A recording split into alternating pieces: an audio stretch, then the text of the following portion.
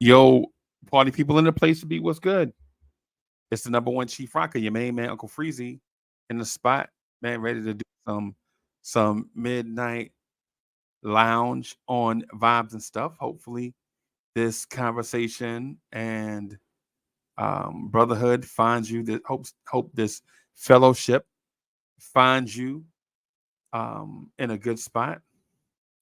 I got my main man backstage. Let me do this. You know how stars are, man. You know how stars are. You can't just bring them up. So let me do this.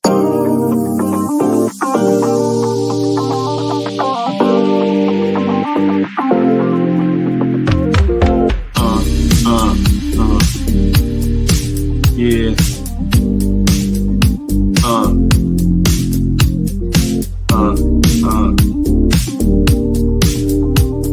Yeah, ladies and gentlemen, put them drinks down and get on your feet. Put your hands together for the R&B sensation, DSJ. Ladies and gentlemen, DSJ.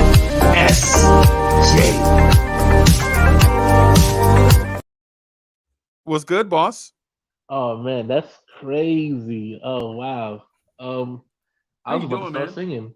I was about to start singing. He's about to start singing, man. Yeah, Yeah, man. man. That's crazy. I appreciate that. Yeah, man. Yeah, man. Just a little walk up music. That's all. A little something. Yeah, man. I was trying to get on beat with it, man, but I don't have a professional setup, so I'm doing everything at home. So all the ad libs and all that stuff may be tick off a little bit, but I'm doing it. Man. Yo, I think that's Well, fire though. When I watched it, yeah, I'm gonna yeah, just I put something love together it. real quick. But I think Yeah, I I need to love watch it. that again, bro. You mind if I watch that again? Not at all. Let me see.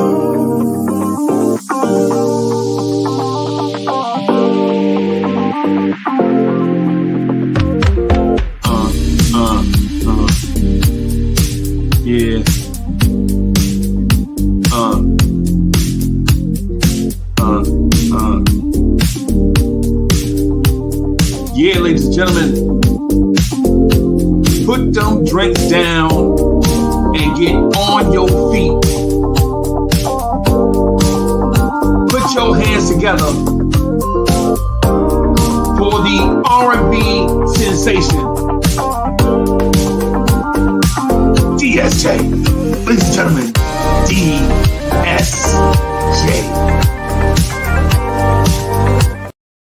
Yeah, man. I think man. Yeah, I like that one, bro. I'm jelly.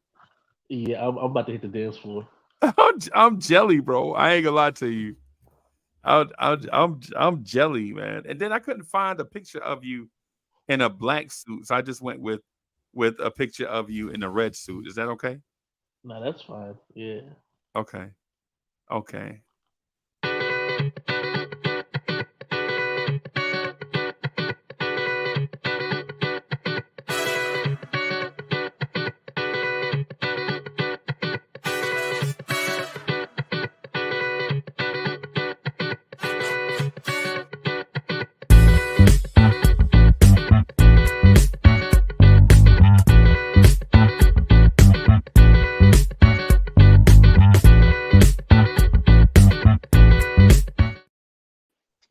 Yo, Funk Master Finger is in the building. What's good, sir?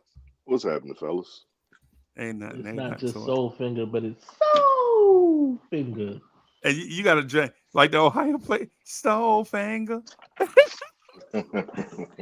You gotta sing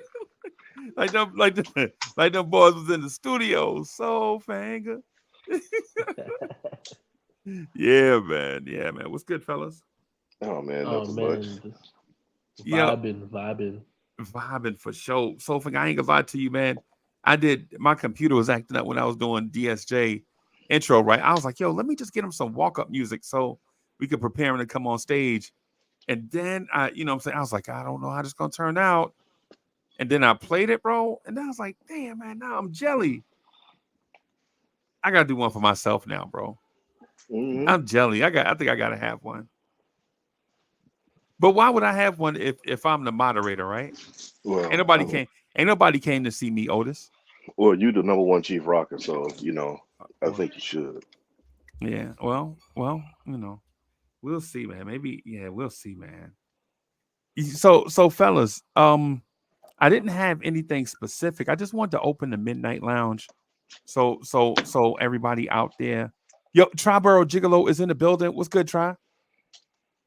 Yeah, I didn't have a specific topic. I just wanted to open up the mics, just in case, people out there in TV land, had something that they wanted to discuss or rock the spot about. We really missed you last night, though, bro. I ain't gonna lie. Yeah, man, I was in Vegas still. Doing your thing. Yeah, I checked out that LL Force tour. Oh, was it You pretty know, good? oh, it was fire. It was fire. And Flavor lives. He's in Vegas. Really? Yeah, he has a spot in Vegas as well, and he came out with LL, and then he came out and he did 911's a joke. So that it was it was on point. Thing is anybody that goes to Vegas anytime soon, you on that strip and you trying to drive around with them getting ready to set the Indy 500 out there, Yeah. traffic is no joke, no bueno. Bananas, right? Yeah, it took me an hour to go 2 miles. What? Yeah. That's like that DC traffic, bro. Oh, it was bad. I was DSJ like, know what I'm talking about. Like when you get past Richmond and you get like Yeah, to North Virginia, trying to get to say Baltimore or Philly or to the city, psh, headache. yeah, it's like a Head 295, a 895, all of them 95. They just split in like branches, bro. and all of them are backed up, so it don't even matter. Just All of them are 95, boom, boom, boom, boom. Yep, bumper to bumper. yep. and it was bad on the drive over because the monsoon is monsoon season over there. So they get a lot of flash. When it rains over there, get good rain, they get flash floods. So Wow. what's normally about a 4.5 hour drive for me turned into an 8 hour drive. Damn. And I got caught in the rain, um, southbound on the 15, coming back, southbound 15, leaving Vegas or leaving Nevada into Cali or just whatever like that. It was flooded. They had part of the freeways flooded. I mean, stopped because of flood, and Right. people drive like animals anyway. This chick was coming down in a Mercedes shooting down. Traffic is heavy. She's Man, shooting, weaving in and out of traffic on her cell phone. I mean, texting. I was like, yo, yeah, she had a death wish. She yeah, had a man. she had a Charles Bronson. So yeah, DSJ, man, DSJ cut me at the knees yesterday, bro. I was hoping you would have been here, and Ron from Still Knicks fans didn't stand up for me, bro. I'm sad. I'm sad. I think it was a great discussion. Oh yeah, it was a great discussion. I hate that. I hate. Well, I won't say I hate because that sounds horrible. But I was very surprised at the outcome in terms of who we ended up picking with the '93 Jam winner. He was almost eliminated, and yet somehow he made it on top. And Who, Tevin you Campbell? know, Did he make it? Can we yep, talk Tevin one? Campbell. Yeah, Can we talk? Because when you said that, I was like, yeah, that was like a really great cut. better than "Cry for You" by Jodeci.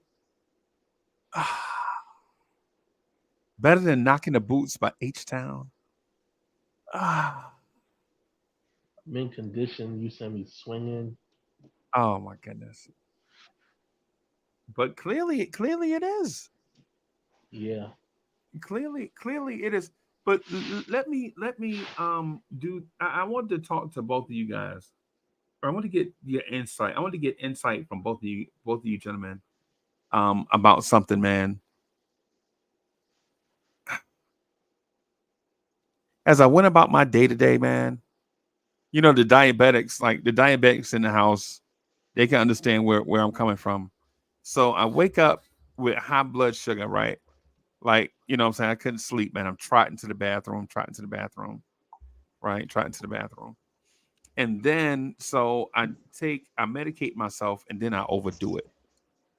Then it's like Mhm. low blood sugar, make you put you like you in a zombie comatose state. So while I'm in my comatose state, I'm thinking to myself, can I leave this earth thinking that Purple Rain is the greatest motion picture soundtrack ever? Or is Purple Rain overrated in Uncle Freezy's eyes?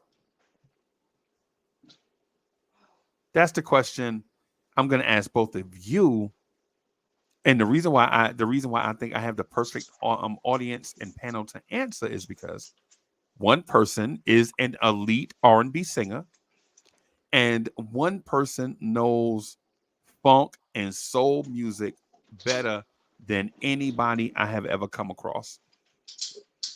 So the both of you guys can kind of give me a perspective on Purple Rain versus The Field in a sense that I think nobody else.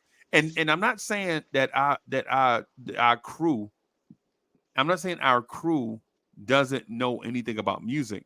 But I'm saying I think you two guys, I think Purple Rain is in y'all's wheelhouse. You feel me? Okay. So let me ask y'all this. Am I severely overrating Purple Rain? Or is Purple Rain it?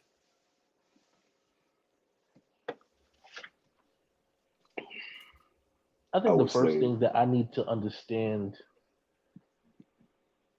or at least to have clarified for me, is Purple Rain an actual soundtrack, or is that the album associated with the movie?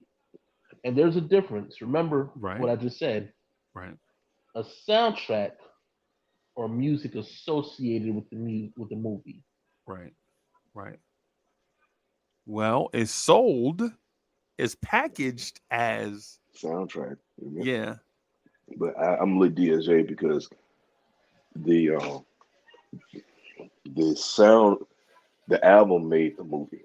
It wasn't the movie. The movie, the album was made for the movie. It was like the movie was made for the album. Okay, To me, it was like a reverse. okay, okay. Well, so that's a technicality then. So that means we can eliminate the Forrest Gump soundtrack also, and that President soundtrack,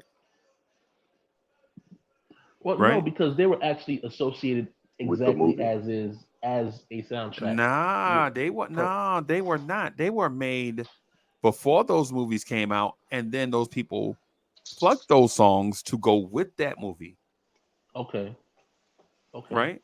Well, Whereas, but see, with whereas, dead presidents. But see, the thing is, the way I look at it, Freeze, not to cut you off, you had. I mean, 'cause let's be honest, Purple Rain, the movie. Besides, you had some actors in it that could actually act like the late great Clarence Williams III. the only actor in the movie, you mean? I mean, I'm just Yeah. saying. And then you had everybody else that was in there, and the acting was not the Fried greatest. chicken. Nah, It wasn't even a ham sandwich, bro. It was fried chicken, bro. nah, nah, nah, I can't do that to fried chicken, man. No, he didn't. You can't do that to fried chicken, bro. No, man. It's So so filet of fish. Nah, nah. yo, the actor was a A fish second grade sandwich, a fish lunchroom bologna sandwich. sandwich. It was a fish sandwich without hot sauce. Oh god, on old bread. Man, it's a bologna sandwich, not fried. Oh, It's a Vienna it's sausage sandwich without any Oh no, I anything can't. of it. Can't do the Vienna sausage. Yuck and yuck. yeah. I'm just Hey, saying the acting wasn't the greatest, man. I mean, let's be honest, was it the goodest? Was it the averagest? man. It was below. Some of the You know acting what's in that, crazy? some of the acting that real quick though. Hold on, Richard GSA. Remember we were talking about some of the stuff and In Juice. yeah, Oh, some of the acting that did make some of the stuff that Juice look Oscar nominated. oh God. I'm gonna be It's honest with you. I think the only person non act that was not an actor that stood out to me in that movie Morris Day. was the villain Morris Day. Like I said, Morris Day. Morris Day, because Morris Day could play himself. The Morris right. Day, who he is. You know, he's that player. He was like that. He's Right. gonna walk a hole in his Stacey Adams. Yeah. And then he had Jerome. Jerome was the best wingman ever. Ever and still is probably. It's still to this day. Yeah. And As a matter of fact, even over Maceo. and they're gonna be in Vegas. The time gonna be in Vegas. Really? Yeah. Triborough is in the building. What's good, Try? What's good? How y'all doing tonight? Man, I'm well. Brother can't complain, man. It's good to hear your voice, bro. Try was popping, man. Chilling, man. How you doing? Good Triber. Yeah, man. Yeah. What's going on, my man? But yeah, I'm gonna be honest. I think out of all the people that acted in that movie, all the people that acted in that movie, yeah, Morris Day probably was. He was a star in that movie. Mm-hmm. Because even in the fact that you knew he was a villain, there was a level of empathy you felt for him in trying to make it out of there. Okay. You know what I'm saying? But yeah, like I said, I think and maybe it's because the soundtrack is dominated by one artist, and so it doesn't feel like a soundtrack. It feels like Prince's album. Yeah. Yeah. Right. Because again, yeah, with soundtracks, I think normally various artists presents, or but Was it dominated know, by one artist or just by one singer? No, it was one artist Both. because it was Prince and the Revolution. I don't like no other artist that was on the that was in the movie was represented on the soundtrack. Okay. Apollonia was on there. Like She was on Take Me Home. Take Me With You. yeah, Take but Me With You, that's a Prince track. She's a feature. Okay. So like, there's no like okay, like out That of all the wasn't songs, her. like there's no time songs on there. Modern Air could have been on there. One thing I gotta say too, and I've always felt this way. There's one specific scene that's my favorite scene in that movie, and When that's she came out of the water of Lake Minnetonka because she purified her body. okay. My second favorite scene in that movie was Yeah. Yeah. my second favorite scene in that movie was when he saw his mother. When the kid saw his mother at the at the edge of the street crying and all that stuff, he goes into the house, storms in there angrily looking for his father, and Right. that beautiful piano rendition that he was playing, like Yeah. oh man, like I that is probably one of the best pieces, And the most touching at the same time, bro. like hauntingly beautiful. Yep. I've actually, since that movie, I've learned how to play that song. Really? Yeah. Well, let me backtrack. Right. Okay. So I went to a junior high school where they had musical programs dedicated to two aspects. You could either do chorus, where you're doing singing, or piano and keyboard. I chose piano and keyboard because I didn't want to be on nobody's stages singing. Oddly enough, right? At the time, yeah. At that time, yeah. Yeah. So, I've learned to play like Phantom of the Opera. That's a piece that we had to learn. Sending the Clowns, we had to learn that. And one night they learned the movie came on WPIX channel 11, and that part came on, and I was like, I gotta learn that. I gotta learn it. That is just hauntingly beautiful. I have to learn it. Hey, And did you get into, just because the song is beautiful, and I don't want to cut you here. I just want to ask a question to put some gas in the tank of the story that you're telling, if I don't mind. But no, but go ahead. but if you remember the picturesque cinematography of his father's old music with his name written on the top, and a Yeah, reflection of history repeating itself through generations. You know what I'm saying? Like his father was a struggling musician that people didn't really understand, right? And then Prince runs in there from his mom's, sitting on the street to find it all mad, and he found his pops playing his old music that nobody understood, and it makes you think. If you watched the movie, like me, I've seen the movie like 20 or 30 times. So every time I see that, I think back to when they warned Kid not to play that crazy music, and he did Darling Nikki anyway. yeah, Right. You know what I'm saying? And not to disrupt the story, because the way you're telling it is beautiful, bro. So you learn how to play the song just off of that?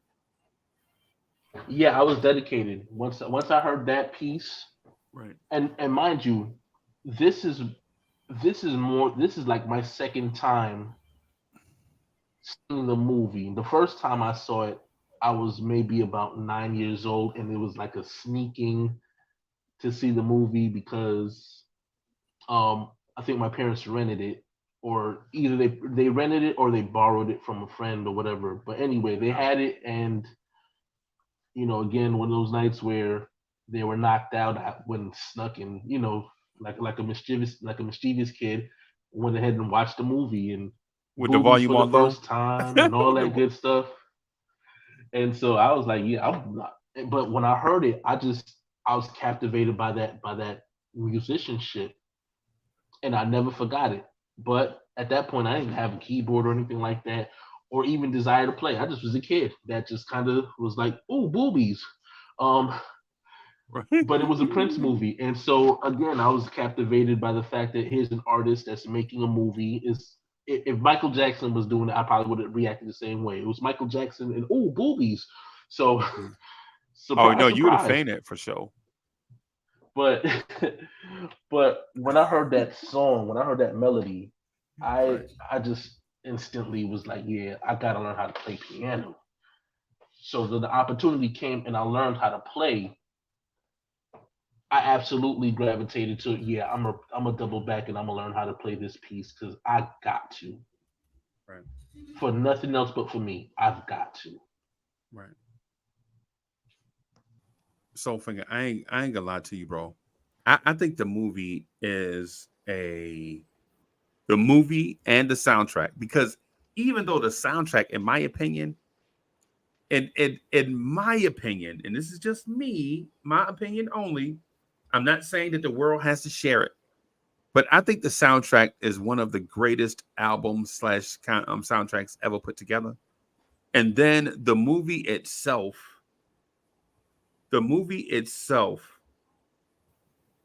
is a classic model of storytelling with bad actors in it. And so I guess what I'm getting at, in an era of classic movies, because the mid to late 80s had a bunch of classic movies in. I mean, classic movies in it. I think Warner Brothers, the same studio that produced Batman, Hmm. probably should have got actors to play because I think the story of Purple Rain is an elite story. Unlike Juice, where it's just a random ass story with some people that we like, and we like the movie because it reminds us of our neighborhood. And one dude surprised everybody by being an exceptional actor out of the blue, right? At least to us. we thought Tupac being an elite actor out of the blue was a surprise, but nobody knew his backstory at that time, that he was trained to be, you know. But Purple Rain,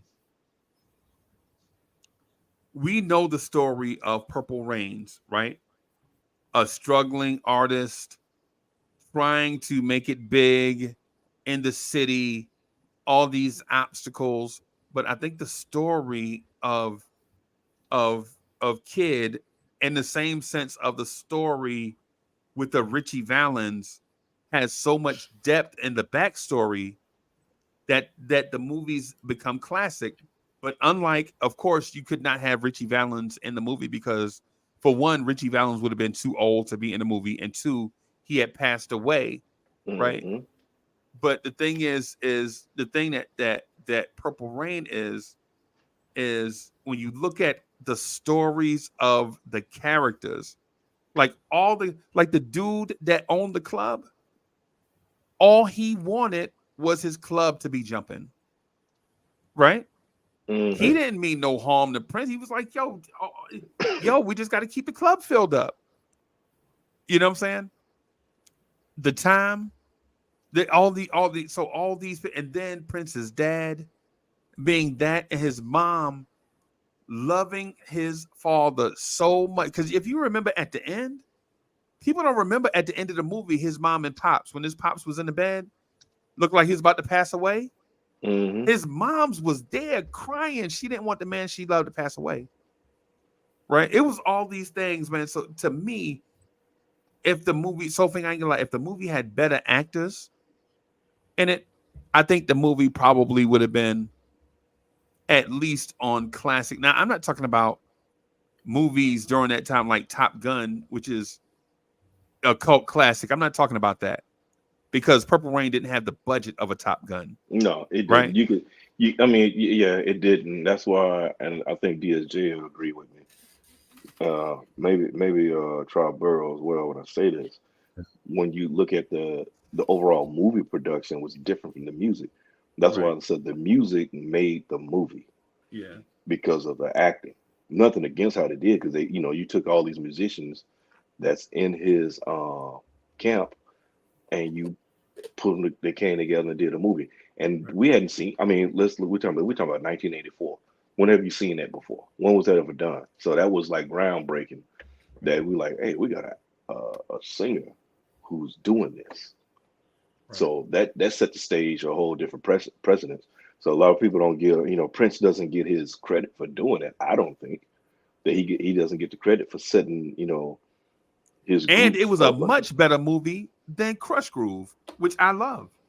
Yeah, and see, Krush Groove, you know what it was with Krush Groove, let's be honest, because we were talking about look who it was. You got Curtis Blow and Run DMC. Yeah. The Fat Boys walking around, they ain't got nothing to do with the movie. They just, and that was the Hollywood, and that's that, and that's what, when rap was, starting to come out and take off and stuff, and it wasn't great acting in that. I would have to say that Krush Groove, the acting in that made, I know I said that about Purple Rain, but come on, man, Krush Groove, ooh, it's bad acting. Except one person, right? One person was a decent actor, and then everybody else was. Go ahead, Krush Groove. Yeah. Well, let me ask. Curtis Blow did a great job. Oh, no, sorry. No, I was gonna say, Freezy, like, let me ask y'all if you felt like it needed better actors and actresses, who would you get to play the mom for Prince and Apollonia, and even the club owner? Because I felt like watching that when it came out, I felt like us seeing Prince in his first movie ever, and we getting like his natural reaction. I thought like having Prince and the time, like actual artists in the movie, is what made it authentic. Right. Instead of like trying to hire somebody to play Prince, or trying to hire somebody to play Morris Day. Right. That Well, is that double-edged sword, though, right? well, yeah, it's a double-edged sword, but considering at that time, during '84, that wasn't gonna happen. Getting actors, you know, to get like that, because it probably, to do it the way you wanted to do it. I mean, you look at it now, it's bad acting, but then it was like nobody really gave a damn about the acting. You just happy to see them on screen, especially during that day and age. Because I saw it when I was a little fella and everything. When I was so.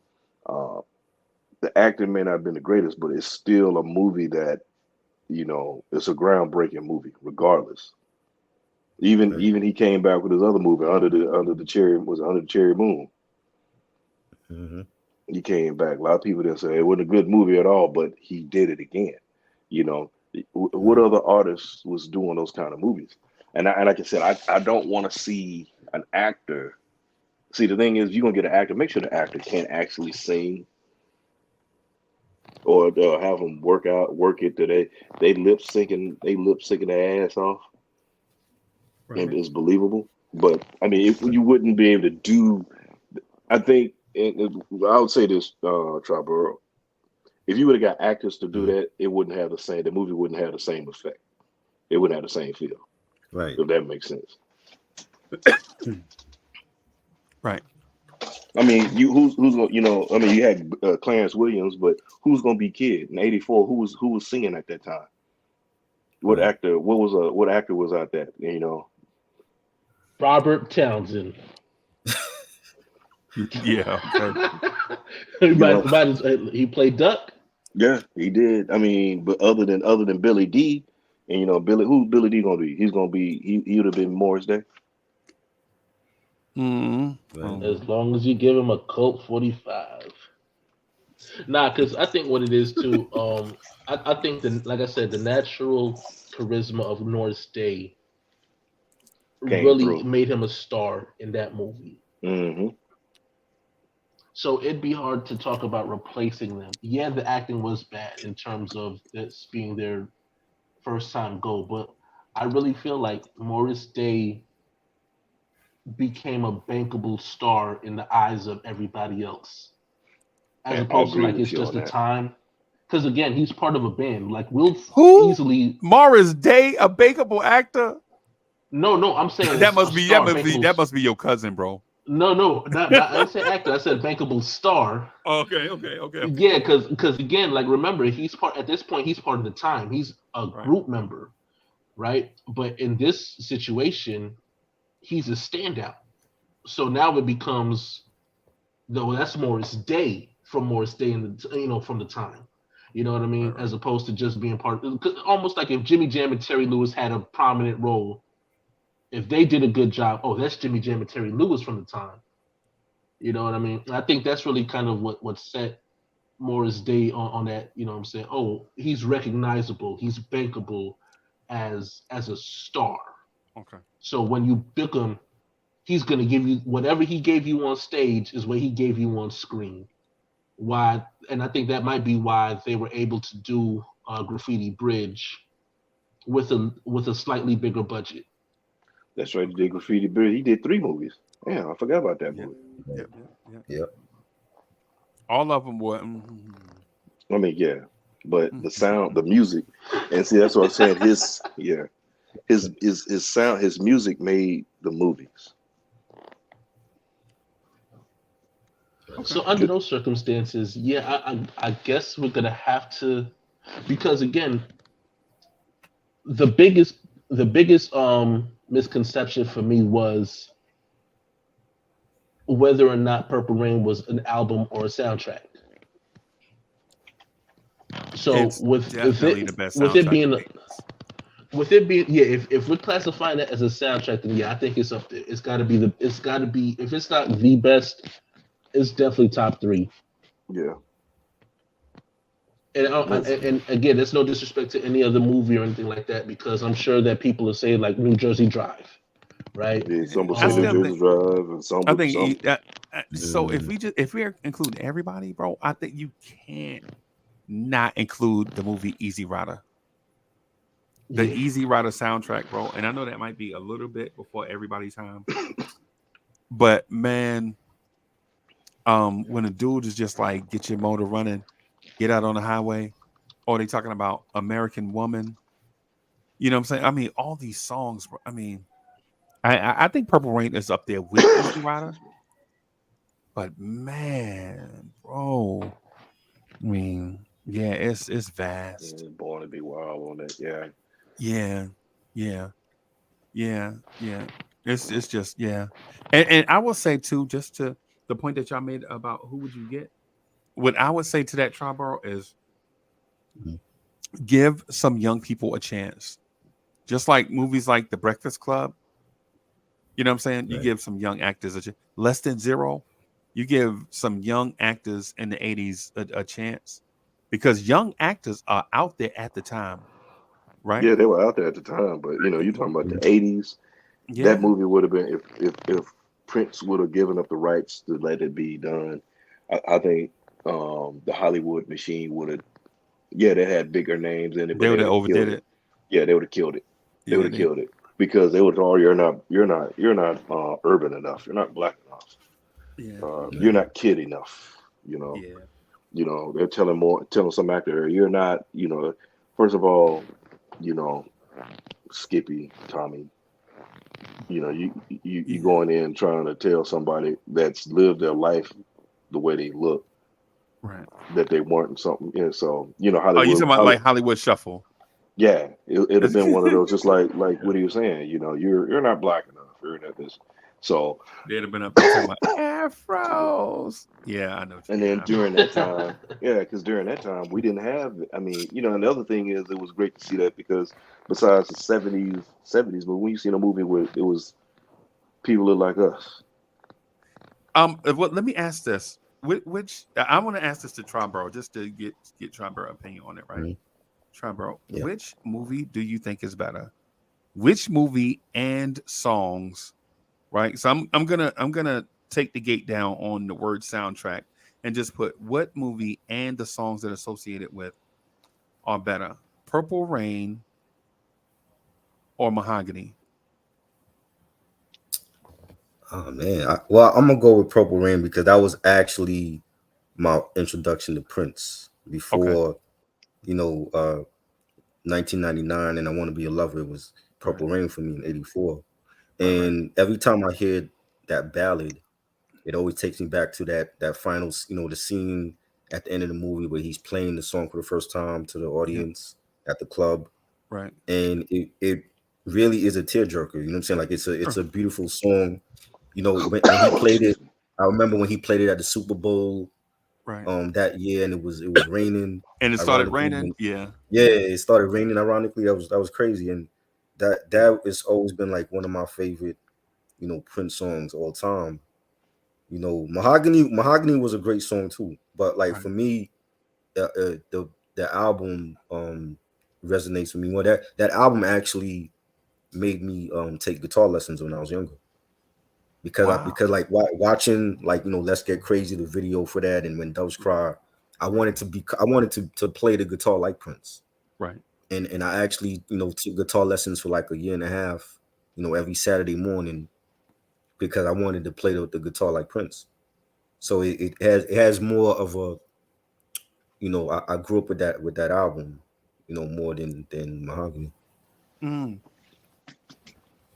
What about So Prince has influenced two people in this chat, in Hmm. this panel, Yeah, to be musicians. And see the yeah, thing, you bring up Mahogany. A lot of people are not going to know about that. More about that movie. So that's a little bit. I would say that soundtrack. I won't think as many people was really pumping that because it came out in '75 for but some you right. know what though, comparison. Soulfinger? It's the same example that we used though about getting singers and comedians Oh and yeah, things of yeah, that sort to be in a movie. yeah. I mean, because you had And Diana Ross. yeah, yeah, yeah. At that And that because I that was gonna time. mention Lady Sings the Blues also. I was gonna get to Lady Sing Yeah. the Blues, but I didn't get a so Soulfinger, what about that one? What about Lady Sings the Blues? Say Lady Sings the Blues and their songs versus Purple Rain and their songs. I'm still gonna go with no. Lady Sing the Blues is still an iconic movie. The soundtrack and everything. Again, but I think it's just me that Purple Rain is Hmm. it still goes. I gotta find one, but DSJ, what about Sparkle? Have you ever seen Sparkle? I saw both the original and the remake. Okay. Or Purple Um, Rain? that's a good one. That's a good debate because And I mean, granted, you picked up back to back Diana Ross, but I mean, right now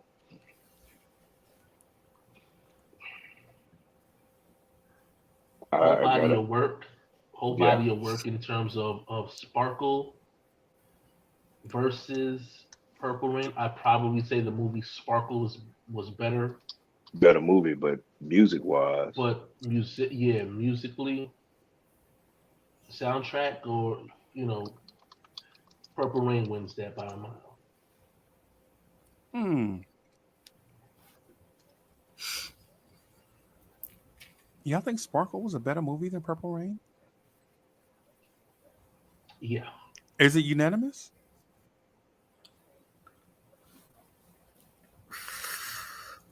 I only saw the remake. I didn't see the original one.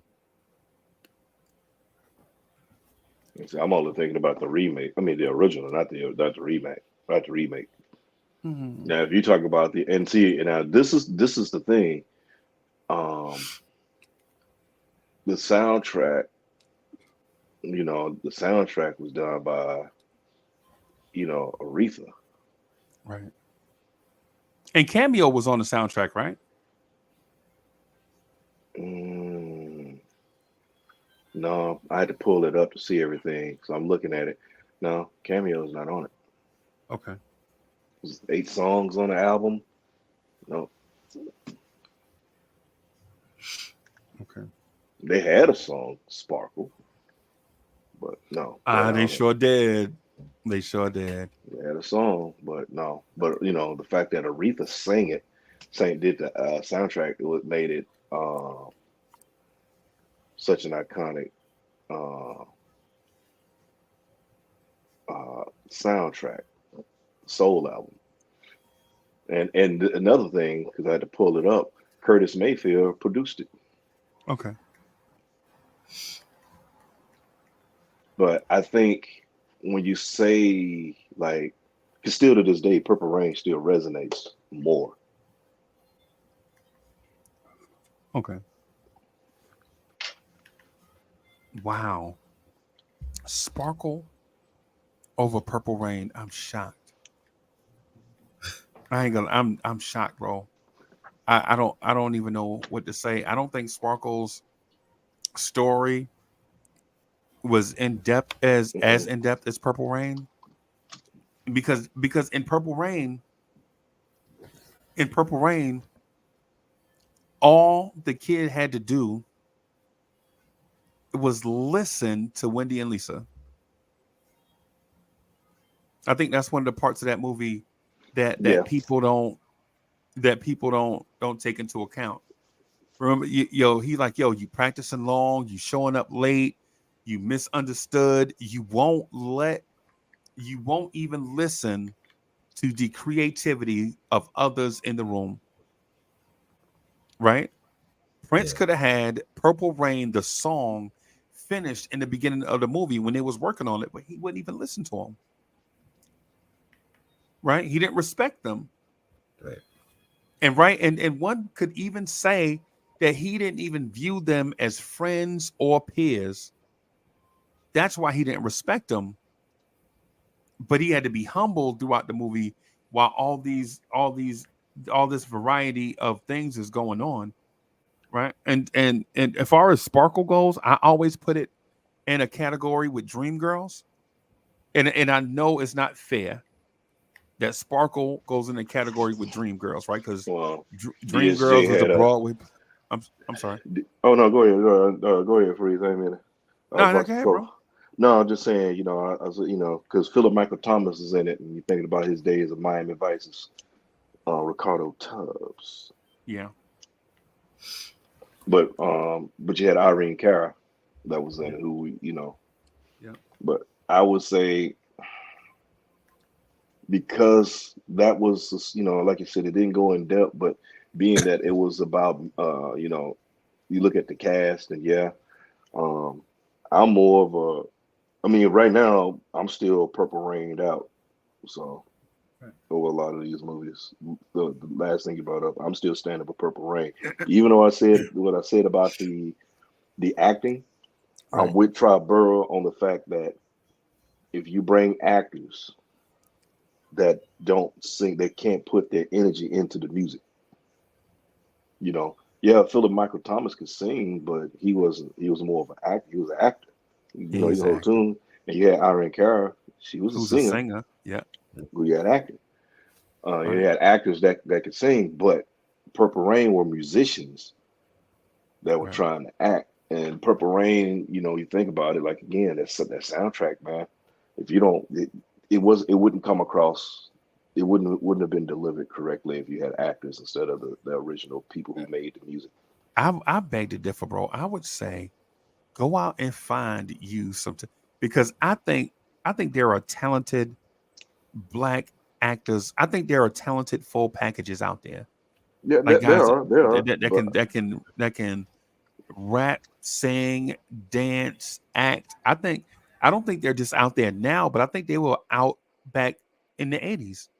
The total well, package. yeah, in the I '80s, but not to cut you off, Freeze, but we're talking about the '80s when um that would have been, I think, by Prince doing it the way he did it, he saved a grip of money. okay. He saved a grip of money, and also, yeah, he would have been performing, but then he'd have had them performing, going through the motions of the music. But if they're not performing the music, not making the music, how can you feel that? You know what I'm saying? That I mean, you got people that can do both, but it wouldn't be the same. I still think that would have been a detractor from it. And again, the movie was called, it was Purple Rain, and Prince did it, so you want to see Prince. Right. But at the same time, though, a lot of us really didn't know who Prince was when Purple Rain came out. Prince was. I'll give you an example of who Prince was.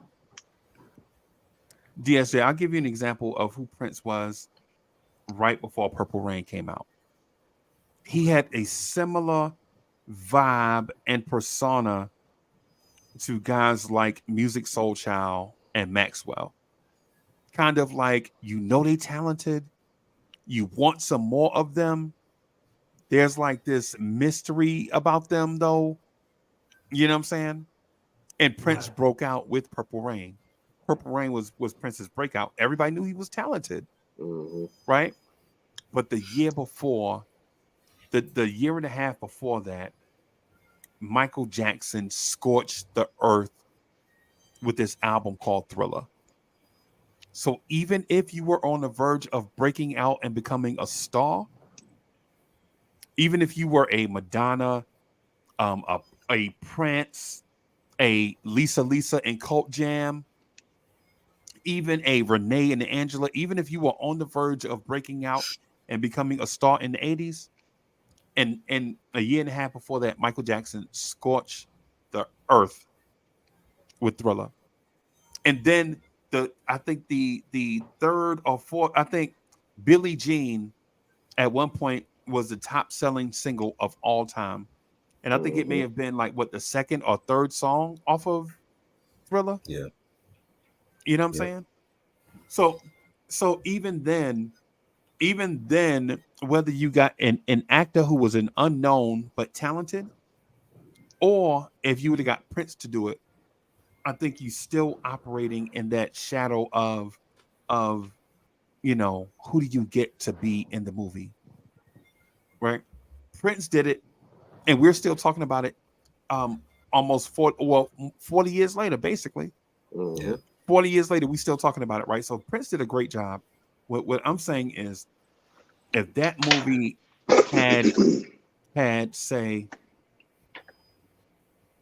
a Blair Underwood in it, a any of the actors that were out in the early 80s, like the actors from Fame, So the you see actors. Leroy, you see Leroy as Prince playing kid. No, I see, I see Leroy as the dude outside smoking a cigarette and smoking a cools outside the club during the daytime. That's him. but, Oh man. but yeah, man. Either way you go with it, bro. I think Purple Rain would have still been a classic, man. I think the storyline though, I kind of wish and not wish at the same time that they would remake Purple Rain in honor Well, of Prince, man. well, at what point do we call it a biopic? Because that's Mm, really Prince's story right. Right. in a nutshell. Like this is not like again, this is not some Hollywood script. This is basically Prince telling his upbringing, his come up from Hmm. Minneapolis to the main stage. You know what it is, right? It's Prince writing the movie and going to Warner Brothers saying, "Hey, do this movie. We're gonna do this movie, and y'all gonna pay for it." And they And said no. Warner Brothers They was never like, say no. They didn't ever say no, but hell no, and laughed in his face. Ah, who are "Y- you, little man "Yeah," in heels? but they agreed to pay for it with a small budget, though. Like, all right, okay. And they wind up, distributing the movie, all that stuff with a teeny tiny budget. And Prince was like, you know what? Well, that's all I need. Me and my homeboys, me and my crew will do it, right?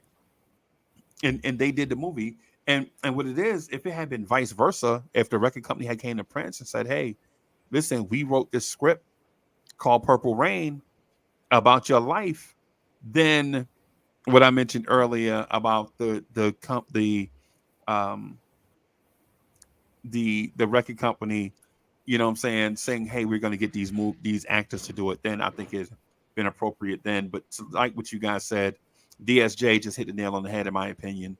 Since it's a biopic, then I think you had to let Prince do it, especially in an era Hmm. where a bunch of movies were being made with more money. There were terrible movies made with bigger budgets, Man, yeah, it was. and Still to this this movie day, is a classic with a tiny budget.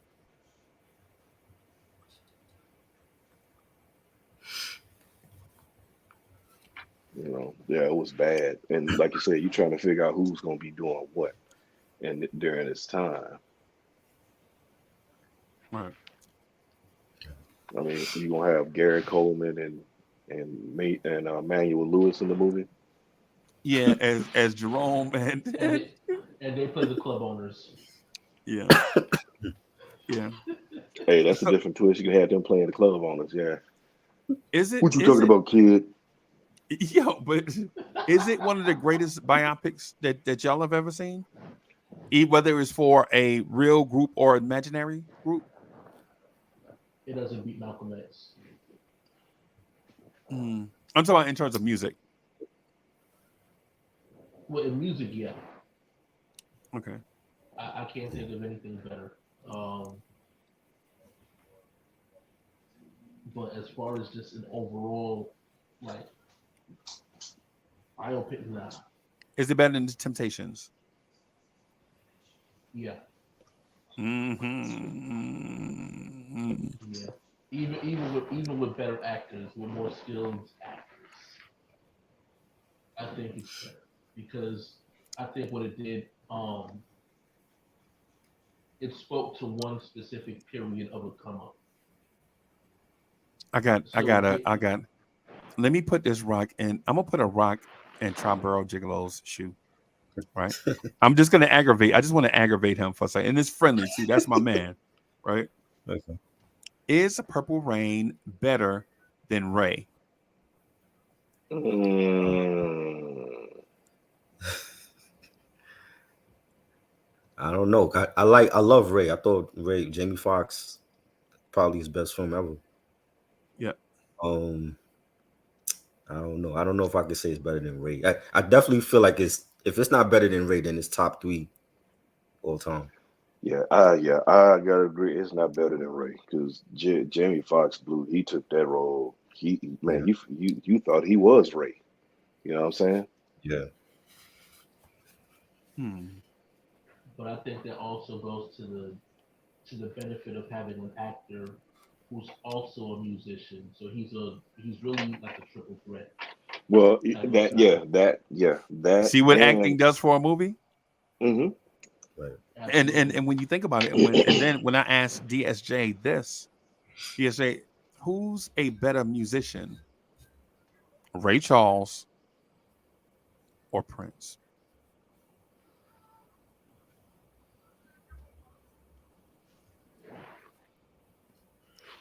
Um, Ray deals with a handicap that Prince will never understand.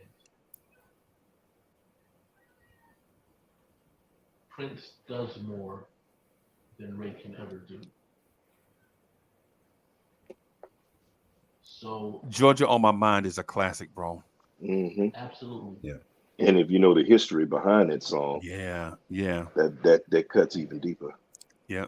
But imagine this, right? And this is where again I had to make that point of Prince does more. Prince probably plays the entire orchestra if he does a version of Georgia on My Mind. Ray needs the orchestra. Yeah.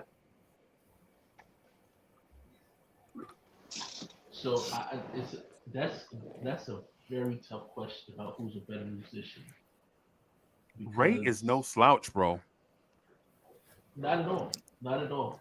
But and even the fact that too, trained pianists, keyboardists have to play without looking at the keyboard, Right. without looking at the keys, and having to read music. Like, how do you teach a blind person to read music? Right. He can't. He has to feel his way around. He has to incorporate what he hears and find a way to connect sound.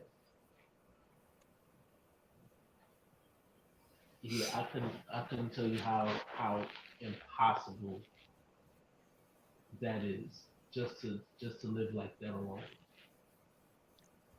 So I And can't he's say, gonna hear it worse, and he's gonna hear it worse too. Because imagine if he hits the wrong note, yeah, right, hmm with sensitive ears. yeah, That might sound like a wrong note to us. Might sound like this a wrong note to us. Oh, this missed the key. To him, it might sound like a loud clang, like dishes hitting the sink. And that's something that Prince had a hell of an ear for music, but that people look at, oh, he was blind and this is blah blah. He had a handicap.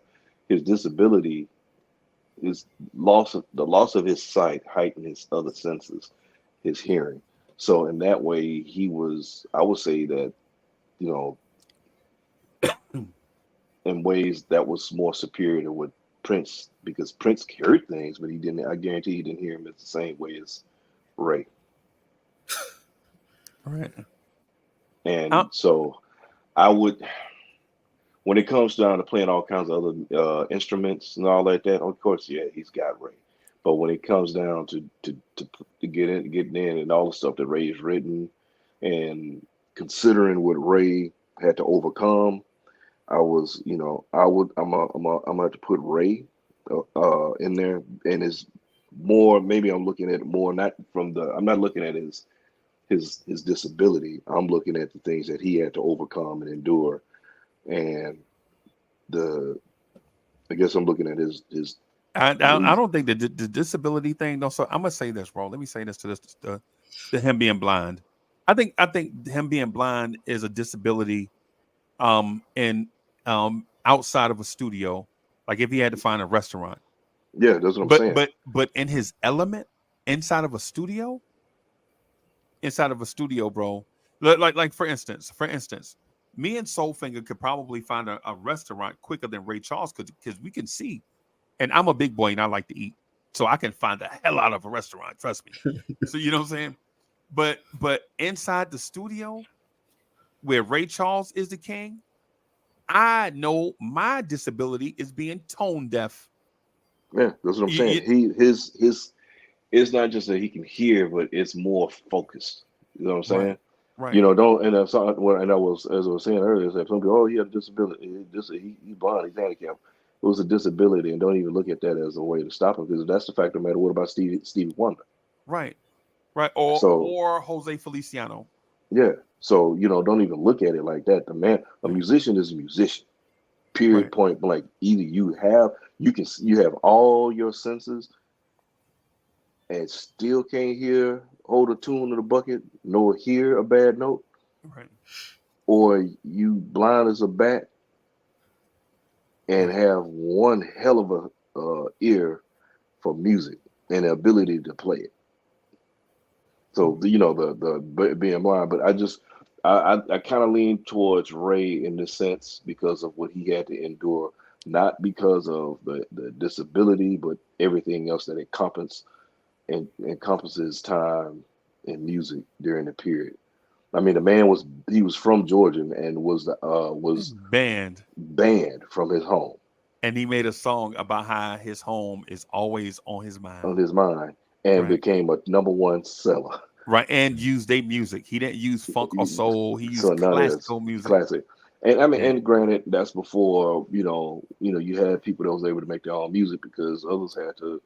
We talking about how hip hop, they're stealing. Well, they had to sample, because you got cats that straight out the PJs, barely got 2 pennies to rub together, right. And you don't have enough money for studio time, or you can't get big bands or whatever. You go to the next best thing and you find what you want and made, and it's an art form. What they said, sampling was an art form, because you could take an old record, find something on that record, and make it a whole nother song, another track. So people will look at it that way, creativity. So he I look at Ray as, and also I don't know if Prince ever said anything about Ray, because I'm pretty sure as far as being an inspiration, Ray Charles inspired so many people. Right. And the way he played the hell out that organ or the piano, it's And the thing I was gonna say, add just some sauce on the steak, right? Not trying to improve on the steak, just trying to add a little sauce. I think I choose Ray because there are some songs by Ray that just hit different. Mm-hmm. Right. I think Ray, while he doesn't have as many songs as Prince, many #1s as Prince, but Prince doesn't have hard. Yeah, Prince doesn't have that Georgia on my mind. Because even though I love Purple Rain is a mood song. Right? Like one of them songs you get in the mood for Purple Rain, you love it for however long that mood is. And then once that mood is over, like you probably move on to something else. You know what I'm saying? But songs, the emotion of Hit the Road Jack. Yeah. When you watch and the how movie, that song came about. yeah. Man. Yeah. Was it wrong for me to laugh at that part? The troll in me just, the moment she was like, it's over, and he just, that's it. Hit the road, Jack.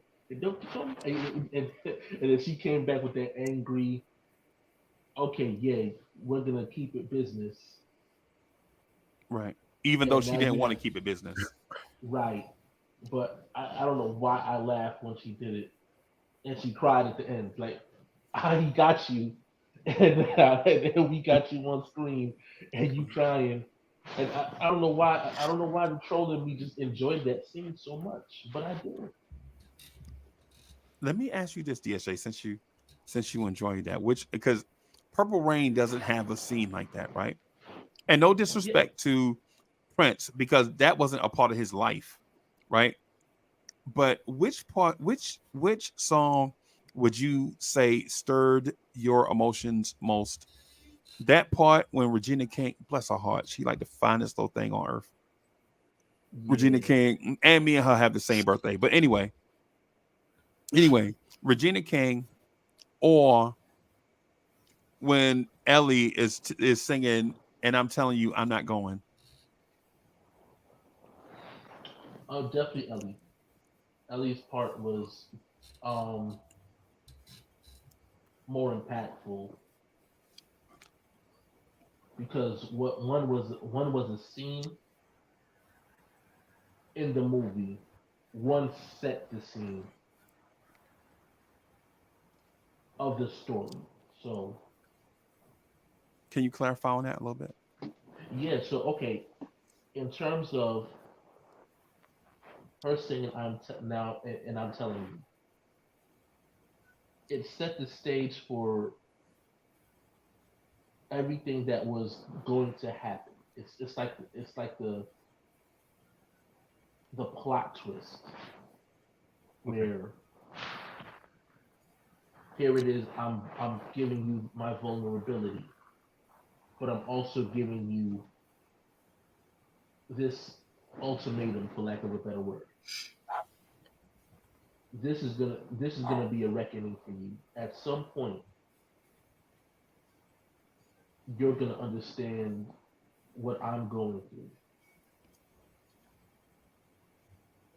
You're gonna get it because you don't get it now. And it set the stage for I can't wait for that moment.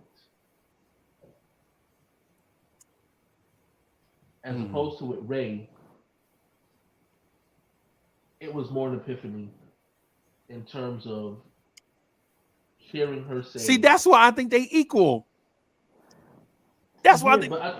but see, I think what it was is it's almost like a "you see to me" moment, right? Okay. That any like this, you could have put this in a sitcom and still got the same effect in terms of like you could have put this in Family Matters and it would have made all the sense in the world because you were at the time when Ray is in there and she's letting them know that okay, I'm pregnant with your baby, and he's telling her, well, I'm not leaving my family.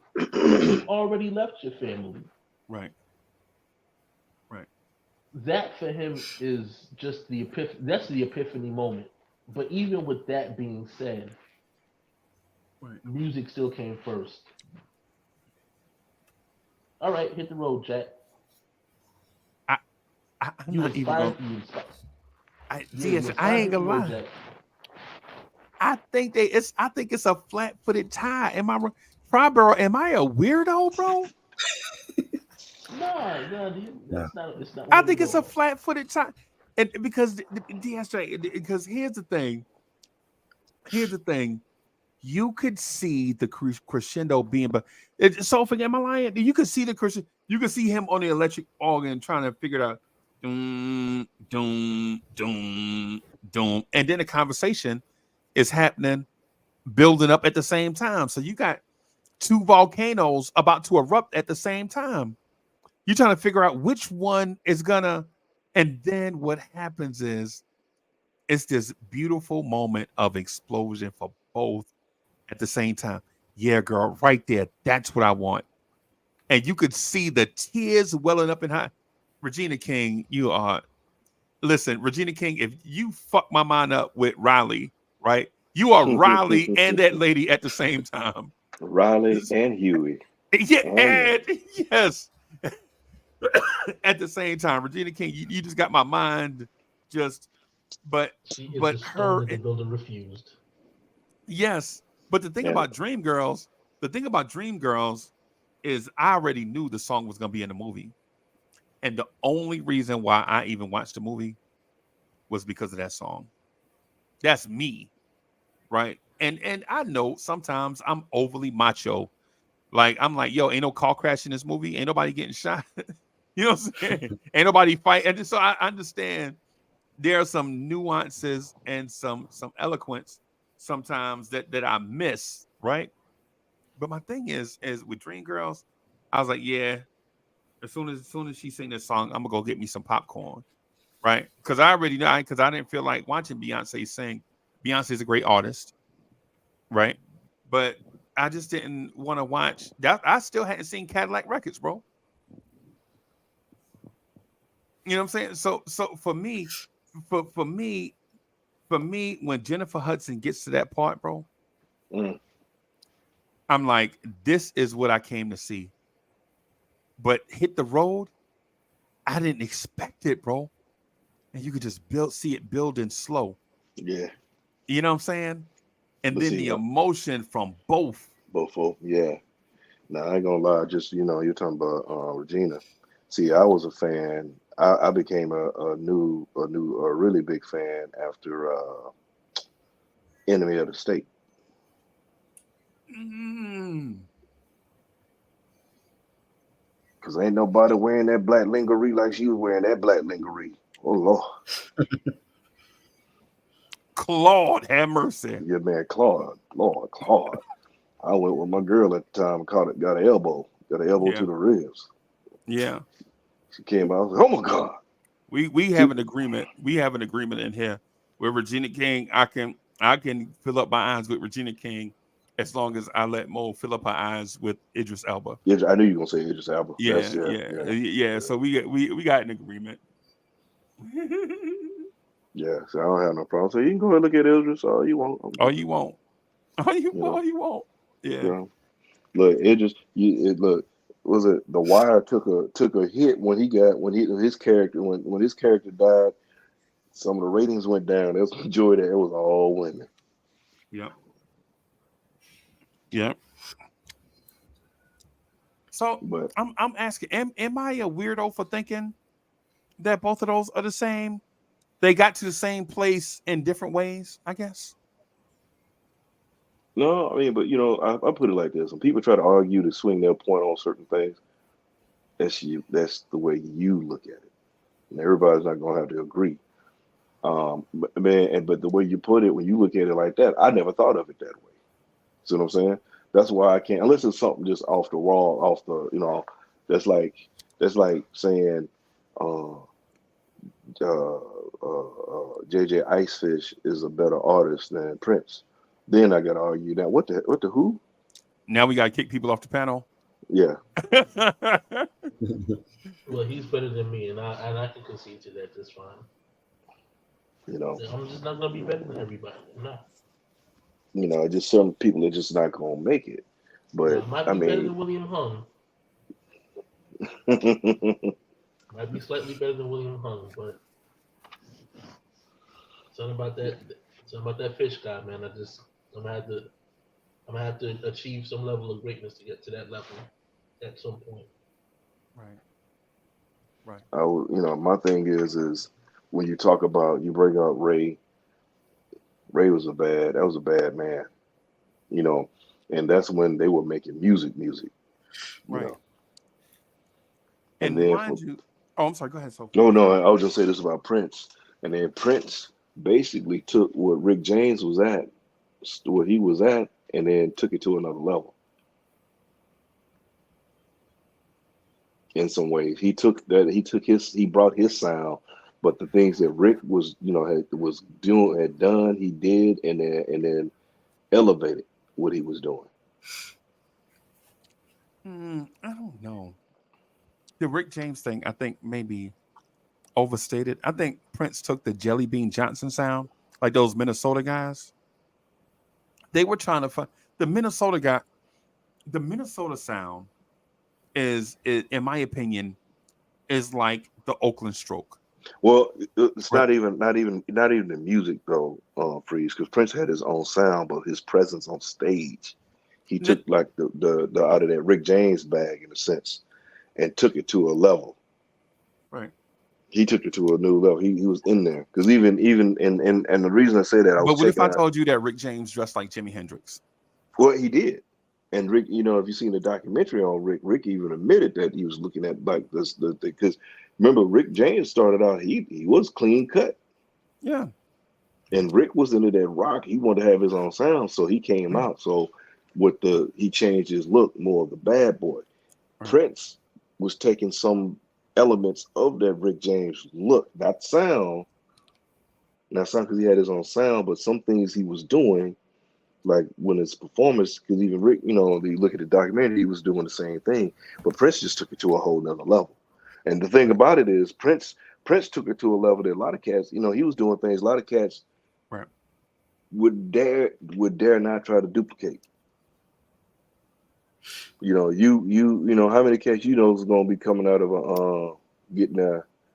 I mean, besides being a pimp, have had a hair all like that. You know what I'm saying? Right. Right. Or you know, or how many other guys you know gonna wear a Captain Morgan shirt and heels and butt out pants and butt out chaps? Look like a bullfighter. Yeah. Yeah. Yeah. I had it looking like. Yeah. Well, I would say this though about just the thing about Ray, just real quick. I think the reason why Hit the Road hit harder is because radio stations back then were only going to play one black artist. Hmm. You know what I'm saying? It was going to, for the most part. So if it's not, what's my man that did Sweet Home Chicago? Sweet Home Chicago. The dude that did Sweet Home Chicago, Little Richard, Chuck Berry, James Brown. So there were only a few artists fighting for like this one spot, right? But You mean when Robert Prince, Johnson? no, 'Cause I know that they did a rendition of the Blues Brothers did a rendition of Robert Sweet Johnson. Home Chicago. It was Robert Johnson. it's another guy I'm thinking. Maybe not Sweet Home Chicago. It's another guy that was on the airwaves. Yeah, the Blues Brothers that sang it, but Buddy Guy. Buddy and, Guy. That's the guy I'm thinking about. Yeah. That Buddy Guy's the guy. Yeah, I'm thinking about. Where? And Eric Clapton. Yeah. He did it. Yeah. But yeah, so what I'm getting at is with Hit the Road, if this song is not a smash, it's not gonna hit ears. Right? So Ray is in a situation where he's desperate for everything to be a hit, right? Prince is playing inside of a club where he knows what's a hit and what's not based on the crowd reaction. And I think there's a difference to that should be spoken to, and in that case, Well, Okay. in that situation, wouldn't Prince's situation be a little bit more dire because not only are you battling against the competition like Ray was, right? But your livelihood is at stake more because Ray can just cut another record. You're under contract with a record label. If Prince doesn't make it here, you are no longer able to perform at this venue. And this venue looks like the only venue in town. no, it wasn't. Because, well, Yeah, DSJ. well, Remember, you remember where Apollonia and them went to perform? right, but that was Morris Day's hookup. So Yeah. if Morris Day's not co-signing or helping you out and him being his rival in the movie, where else will he play? Because it looks like the Avenue and then that club was it.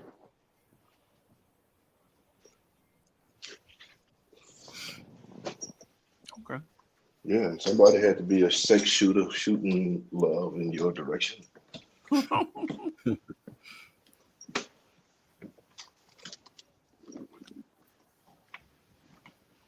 So I have a bias. We all do. I think my bias towards the Minneapolis sound is maybe the reason why I think Purple Rain is the GOAT.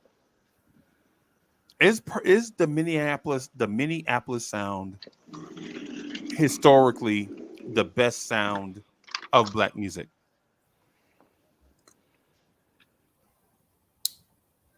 And I'm talking about comparing the sound of Philadelphia, Ohio. the Motown sound, the Oakland Stroke, Atlanta,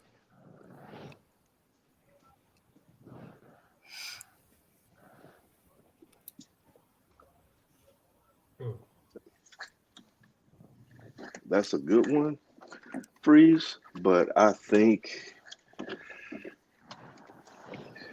uh, Let's take Minnesota against the field, and I don't know if the field loses in this one.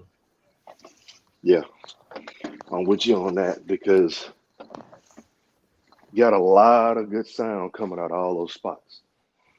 You know, um, you got to look at daggone Ohio is one of the major players. Virginia Beach. Yeah, and there was no pun intended on that either. The Ohio players. So which one do y'all think is the best? Is it the Motown sound?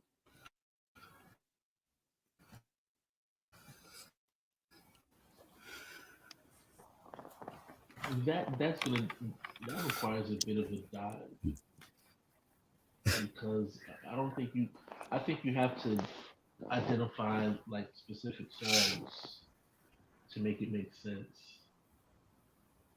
Because if you say Motown, I mean you identify basically the entirety of everything that encompasses with them and their legacy. And Yeah. maybe their legacy is bigger than the sound. Maybe Philly has a better sound than Motown, but Philly doesn't have the artists that Motown did. So it's like, okay, well, Motown will win. Well, there are two tiebreakers with the Motown, with the Philly sound and the Motown sound. You got the Spinners, who are from Detroit, with the sound of Philadelphia sound, and then you have Boys and Men that are from Philly that originally had the Motown sound. Right. So I don't know. It's a hard one because again, like I said, you're speaking about legacy. Philly really doesn't have the artists that Motown produced.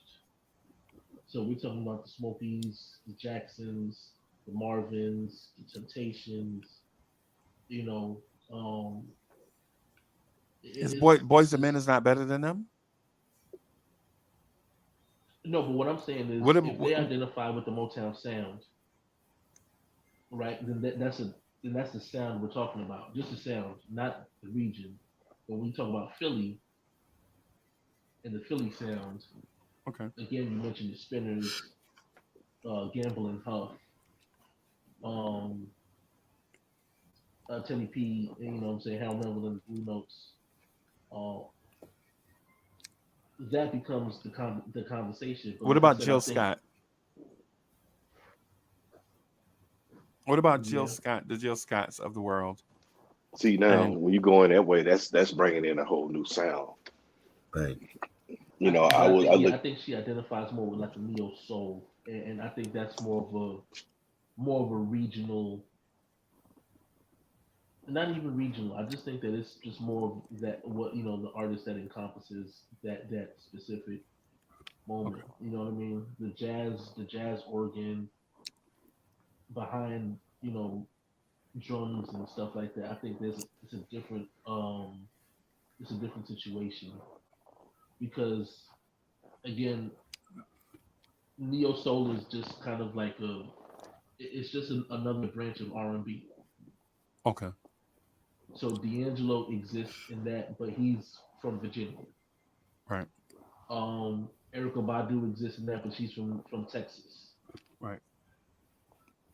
So and even Floetry exists in that, but they're not even from the United States. So now it becomes a matter of we're not even talking about a specific region. We're just talking about the sound. Now I don't want to save Motown. I don't want to throw them a life raft. I'm gonna put a group versus Detroit, right? And I'm gonna include all the later artists from Detroit, like Anita Baker, MC Trouble, all of them, Eminem, everybody. I'm gonna say that you could put the Ohio sound up against Detroit and feel comfortable with it, right? I feel comfortable saying groups like Roger Troutman and Zap Shirley Murdoch, the OJs, Levert, the Ohio Players. I can put them up against Motown and feel confident that it's not a wash. Oh yeah. You know what I'm saying? And I know Soulfinger want Soulfinger. I know I don't want to throw all the I don't want to have it look like a David versus Goliath, like Ohio versus Detroit, the Ohio Valley versus Detroit. But there's something to be said about how good Levert is, how good the OJs are, how good the Ohio Players are, how good Roger Troutman and Zap is, how good Shirley Murdoch is, right? And I don't think we should tuck them away and hide them just because of one city has a reputation. You feel me?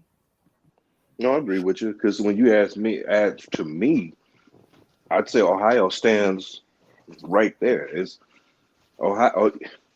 All right, so I'm gonna just touch on what we were talking about the neo soul. I think neo soul doesn't have a location. It's a era now.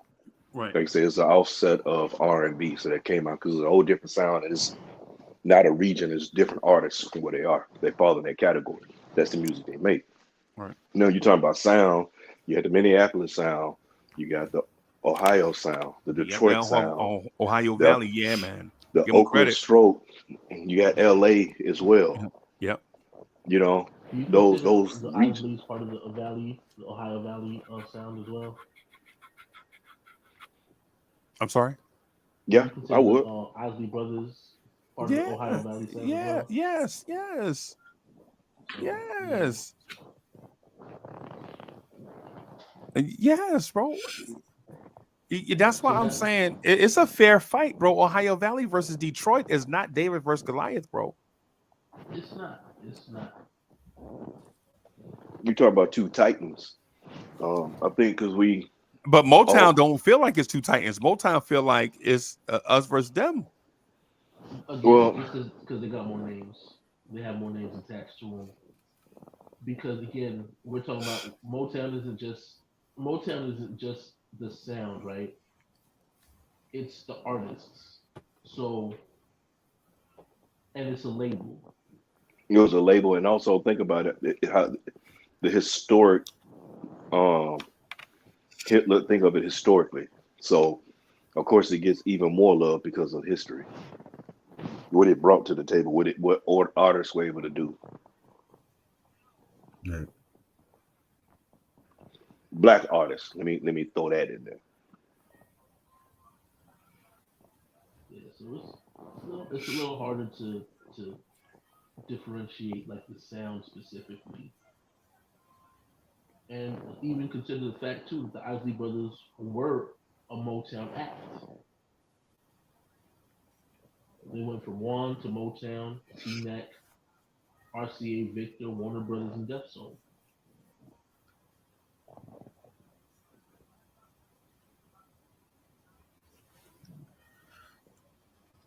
So now again, the problem is, do we identify them as,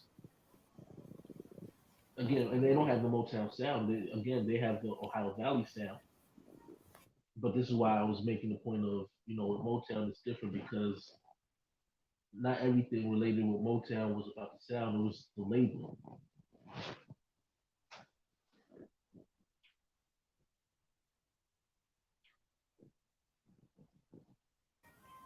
So I disagree with that a little bit because of the Funk Brothers.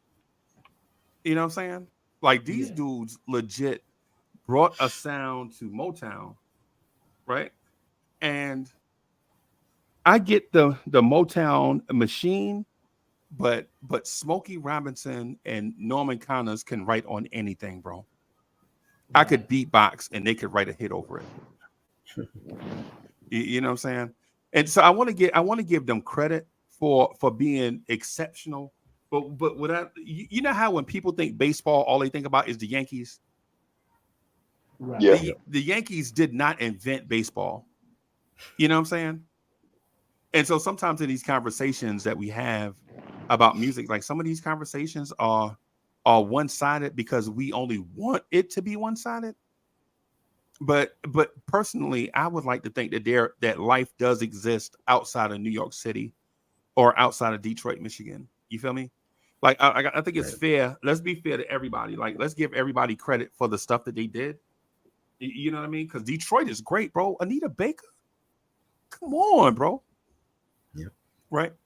But if somebody was just to tell me, if somebody was just to tell me that Aretha Franklin is the greatest female singer of all time because she's from Detroit, I think Patti LaBelle from Philadelphia, Pennsylvania might have something to say about that. You know what I'm saying? Because I thought Aretha was the greatest singer, and then I went back and listened to some of her songs, and then I'm like, oh, And then it sounded about the same. I know. I'm asking myself, how did this make it to radio? Is what I'm asking. Right? Yeah, y'all don't remember "Jump to It"? Jump, jump, jump. I remember to that. it. Mm-hmm. Yeah, yo, me and Miss Mocha listened to it the other day, and we were laughing. Like, you know how some songs don't stand the test of time, Yeah, they don't age well at all. right? And then others, you like, yo, how did they let that? How did the baby sneak out the yard? Right, Right? rapping Duke, like the Yes. rapping Duke. Yes. Yes. Yeah. So "Jump to It" is one of them. Like, you wonder how the baby snuck out the yard, right? But at the same time, she did a song with Lauryn Hill, the song about a rose. You remember that? Yep. Yeah.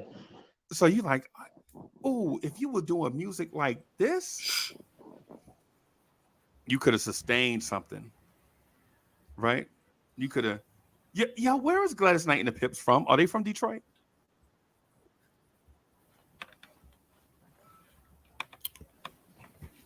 I'm not sure, Freeze. I don't know. Look, where's my phone?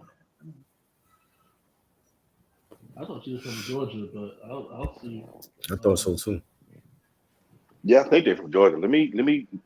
Anybody researching it? Because I'll go back down. Georgia. Because if they're from Atlanta, Georgia, you know that resets the entire conversation,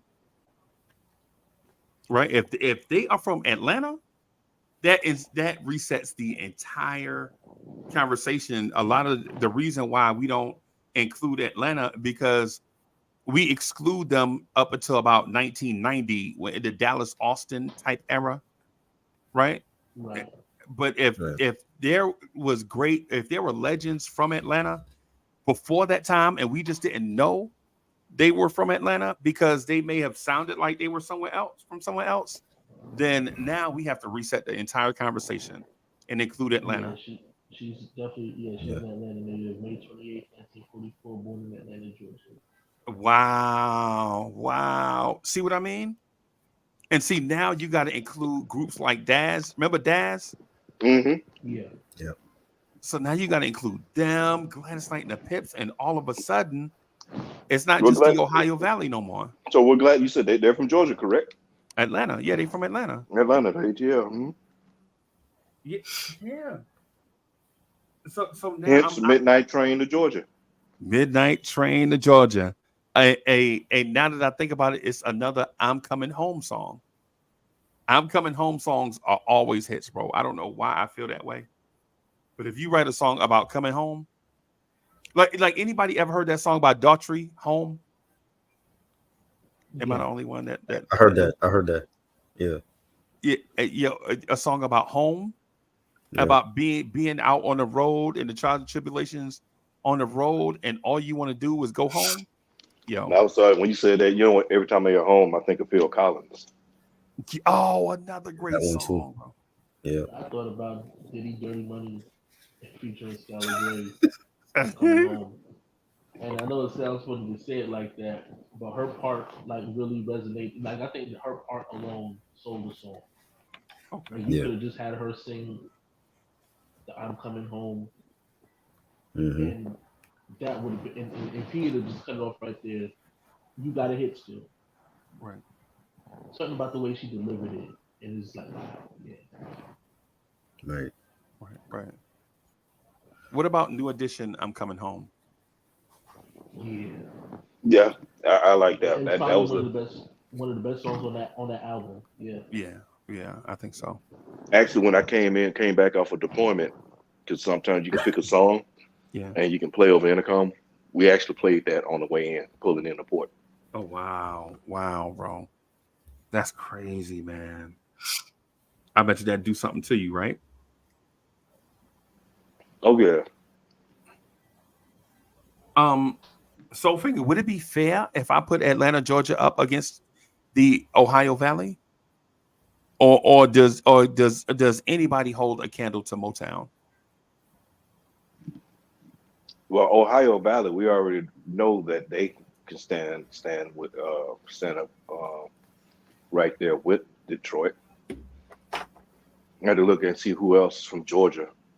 So I had to go back and research that a little bit more because I knew I wanted to say Gladys Knight Ride, but I wanted to get confirmations. I say, oh, they're from there before I was wrong. And see who else came up out of there. I mean, during that era with that sound, before we start talking about how they did that the takeover again. I'm gonna research it. Because when you say Atlanta, now the first thing that you say Atlanta, who comes to mind? Jermaine Dupri. Right. You know, and then you go, oh yeah, Escape. But I mean, hey. Well, yeah, you know, and then you got some people, some individuals out there that they don't want you to think about Freaknik. Right. You imagine walking into an office and like, ooh, you walk into an office, you walking off saying, yeah, I'm looking for Miss Denise Valentine. Oh yeah, she's our director, Miss Denise. Here she is. You walk in, you're like, ooh, Jawbone. Wow. Wow. It's Niecy with the big booty. Yo, so I forgot that Arrested Development was from Atlanta. Yeah. Mm-hmm. Wow. I See, that too, to be honest. You got to keep in mind when Arrested Development hit, that was a whole new resurgence in the sense because they brought a different sound. And then you had the Dungeon Family because I had Outkast dropping, and you also had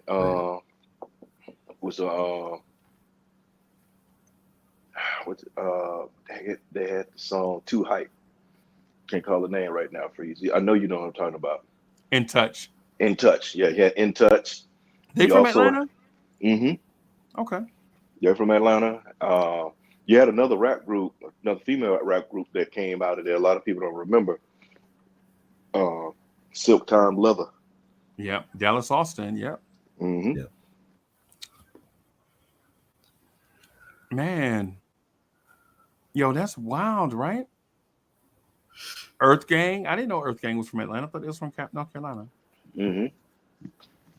Okay. So, and then you think about, damn it, what I was about to say. Because you think about a lot of the rappers that came up out of there. Of course you got Eartha. Y'all would think about T.I. Yeah. But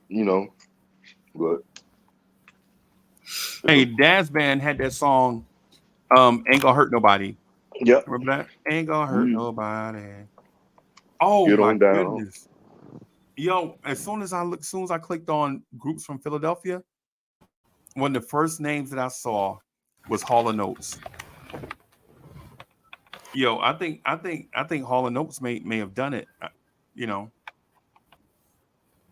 think they had some of the best crossover appeal that a group could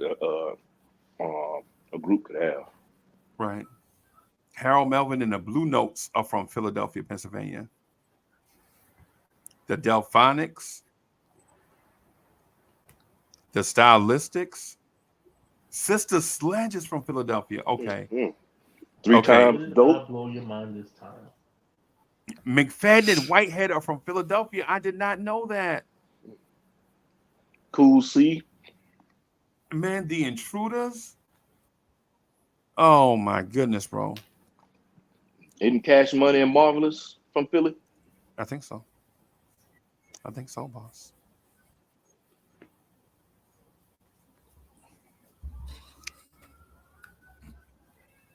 Man, the Intruders had a song. I can't remember. They had Cowboys to Girls. I remember that. That was a joint. Cowboys to Girls. I Will Always Love My Mama. Yep. Hey, isn't isn't Teddy P out of Philly? Yep. Harold Melvin in the Blue Notes. Yep. Yeah, Teddy P. Yeah, yeah, Melvin the Blue Notes. Yeah. I mean, Philly had his singers too. They got stuff too. So you can't sleep on them. Right. I think you could put Philly up. I think you could put Philly up against Detroit. I think you can do it. Now, if we're talking about a sound, though, I think the sound of Philadelphia is a great sound. I think the soulful sound of Atlanta and the disco sound out of Atlanta is fire. But the Oakland Stroke is something That's a whole funk-based. nother thing. Cause come on, man, we getting into some stuff right there. Cause that Oakland Stroke, not only just their version of funk, it also brought out R&B and rap Yeah. in that area, influenced a lot. I think In Vogue is the greatest female singing group ever. That's my opinion. I take In Vogue over everybody. I take In Vogue versus The Field. Even Destiny's Child. And I'm talking about in terms of singing. Straight up singing, I get Yeah. you. Yeah, I agree with you definitely against Destiny Child. Mhm. Yeah. It's hard to put anybody up against In Vogue and think. I mean, It's yeah, an easy win. just any all like Jade, like would Jade stand a chance? no, they were good That's still gonna performers, be and what they they stand were a chance. good performers, and they were hella easy on them eyes. Talking Yeah, about, don't and walk away, boy. I'm like, girl, I ain't going nowhere. I What are you ain't talking going nowhere. about? Yeah, man. I just think in an era where singing groups were out.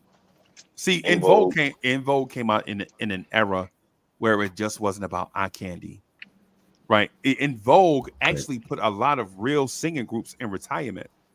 Yeah, they did. Like, And the thing about Freeze, when you talk about In Vogue, they came at a time where it was really needed, and and other groups started to copy. They tried to somewhat copy. They couldn't always get it with the look. It wasn't gonna happen. Because right. how you gonna get, you're gonna put four dimes on a group that can all sing. Because all four of them could have gone solo. Right.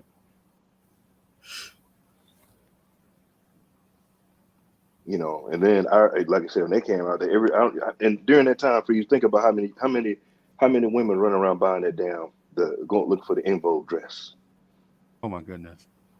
Facts. and you had some of them, and everybody, hey, we're all God's children, the Lord above children, but just because they make it in your size, don't mean you need to wear it. And it's just saying if you got the BMW body, you don't need to be doing it. Yeah. I'm Thank just you. saying that Thank you for that public service announcement. Just saying. And guys, hey, not women, I'm not saying just women. It's things that fellas don't need to wear. Fellas, just because they make these jeans in your size and they say athletic don't always mean that you should be wearing those jeans Right. or that shirt. Remember cats wearing spandex shirts? I know I'm kind of going off kilter. You remember back around the 90s, they had those spandex type shirts. Yeah, I which used was to wear called, them all the time. the That was Under me. Armour joints. They're Under Armour now. But come on, man, we had cats that had no business wearing them. And this was back in your days when you was a boxer, right, Free? Yep. Yeah, so you could do that. But I'm talking about the cats that's walking around with moves and had love grips. Oh. Dude that look like mashed potatoes. Yeah. Yeah, walking around looking like a bag of dirty laundry. Yeah. No, Just walk- I feel you. yeah. I feel you. Put on some slacks and some Stacy's and thought he was done. I'm killing the cat. And a herringbone necklace. Band, not just one, but about three of them. About 3 of them. And then had a nerve to have a charm on one. A charm on one. Yeah. Oh my god. You talking about Paris Smith? You talking about Paris from EPMD? That's what you talking about? Man. But But just to get back, I didn't mean to hijack it, Freeze. It went down the road real quick. he's bringing it back to an era. But like you were saying, when it came to singing, and you're talking about In Vogue was on another level. And again, it does help that those women could. It they want not only easy and great on the eyes, but they could sing. You remember the group Sweet Obsession? Yep. Sweet Obsession could sing, bro. But In Vogue came out. You remember the group Five Star? Yeah, 5 Star and Allure. I remember them. You remember Sky? Yep. Bro. There were groups out that once In Vogue came out, bro. You Never heard from them again. You kind of never heard from them ever again. You know what I'm saying? And no disrespect to those groups, because In Vogue also retired a bunch of groups that were still trying to put it.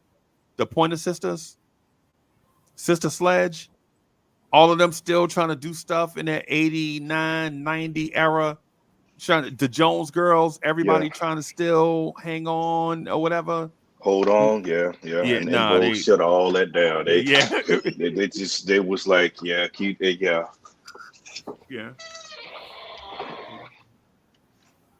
They shut a lot of that. Yeah. Is Oakland in that conversation though? Can we put Oakland up against Detroit? Yeah, it has to be.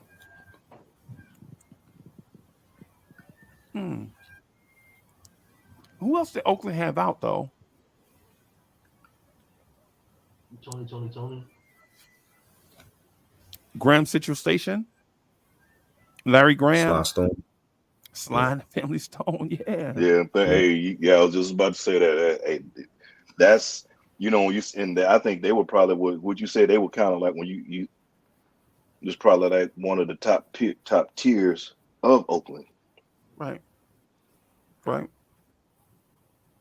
Tower of Power and Lenny Williams. Sheila E. Oh yeah, I forgot about Sheila E. Right. Keisha Cole is from there.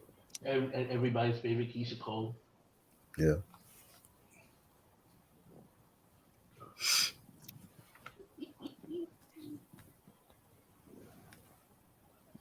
Okay, that silence was a little okay.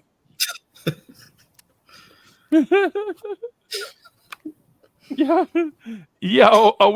Are we saying Keisha Cole shouldn't be from Oakland? Is that what we saying? No, I'm saying that Keisha Cole is a great studio artist, but Lord have mercy, let's not hope that they talk about, let's take this act on the road and perform in front of people, because then the Oakland sound might take a hit. Yeah. You might have to say, okay, we'll sit down her and bring up Adrian Marcel.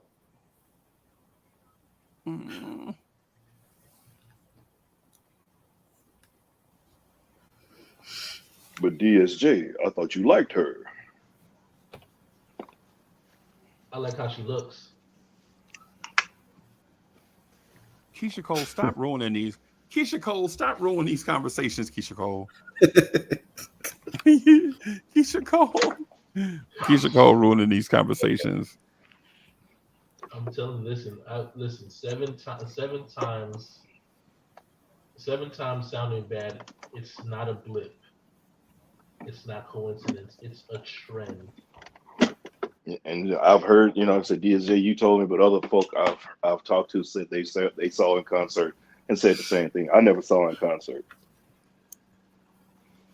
but Okay. I don't know when you said why you said her name. I don't know why Cowboy Giddy Up popped in my head. I don't know why. Should have been Sandman Sims popping in your head. I just heard Chocolate stage. Yeah, I don't know what Chocolate Giddy Up just popped in my mind. Chocolate Giddy Up. Because she need to be branded.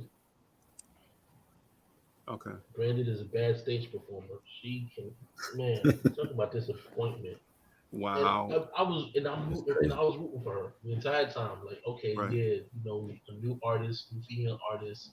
Right. You want to see what she brings to the table because she's in those conversations as far as again, and for me, I love the people that can do more than just sing. You know, she wrote as well. She's so you know, being a singer and a songwriter. Uh, the first thing you want to do is okay, yeah, let's give her a chance. Obviously, she brings something to the table, and she's able to pen as well as you know get in the booth and sing, Right. and she can do those things. But it's when she hits that stage Mm, and you ask her to complete a song, that's when it becomes tricky. okay. So I'm gonna ask y'all. I'm gonna say a place, and I want y'all to take the field, right? And I really want y'all to come at me, right? I want y'all to disprove me, right? I really want y'all to disprove me. Y'all already know where I think the sweetest place on earth is. Bigfoot, Mississippi. Yeah, exactly, bro. And we got a sign out front. All right. But I'm about to pick one area. It's a small area, and I'm gonna let y'all have the field. Right. So I'm gonna let it's not Detroit, right? So y'all can have Detroit and all other places. I want to pick one place and I'm gonna stand my ground. I'm gonna put my back against the wall and fight y'all off about this one place that I think is better than every other place when it comes to black music. Shot town. Y'all ready? Y'all ready for me? Y'all Yeah. ready for this? You already told Mhm. you it's Bigfoot, Mississippi. You about to dig in. Yeah, Bigfoot. Yeah, yeah, yeah, Court, hey, Font Lee Barnesworth. yeah. Junior, you know he a junior, right? So Yeah. here, so here's the place. Here's the place I'm gonna pick, and y'all tell me if y'all can take all the other places on Earth, right? And I'll give you a hint. I'm not gonna take New Jersey because that's not fair. Because New Jersey is the sweetest, one of the sweetest places on Earth, especially when it comes to music. I'm gonna take Chicago, Illinois, and then Told I'm you. gonna allow y'all to have everybody else, including Hawaii. Told you. Shot town. Dollar bill. Pay Yeah, them country boys nothing. nothing. Nothing. So my thing off the rip, I'm just gonna say this: Detroit better not unseal their lips when I mention music from Chicago, right? I'm gonna say this and respectfully, New York, and I mean the whole area, the New York tri-state area. I'm talking about New York, New Jersey, Connecticut, and can have Philadelphia also. All those places. I dare anybody to say that any other place is a better place musically than Chicago. And you can have Memphis, Tennessee, Atlanta, Georgia. You can have Miami, Florida. You can have Dallas, Texas. You can have Phoenix, Arizona, which is a sneaky hotbed of music, right? Soulfinger, you want to go first, or you want to just concede that Chicago has the best music? No, I'm not ready to concede. You catch me because I'm in here being I'm up here being a skinny fat guy. I was up here. That's why I've been on mute in this kitchen. Mm, Um, and also thinking about what area who I'm gonna select and go with. But I think you kind of already know where I'm always talking about a certain area. But I may surprise you. But Chicago is a good hotbed, and I can see how you would like to fight because you can start off with um, one. no, those mine. Chicago's mine. I rock No, Chicago. I'm just saying, you go with that one disgusting Not Chicago. individual Yeah, Chicago mine who's though. a great songwriter. Right, Chicago's mine. Um, I got Chicago. so I'm gonna pick a region, and you already know my region. Sorry about the background noise. In the garage, grabbing me some something to drink on. Um, I think I'm gonna jump with You can have all of them. You can have all of them. I'm gonna go with Ohio. Ooh.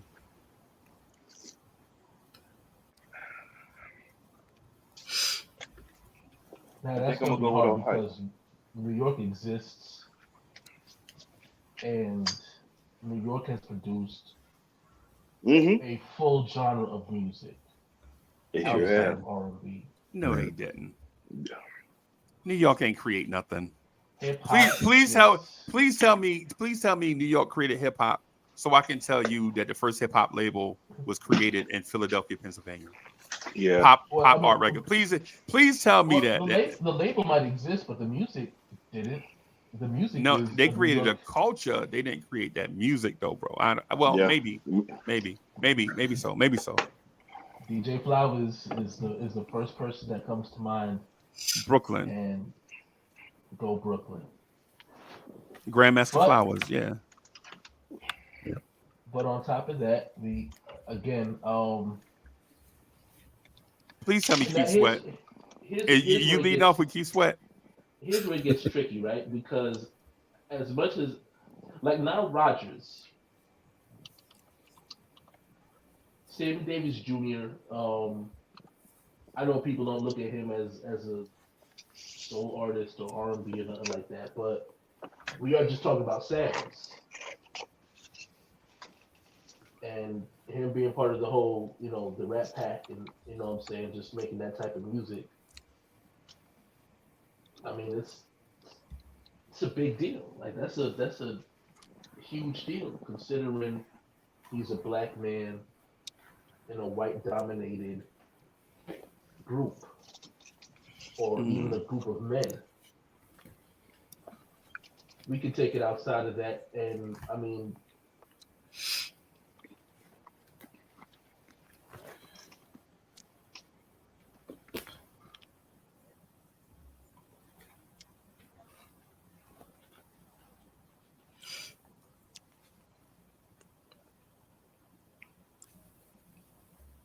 Okay.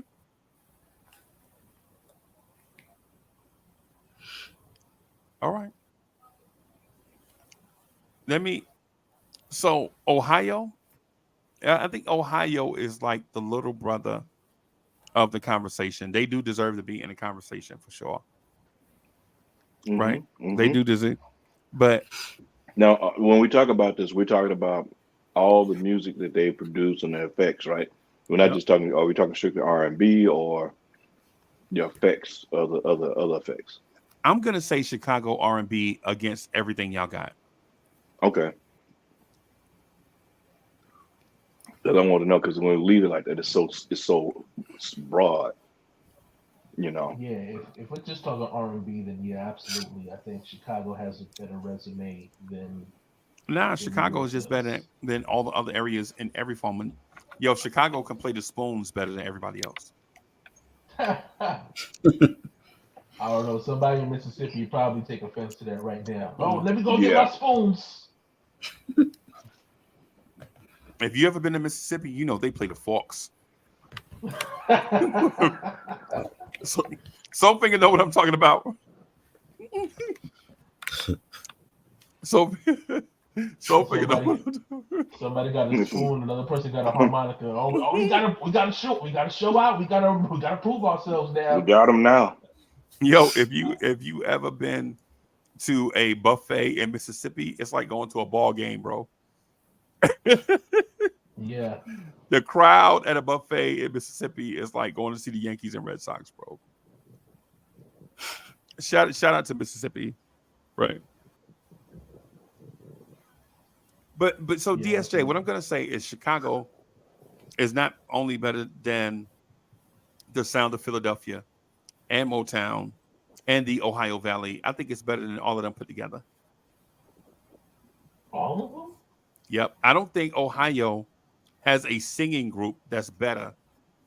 I think you could take all the singing groups from Ohio Valley, put them together, and they will not be better than this one group that I have that's from Chicago. Who's the group? Earth, Wind, and Fire.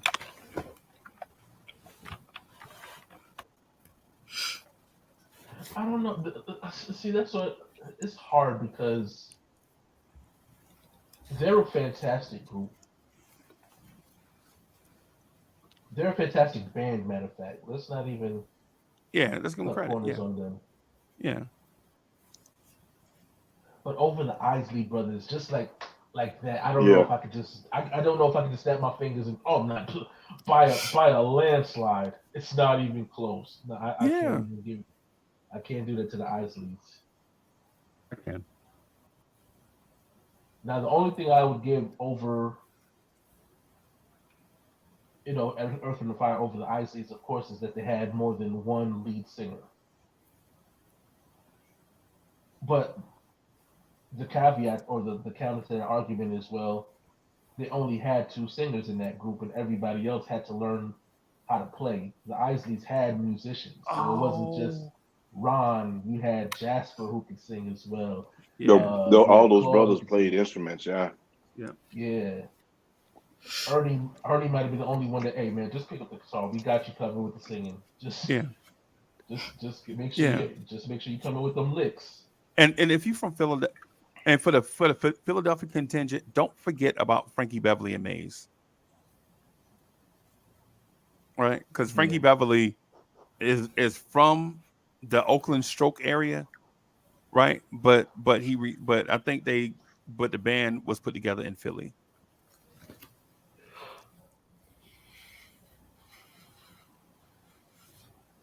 So yeah, so I'm gonna say DSJ. I'm gonna say Chicago Chicago over the field. It's not even close. So you don't give like even with the Bobby Womack's and From Memphis? No, I don't know Bobby what Womack is out of Ohio. He's out of Ohio. Oh yeah. John Legend out of Ohio. I mean, he's coming early, but I'm not going. I'm starting to stay back. Oh, not coming early on the earlier groups. Okay. Let's And do then okay. Ohio is also the Ohio brought out funk. Right. Okay. All right. Let's do that since Bobby Womack is your finishing move, right? No, not a I'm finishing gonna move. I'm I'm gonna just throwing some stuff out there. I'm gonna bring out Donny Hathaway versus Bobby Womack. Okay, that's a hell of a ringer to throw out there. That's-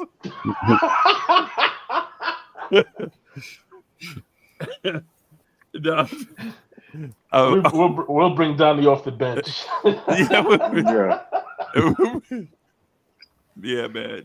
I mean, if we starting the debate with male crooners, But no, I'm just saying you're saying R&B, so I'm just throwing out because you say there's nobody else, and then even with groups, because even you thought Bobby Womack came out of Memphis, but he's out of Ohio.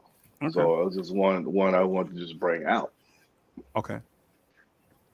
I'm just gonna say my top three starters, the male singers out of Chicago, are R. Kelly, Donny Hathaway, and Sam Cooke.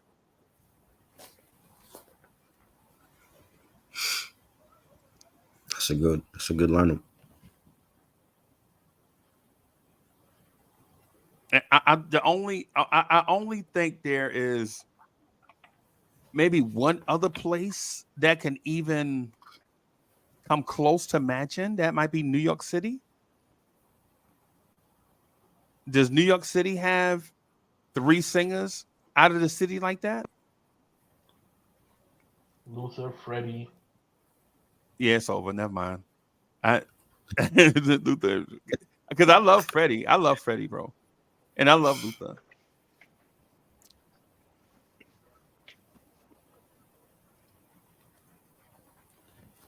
Yeah, I mean, even now I'm trying to find a third, but I mean, if you want to go, I guess if you want to go like Kenny G. Love Green, Will Downing, if you want to go Maxwell, Maxwell is definitely a great singer. Yeah. Right.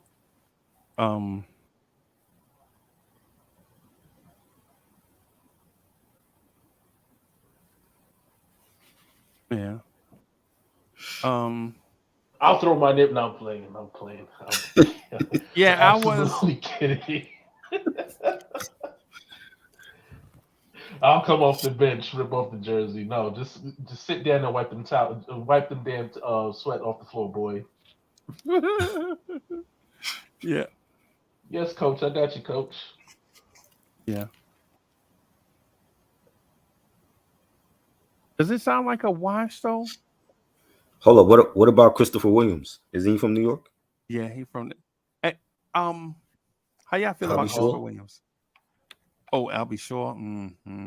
No. Hey, try. Can I trade out Christopher Williams and add Frankie Lyman? Is that a fair trade? Or is Christopher Williams a better singer than Frankie Lyman? I'm about to say I take Christopher Williams out and put Aaron Hall in there. Oh yeah, Aaron Hall, right? Aaron, he's from Atlanta, Georgia, right? That's from Brooklyn. Aaron Hall? Yeah. Yeah. Oh, I thought he was from. Okay. Yeah, Red Hook. Okay. God. So all them guys from Red Hook.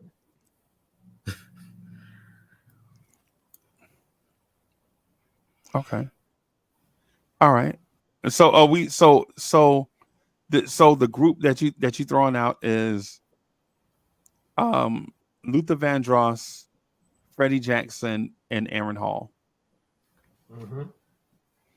Okay. Against Sam Cooke, Donnie Hathaway. Donnie Hathaway, R. Kelly, and Sam Cooke. Yeah. So we already know that Aaron Hall's going to be R. Kelly.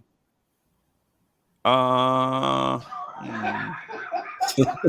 because right now, because if he dropped the soap, it's a wrap. Yeah. Because they talking about, you giving that toot, I'm gonna make it beat.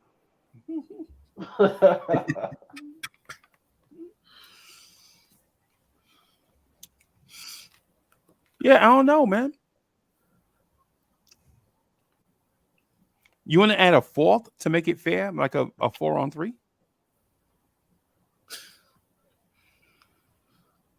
Does it have to be a male? No, it don't. It won't have to. It won't have to be a male. And does it have to be just New York alone? No, it's Chicago versus the field. Okay, so I can pull somebody from the tri-state area and throw them in that conversation. So I'll just take Whitney Houston and throw her in the mix of that too. Okay.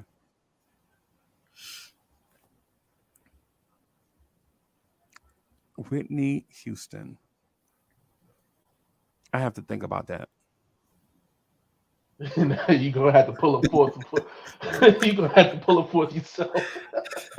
Nah, because I don't know if her music is our music. I don't have nothing against Whitney. She great. She grew up like 30 minutes from me. I love Whitney Houston. But I don't know if all of her music was. I think her music was mainstream. Let me just put it that way. Well, what about Mariah? Her first 3 albums were pop. Yeah, Mariah is a great singer. Mariah, and she's from New York. Yeah, she's from the island. She's from Central Islip, right? Yeah. Yeah, I thought she was from the island. Yeah. Let me see if I can find a female singer from Chicago. Yeah, I got me on a female singer because nobody sells more than Whitney and Mariah. Yeah, I'm saving Shaka for somebody else. I'm saving Jennifer Hudson for somebody else. Because that one, you can't win that one. Because there's no man, Mariah. Billie Holiday. She's out of Ohio. Oh.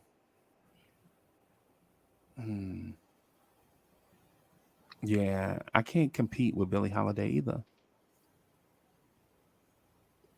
Yeah, I don't know if I can compete with that.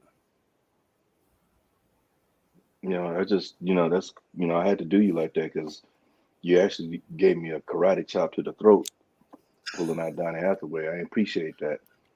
So I raised you that and gave you a kidney punch and a chop to the back of the neck. Yeah, but he from Chicago though. I'm Judo just saying, chop. caught me a little off guard on that. Okay. Hmm. So if you're talking about if Whitney and Mariah are pop, are we including all categories? Well, even with that, like I said, I don't understand. Well, I don't say I don't understand. I get why people associate Mariah with pop. Whitney's a harder sell because she was urban music. She played on urban radio stations. I think she was more R&B than pop. Mm-hmm. I think she was all the way mainstream Michael Jackson type pop. Right. So it's like pop, but pop with soul. No, Right. no. Pop with no soul. Whitney Houston's music in the 80s had not a drop of hood essence in it. None. But that's how the record label marketed her. They marketed her like a pop Right. artist. And she was a great singer and a great artist, right? Right. Like Yeah. no, like we're not disputing that. I'm just talking about her music. I mean, that song, "Oh, I Want to Dance with Somebody." Hey, man, No, Whitney. stand corrected. Stand corrected for with Billy. This thing I was checking out, I had it wrong. Checking to make sure. Whoever picked Philly, because she's out of Philly.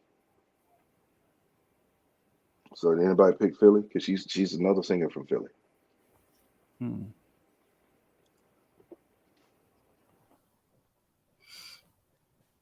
Matter of fact, let me ask this, right?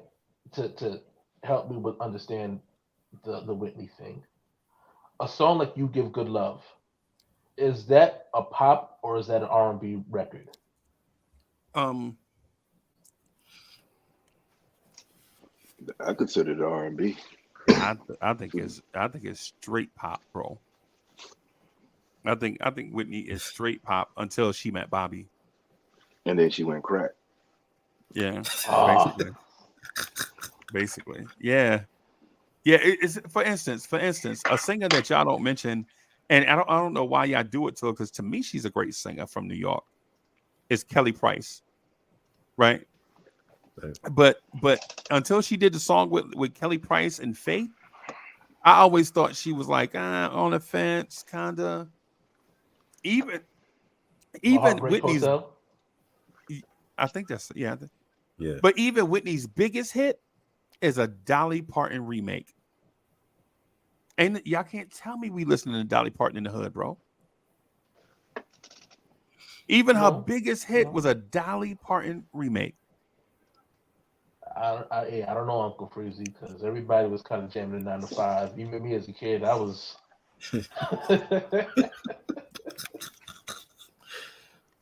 But it was 9 to 5 a urban song though, or was it a No. pop song? That It was was a one I country thought you song. said a country song. Yeah, Country. yeah, that's what I'm saying. And no disrespect to other genres, I'm just saying, because I like all genres, bro. I told y'all the other day, man, one of my favorite groups is 9 Inch Nails. Yeah, they dope. Yeah, that's one of my favorite groups. Mhm. So You just want to see the bodies hit the floor. I love Bodies, bro, by Drawn and Pool, bro.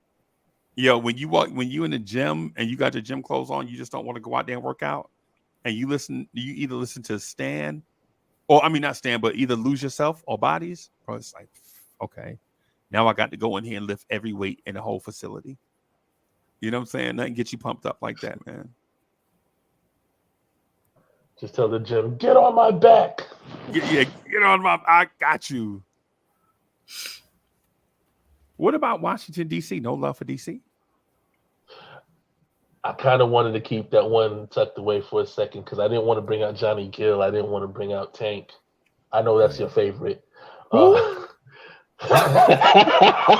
know good well you ain't throwing Tank in this conversation, bro. I know you ain't putting Tank in this conversation.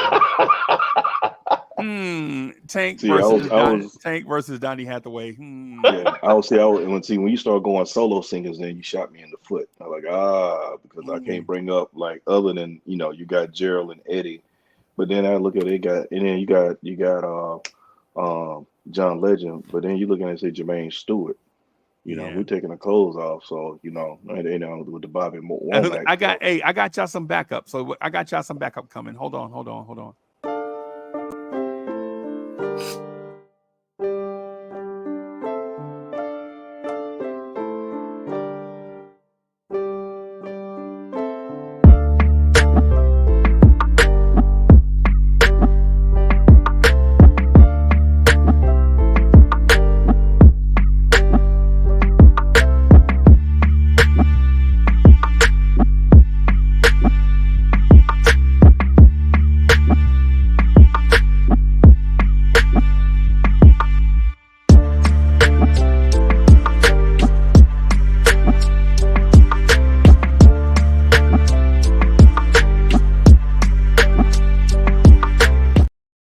Salute.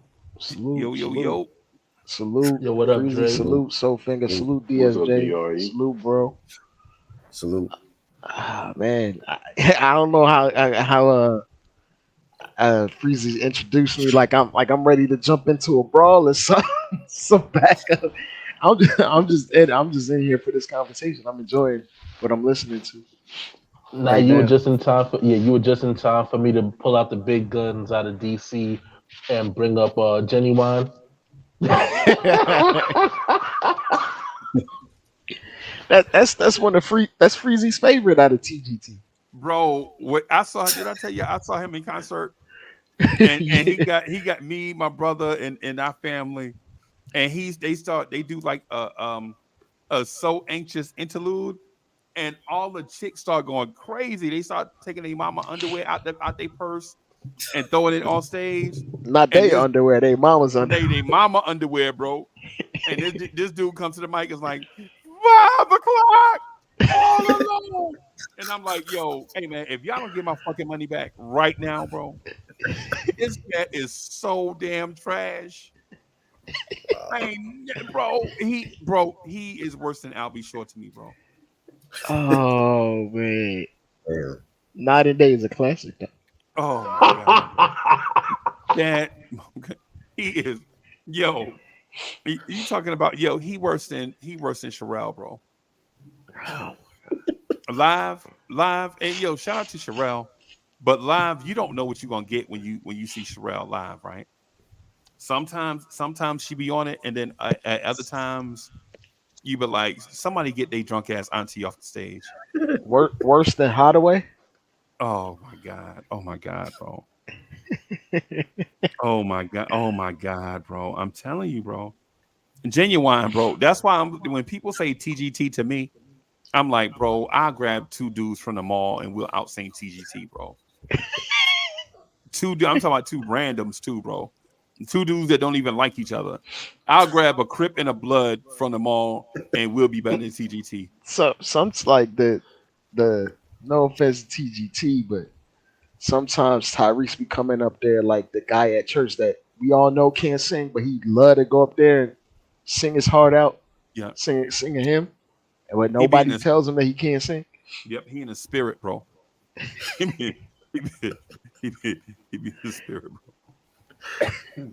Or maybe how you really feel about TGT. So the Lord had to touch me, and I had to bring this message to you guys.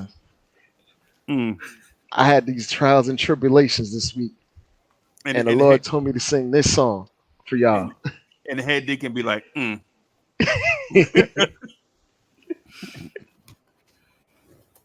Yeah, man. So Dre, what it is me taking Chicago versus the field. all of the cities combined together, the best talent versus Chicago, right?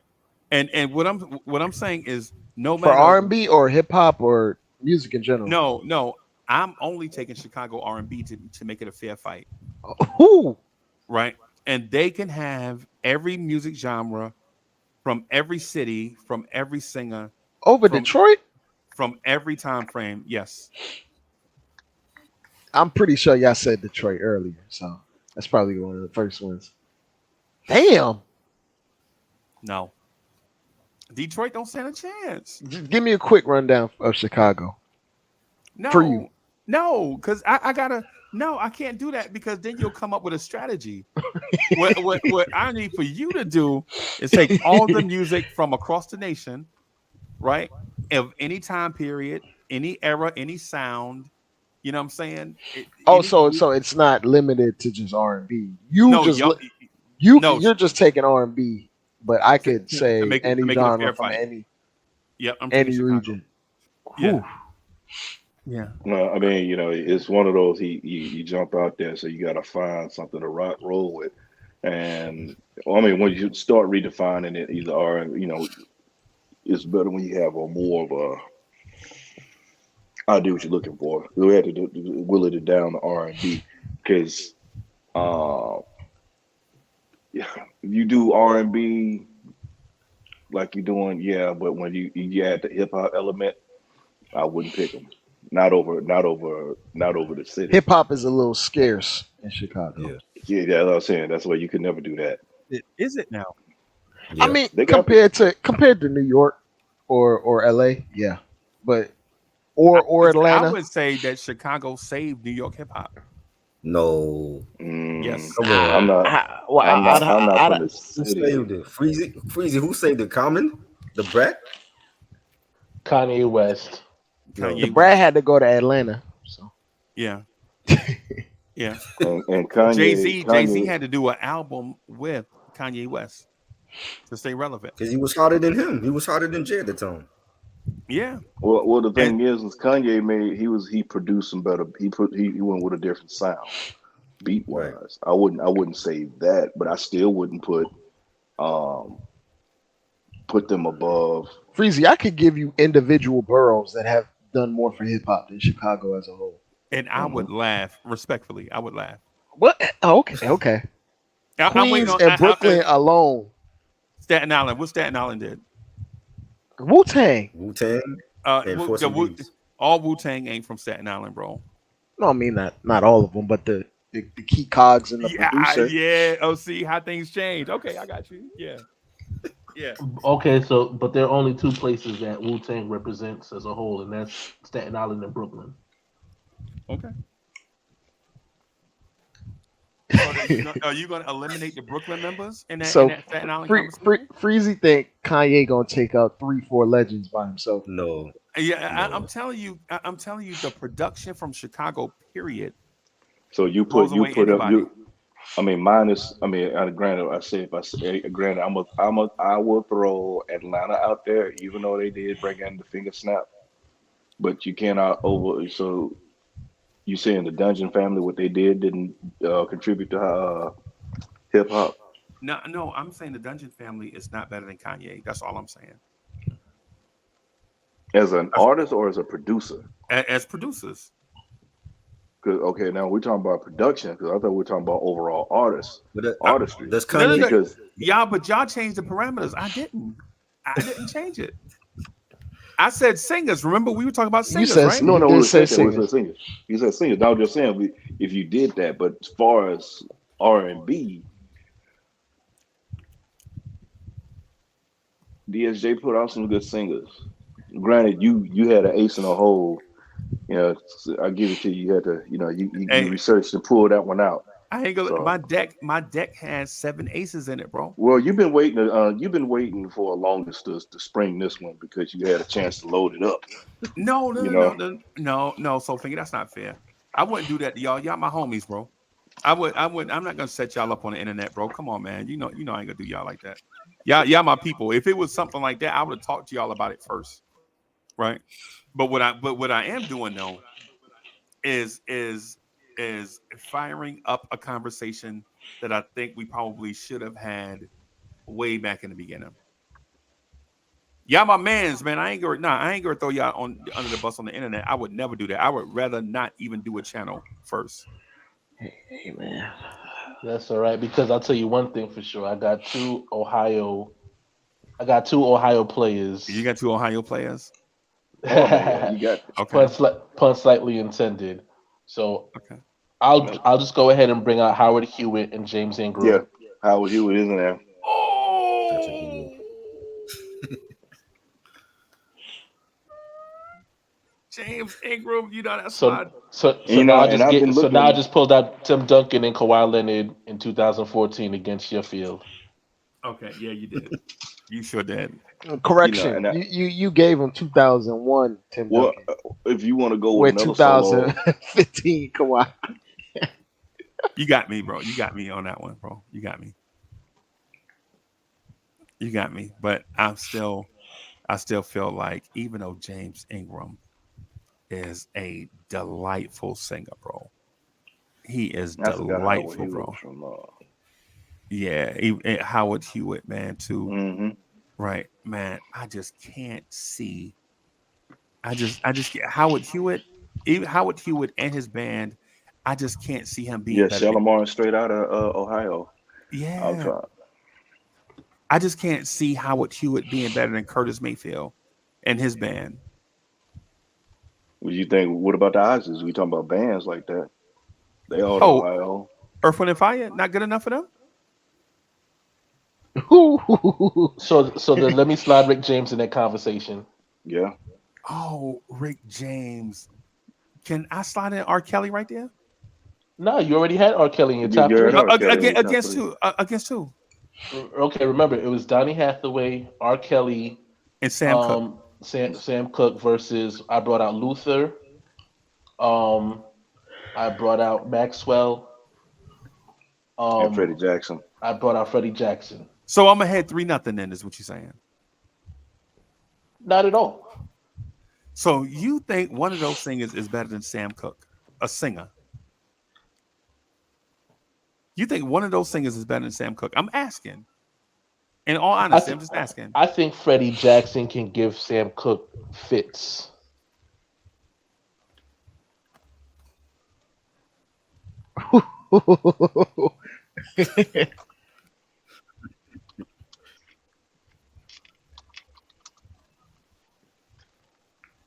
Okay.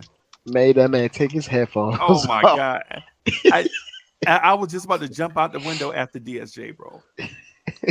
No, don't jump out the window. I think Freddie that Jackson and Sam Cooke. Okay. I think you trolling me because of what I say about Tank, bro.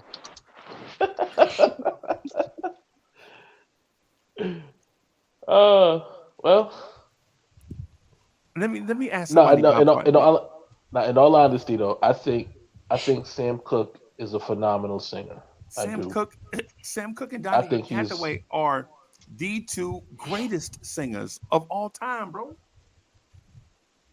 Donny Hathaway would sing every song from every artist y'all say and make it better.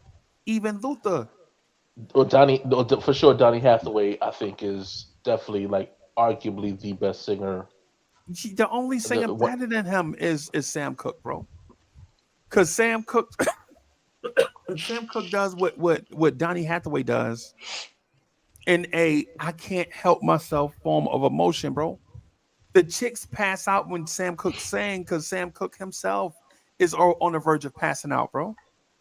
You know what I'm saying? I mean, Sam Cooke. Hey, listen, man, Sam Cooke can sing a song about being born by a river, and you watch a movie of an American hero years later, and it bring a tear to your eye. You forget about this man going to die and think about the song that's being played, bro. Jackie Wilson just rose up out of that grave out of Mount Holly, New Jersey, and he said, "I got something for you right now." Yeah, and yeah. Jackie Wilson claimed 2 places. He claimed New Jersey and Detroit, Michigan, bro. So whichever, but you right on both. You right on both. Either way, with Jackie Wilson, and that's my hero too, by the way. I just don't see him being better than a singer than Donny Hathaway, bro. I think this top three, if you just name your top three versus my top, wherever your top three is from, right? Wherever your top three is from, wherever city, era, genre, whatever, against my top three, I think I win, and then we just eliminate them from the conversation. Well, well, of course you'd win because two of them are in my top five. Period. I always say that Donny Hathaway is one of the greatest voices. I'm just saying, as far as So let me I'm ask trying you to this, make it, Freeze. I'm trying to make it a fight, and you're Yeah. saying that it's like an easy run through Yes, of it is. everybody, and I just can't see. Okay, with everybody that I named, like they're just knocking everybody out the park. If I sit here and say, okay, well let's combine harmonies, and I give you Luther and whoever, you know what I'm saying? If I put Luther and Whitney together to combine with harmonies against a Donny Hathaway, like I don't know how much of a fair fight that becomes, especially when you said I'm taking that against the field. Yeah, and you're right. You're right. You're right. So y'all, in order to make it a fair fight, y'all want to just take 5 of the best singers from anywhere, and then one producer. And then you're gonna just do it like that. That way we can narrow down the parameters. Look, Freeze, you can't be picking Jay Dilla now. Man, Jay Dilla is definitely top 77, bro. He's a Luka Doncic. Jay Dilla is definitely top 11.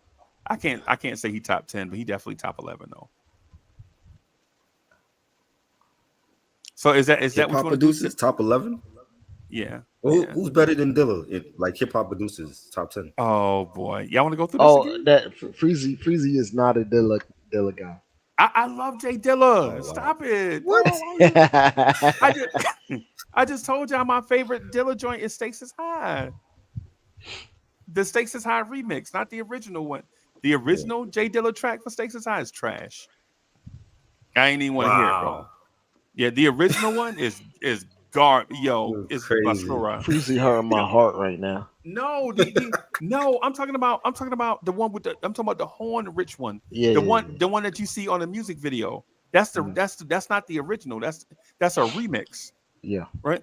The original one is okay. Am I allowed to claim DJ Premier or no? You can claim it. Hey, so DSJ, let me ask DSJ this first.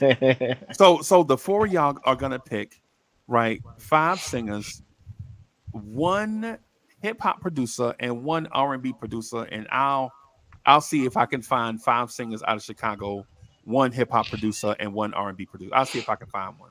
Okay, I'll throw out a name, Otis Redding. Ooh, that was low, bro. Oh man, I love Otis Redding, bro. Try a little tenderness, bro. I love Try a Little Tenderness, bro. I just think that little scat part is too short.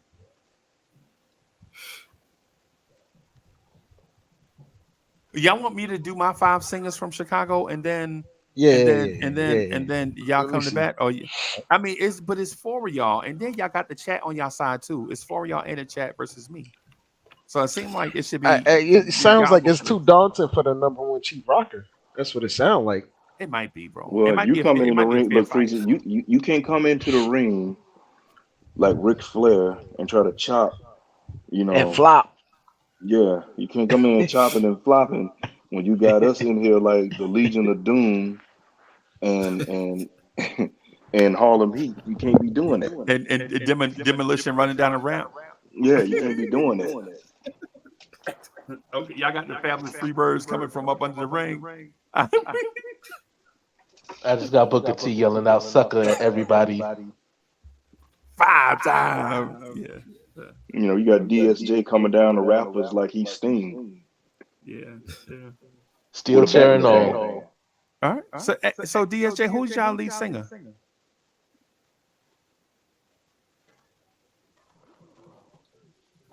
Does anybody have a problem with Jackie Wilson being the lead singer? No. Mm-hmm.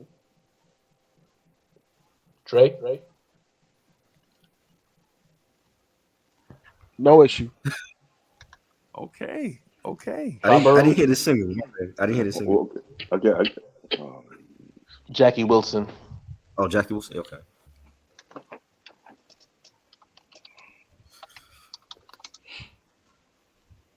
Oh, so we picking singers from anywhere, right, Freeze? Or we just Anywhere, Going the out whole singing. field. whole field, huh? The whole field again. Okay. Whole field. Okay. Against Chicago. Yep. Okay. All right. Okay.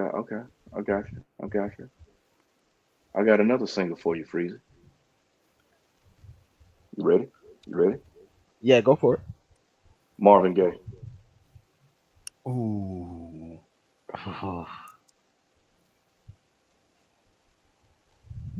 Yeah, I know I love Marvin, bro. I love Marvin. This ain't even gonna be fair, bro. I'm saying this is an unfair fight, but it's one that I picked for myself. So You have to shoulder this. Yep. I'm gonna go out of just straight vocal talent. Mariah Carey. Just off of straight vocal talent. y'all get that champagne ready over there. Get that champagne ready. I remember what happened last time when San Antonio said the same thing against the Miami Mhm. Heat. Yeah, Tracy McGrady said he could taste the champagne before the corks will pop. Yeah. What you got, Try Burrow? You gonna throw I somebody got throw a I name in the got hat? Elder Barge. Ooh, good one. That's a good Okay. one. All right, team captain, who you got, DSJ? Who your fifth member? Stevie Wonder. Boom.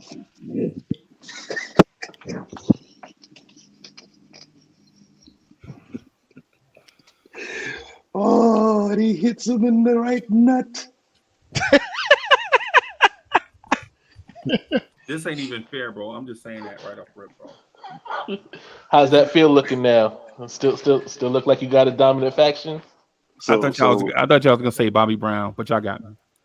Bobby Brown. So let's go back over the singers we called out. DSJ, you called out who? Jackie Wilson. Jackie Wilson. And Stevie Wonder. okay, I said Otis Redding. No, you didn't. Well, I did. I said originally, but I'm going with Marvin. Oh, okay. I said Mariah of vocal talent Okay. alone. Mariah. Okay. All right. I got you. All right. And then the finisher was Elder Barge. Try throughout Elder Barge, because so we're going with 5. I'm gonna go with Marvin. I'm not gonna throw Otis out there. Okay. So I think we're okay with the top 3. So it's Sam Cooke, Donny Hathaway. I think I may step away from R. Kelly just so that he can focus on another job. Yeah, not dropping the soap. Yeah, not dropping the soap, man. He making 70 cents an hour right now. So Oh my goodness. They're telling you, hey, I got you. Don't make that toot toot beat. Wow.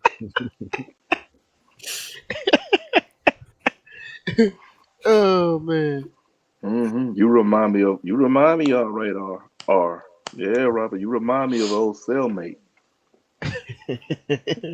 All right. You think he went in a talent contest out in prison? Mm-hmm. Oh man, he killing it. And then afterwards, talking about Robert, you got that vibe.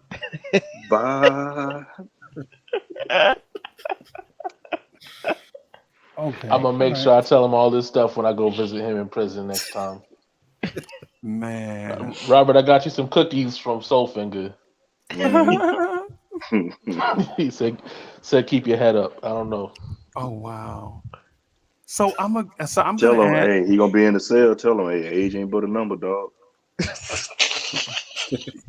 yeah, I saw the ad Jeremiah. You know what I'm saying? Since Elder Barge was added. But I'm not gonna do that. I'm gonna go with Sam Cooke, Mickey Howard, Jennifer Mm. Hudson, Shaka Khan, and Donny Hathaway.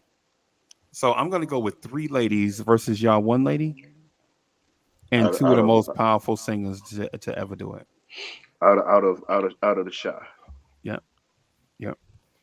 Oh, you know what? No, I'm not. Let me. Oh, hold on. What was I thinking? Okay, let me remove my lady because she's just a little bit too old, right? Yo, what's that dude that made that album Chicago '85? Dave Hollister. Oh, Dave Hollister. Yeah. You know I knew his name. I just wanted y'all to say Mhm. it. So I'm gonna add Dave Hollister in the place of Shaka Khan. So I'm gonna go with Sam Cooke, Dave Hollister, and Donny Hathaway. And I'm I also got gonna bad add news for you. What? what's that? Dave Hollister was born in Brooklyn. Right. Right. Yeah. Right. That's what Well, everybody that's what Brooklynites say, bro. well, Everybody was no, born in Brooklyn. but I got somebody that falls in your category. You can't use him. I got you another guy, Ice JJ Fish. He can fall right on in there. So Dave Hollister is from Brooklyn? Because everything that I read up until this point says Dave Hollister is from Chicago.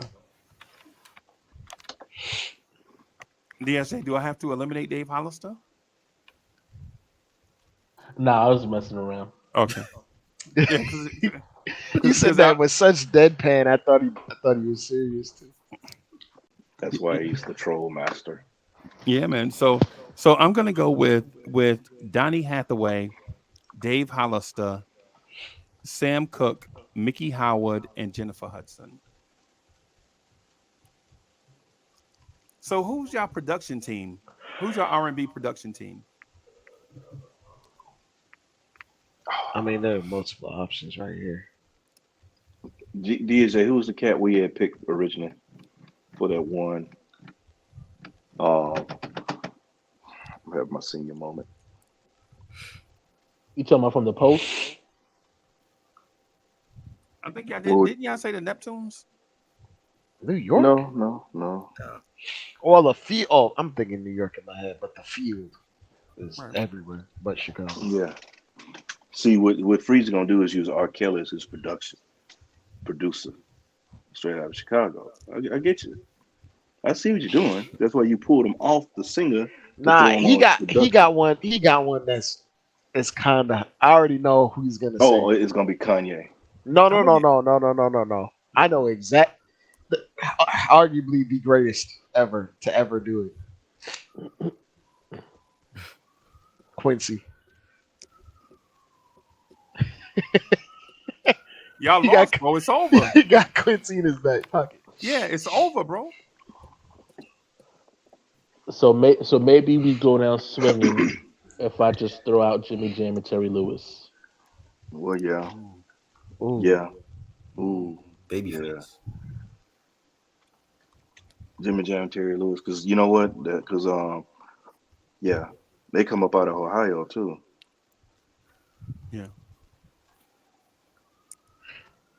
I might as well say Beethoven at this point. This man got Quincy Jones. Yeah. Jimmy Jam. Quincy is one of the greatest to ever But do it. but who's his secondary producer? Kanye? Oh, my hip hop producer? Yeah, probably Kanye. Gotta be Kanye. No. Oh no! Oh, you said from Chicago. I was about to say no. Yeah, Chicago. It's gonna be a free. Yeah. It's gonna be a Freezy production. Beats about a pound of beats. Yeah. So I'm waiting on y'all. I'm not gonna say my stuff, and y'all went first with the singers. So y'all go first with the producers. Mm. Okay, so I threw out Jay Dilla. Jimmy Jam and Terry Lewis. I know. I heard y'all Triborough. Okay. I heard Triborough Um, say Babyface. Yeah. Anybody else? Y'all want to throw your hat in the ring? I mean, you could throw in Rick Rubin. out of left field. But You can Rick throw in. Rubin, look, Rick Rubin has produced a lot of stuff. Chuck and I were talking about that Friday on my way to Vegas. So don't sleep on him because he's produced many things. Yeah. he, from like Tom Petty to like Dixie Chicks, like Yeah. to Beastie Yeah. Boys, to Kanye, whoever. You know whoever what? you could think of. Let's see, because you got Quincy. I'm Which gonna is just go which is Dr. Dre. I'm not even gonna hold you. Just Dr. Dre. you went with that. You went that way, huh? I Over mean, you over could go Jay with Dilla. Dr. Dre. Dr. Dre got a whole coast on his back.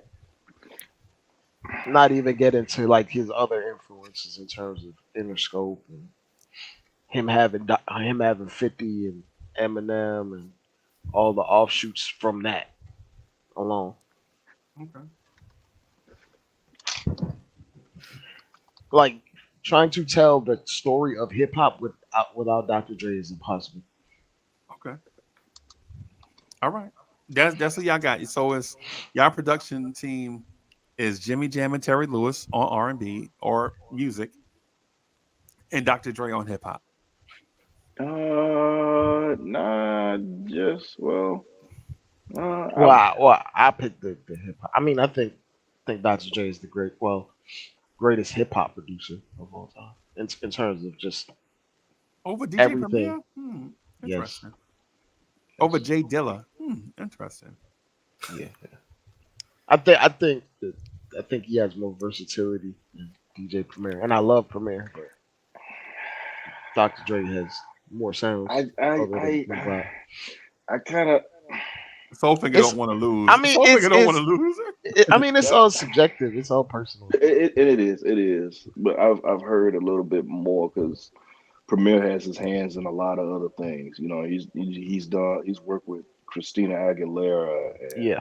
things of that nature. So you know, he's gone both east and west, just like Dre's done some east, but Premier's been doing a lot of stuff with the west as I well. remember I listened But to but I the listened thing to the is, Firm album. The Firm album was fire. It sold like 5 million copies, right? Yeah, a lot of No, people But that slept was on more the farm. Trackmasters. The Firm album was a flop, bro. It's a that A was lot flop. of not people great. slept on that album, man. I like the album. I don't know why people. I think they slept on it. Me myself, it wasn't a flop because it actually did well. You know, I don't know what people were thinking about Dre's, but hey, to each his own. Um, We're not gonna put that on Dre. That's a Trackmasters production. Trackmasters. I want to put that on Dre. I want to put that on Dre. I want to put Rakim's album, the one that was dope but never released. never released. I want to put that on Dre. Dre is weird because he has this weird perfectionist thing where it takes him like 30 years to drop an album Yeah. or not drop things at all. And then some of his artists, his lesser known artists, get disgruntled and leak their own records because they tired of being shelved. Yeah. Remember I would- like Bishop Lamont or like Stat Quo or like all these other people. I want to put the fact that Dre told Rakim to talk more about gangster shit in the streets than to be the guy To to let him be the guy to do his own. Yeah. I want to put that on Dre also. See, I was gonna say Barry Gordy, but Ooh, I was thinking Barry Gordy. but that's like a little bit of overlap with Chicago because a lot of the artists he worked with. Well, I mean, he's still a producer. So. You said producer of R&B. I was thinking that. I was thinking Barry Gordy. And then Or also, you been thinking Barry Gordy or Norman Connors or Smokey Robinson? I mean, yeah. I don't know if that's a production team. I know they were all great though. yeah, I was thinking that, and then out of left field, somebody else. You know, because we talk about Dre a lot. I was thinking of um, I thought about even a Timberland as a producer. I know it's a bigger name. You're talking about some stuff. Yeah, Timberland is definitely up there. I don't know. Me personally, I just have not necessarily from. That's what. Hey, DSJ. It was Brian Michael Cox. What you think about that one? Ooh, Why not? Why Say not? Brian Michael Cox. And granted, you got Quincy, but up and coming, you got a Yeah. young Brian Michael Cox. Y'all really want the puppies to play in the street. Y'all want Brian Michael Cox against Quincy Jones. You talking about? I mean, we trying to put something together, but if you want to go with the greatest, I'm gonna go with I like what DSJ said with Terry Lewis and Jimmy Jam. I ride with him on that one. I mean, you could go Teddy Riley if you really wanted to go with the pups, though, as compared to Quincy. Yeah. Yeah. And I mean, he covers a lot of the gamut of hip hop and R&B. So Hmm. Man, y'all got all these choices. Why is it taking so long, bro? Y'all should just go with Brian Michael Cox and DJ Premier, and that should No, be we're it, gonna right? stick with right what DSJ said with Terry Lewis and Jimmy Jam. Oh, okay, all right. I got you. if y'all want to switch it up, I mean, I'm down to hear. You know what I'm saying? I mean, I like that Anybody for else? R&B. I like that for DSJ, R&B. hey, DSJ, if you want to come over to my side, you're welcome, bro. But I thought you said you wanted it by yourself. In the I field. get, but I feel like I feel the champagne is getting cold, and the trophy is looking mighty good. You know what I'm saying? So I'm thinking, why not share that with one of the homies? Y'all, yeah, all four of y'all welcome to come over to my side, bro. Chicago. He doing a lot of heavy lifting with Quincy out that whole group, though. Yeah, I bro. think Anytime you can sit Curtis Staples and R. Kelly. Come on, bro. I think You said that's just for your I R&B, think though, our right? group is more balanced, but Quincy Jones is like the most overwhelming out of anybody we named. I think our side is more balanced, but your side has Quincy Jones. So Yeah. I mean, for your R&B, but who you said for hip hop? Oh, you said Kanye. You said Kanye. However, Ta-da. are we talking about Kanye before pre Kanye, like No, we talking about peak graduation? everybody. We talking about peak everybody. You talking Everybody about you his mentioned is peak in a peak. Yep. in their peak? Okay, Yep. that's Everybody in a that. peak. On Okay, y'all side and on this side. or you saying in the peak? Then I mean, well, hell, you do have like, yeah. I will roll with Dre because Dre picked Dre. peak, No pun. peak Dr. Dre. So Peak, Do yeah. you still stick? Do you still stick with Kanye if he wasn't born in Chicago? Hmm. he really Because you from know he was Georgia. born in Atlanta. Yeah. Hmm. But I'll say this: Kanye. We'll go with where the artist says what raised them, and Kanye, for all intents and purposes, Yeah, he's says straight up out of Chicago Says Atlanta. raised him. Chicago. Yeah. Yeah, he was born in Atlanta.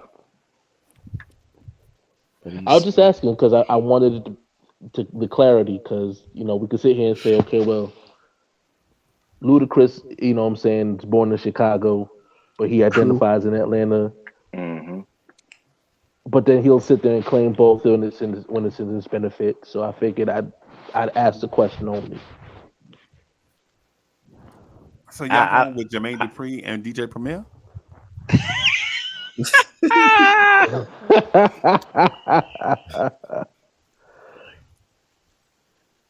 um, no, I'm not. We're not making any decisions yet. I think we just have to come to a decision as far as who do we want representing both productions as far as hip hop and R&B. And I gave y'all Jimmy Jam, Terry Lewis, but I mean, like I said, I'm open to any suggestion. I'm cool with it. Jimmy Jam and Terry Lewis. I'm on Drake? par. Yeah. Yeah, I'm cool. I'm cool with that. DJ. Burrow. They were- they were they were good. I still would pick Babyface to go against Quincy. Okay. Why I y'all? could, Yeah. I could, but as far as hip hop, I could literally rattle about maybe 20 to 30 songs from Dr. Dre. So just off the top, yeah. Nah, we going So with do Jay y'all, Dilla We going with Dr. Dre. over so Jay y'all want to Dilla. switch it up with Babyface? I'm heavier with Jimmy Jam and Terry Lewis because a lot of that track right there, peak, and who they had their hands on in that peak period. Because during that time, you think about when they first blew up on the scene, they took a unknown. I mean, they took Janet Jackson and gave her what she is. Took all them Janet's a artists that mess. all them artists he named from Chicago got Jimmy Jam and Terry Lewis hits smashes. Yeah, Exactly. and Jimmy Jam and Terry Lewis before Janet Jackson started with the SOS band, caught them on fire. Cause they was just Quentin Grimes, bro. They was just Quentin hmm Grimes There before was Jimmy ham Jam. sandwiches. Oh, Yeah. Dre, why we always do that, bro? That's why Quentin Grimes hate me, bro. Quentin Grimes in his mama Well, driveway talking shit about me, bro. as You know as what I'm Frieza saying? said, before they were Quentin Grimes on rock. Oh, Then see, they got the extra seasonings and toppings. Then they they started got dropping. No one's that gonna brown love you. mustard. And then they moved up to sourdough. Oh, Quentin man. Grimes on sourdough, Toasted toasted. You Y'all are know, not fair, bro. Y'all can be so as mean Frieza would sometimes, put it. bro. on a panini press. Yo, So, that's messed up, bro. So, hey, Frieza, so can go for the jugular sometimes, bro. You know what I'm saying? Frieza said, that Quentin Grimes got better. Again, he threw a little lettuce and cheese on him. Yeah, you got Poppy throwing on the brown mustard from Long Island. You know what I'm saying? Man, Come on, man, man. Come Frieza said on. he's gonna make him a Quentin Grimes and throw on some Grey Poupon. Oh man, see what I mean? So I ain't It gonna lie wasn't to you, me. man. It wasn't me, Grimes. That's Frieza want that sandwich, man. He That went was to a restaurant. yeah. That was me. That was me. They So better so ran with it. so let me run down the singers, right? So I'll run down the singers. When y'all said Jackie Wilson versus Sam Cooke, I picked Sam Cooke over Jackie Wilson, and I'm a Jackie Wilson fan. But when you say Marvin Gaye versus Donny Hathaway, I feel like that's a tie.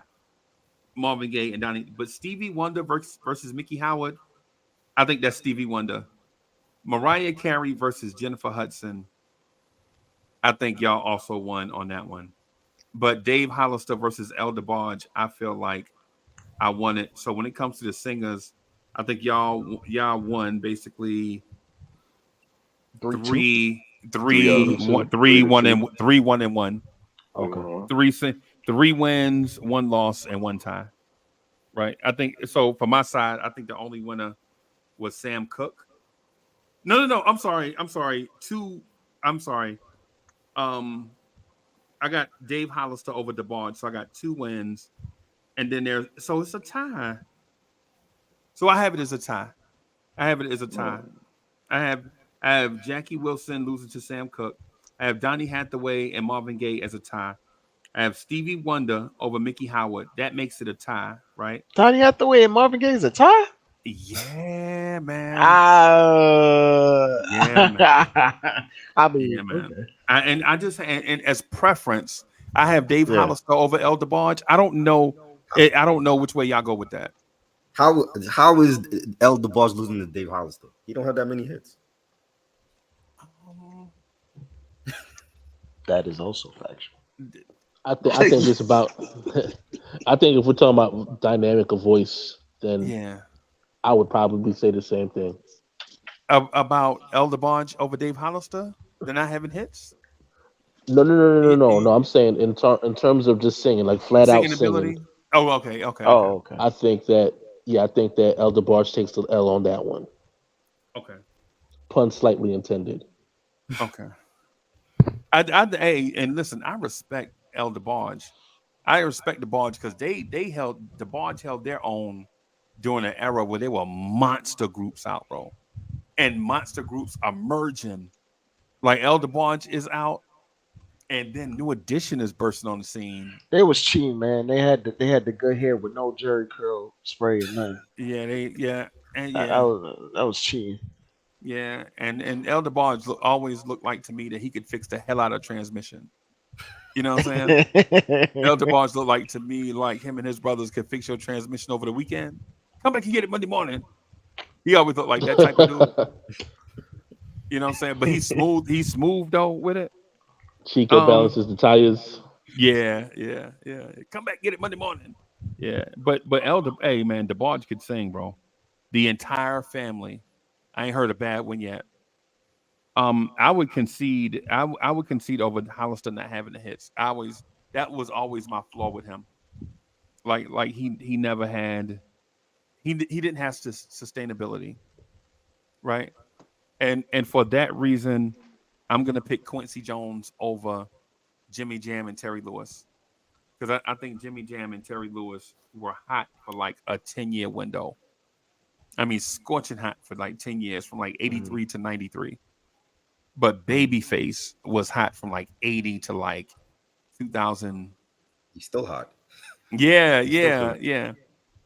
Babyface can make a hit, man. And then when it comes to the hip hop producer, they ain't even close, bro.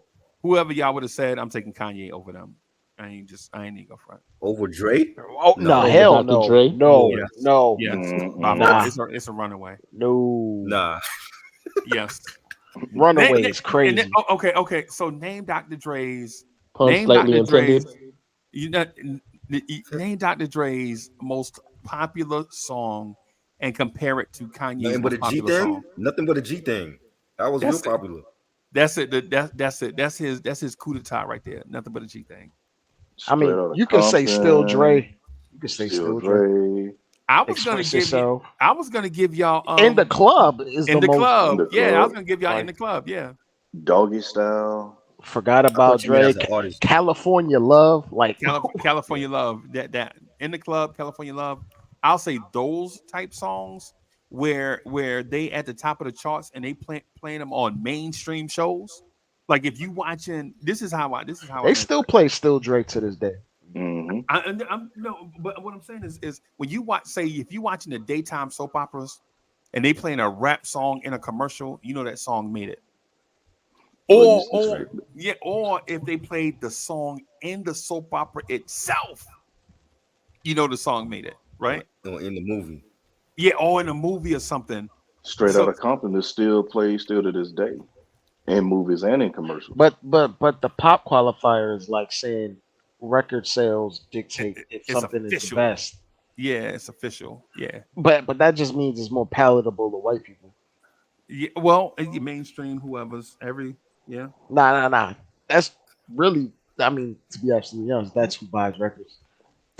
Like over in the growth, like if you go to a hip hop show today, there's more black people in this StreamYard than you're gonna see at a hip hop concert.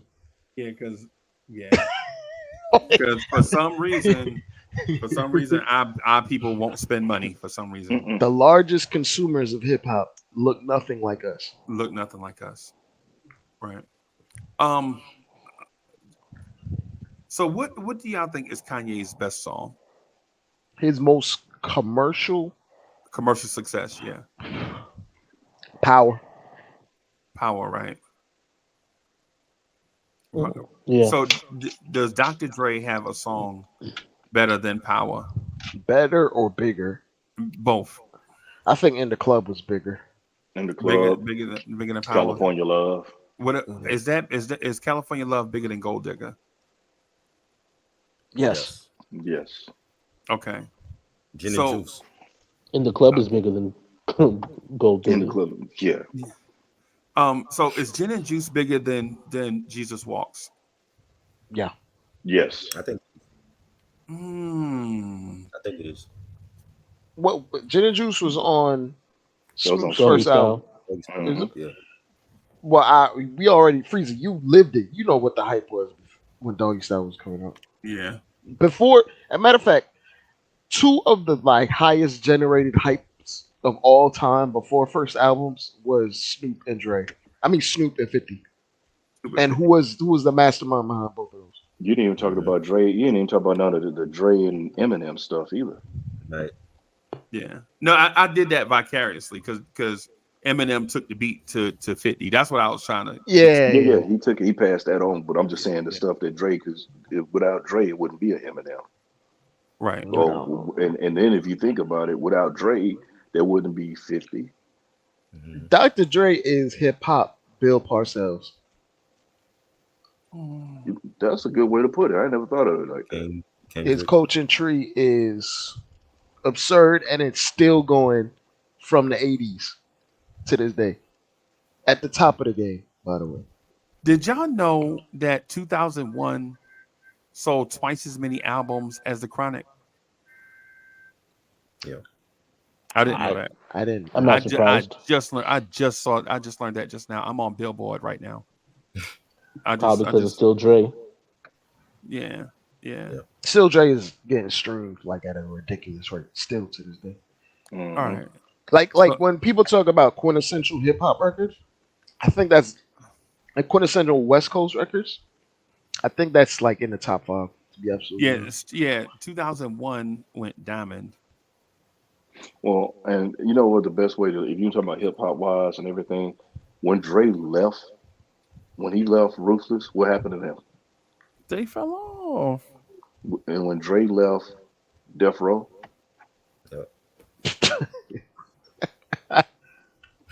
They fell off. there you go.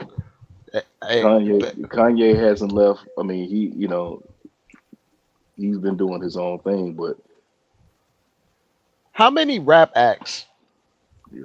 associated with Dr. Dre was viewed as like the number one rapper on any given year?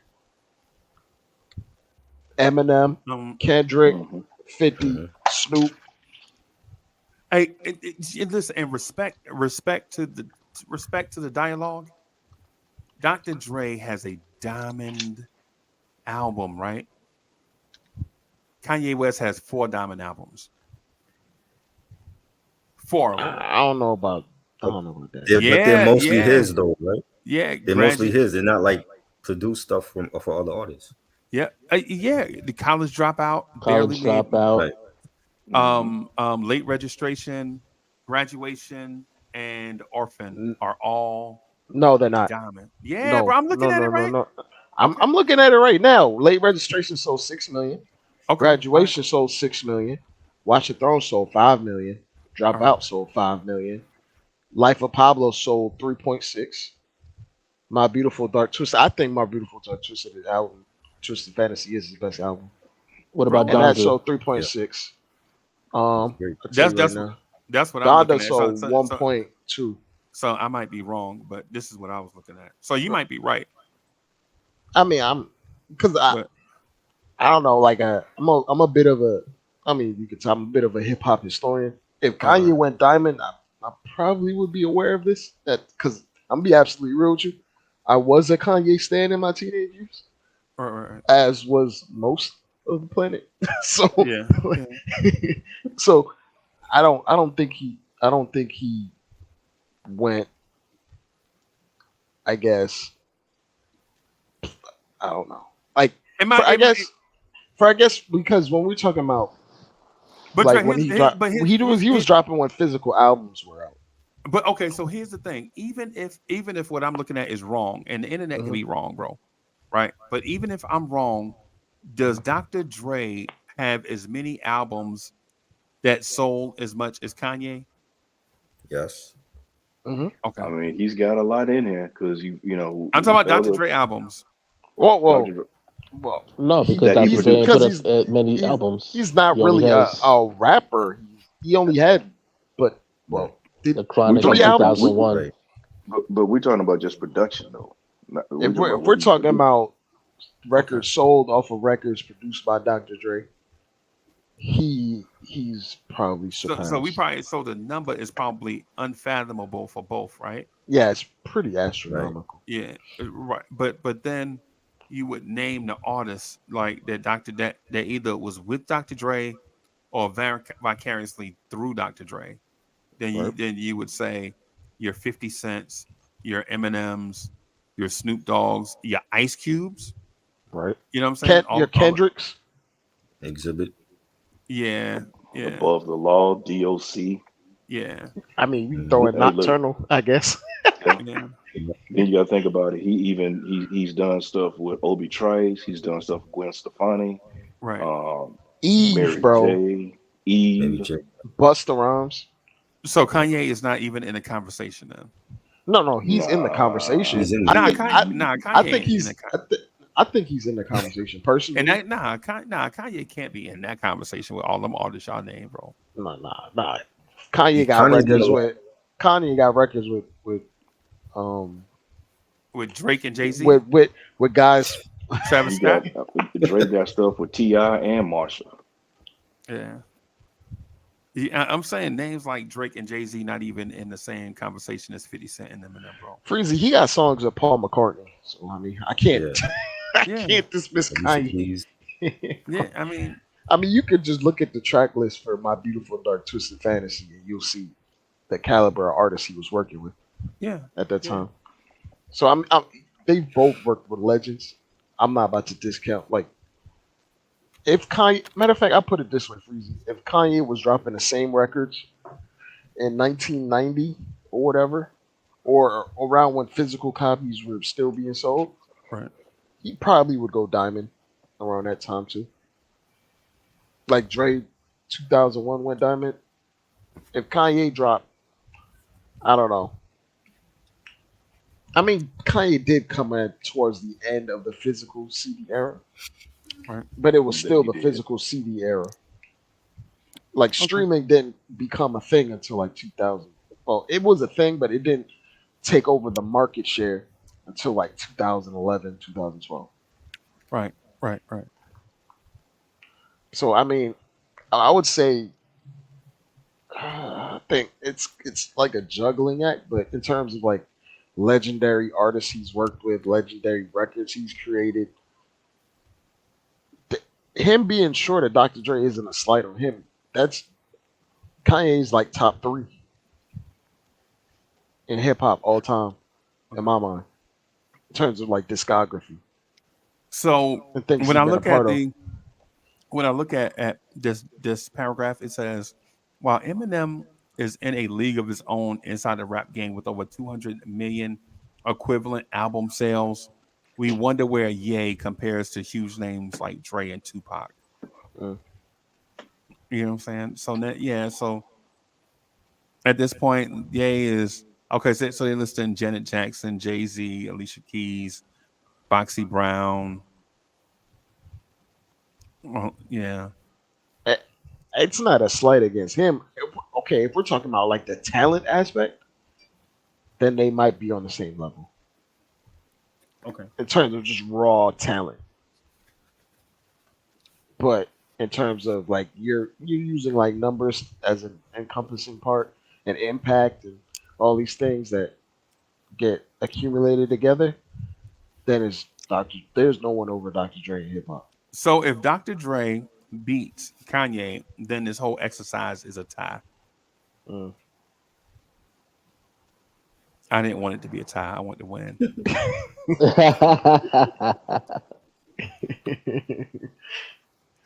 So, Finger, all I'm saying is you make me sick, bro. What I do? I'm just saying, so Finger make me sick in this Well, exercise. hey, Quincy I Jones just to- want Chicago to win. Quincy You- I know you- Jones to Look, I- R&B is what Dr. Dre is to hip hop. In my mind.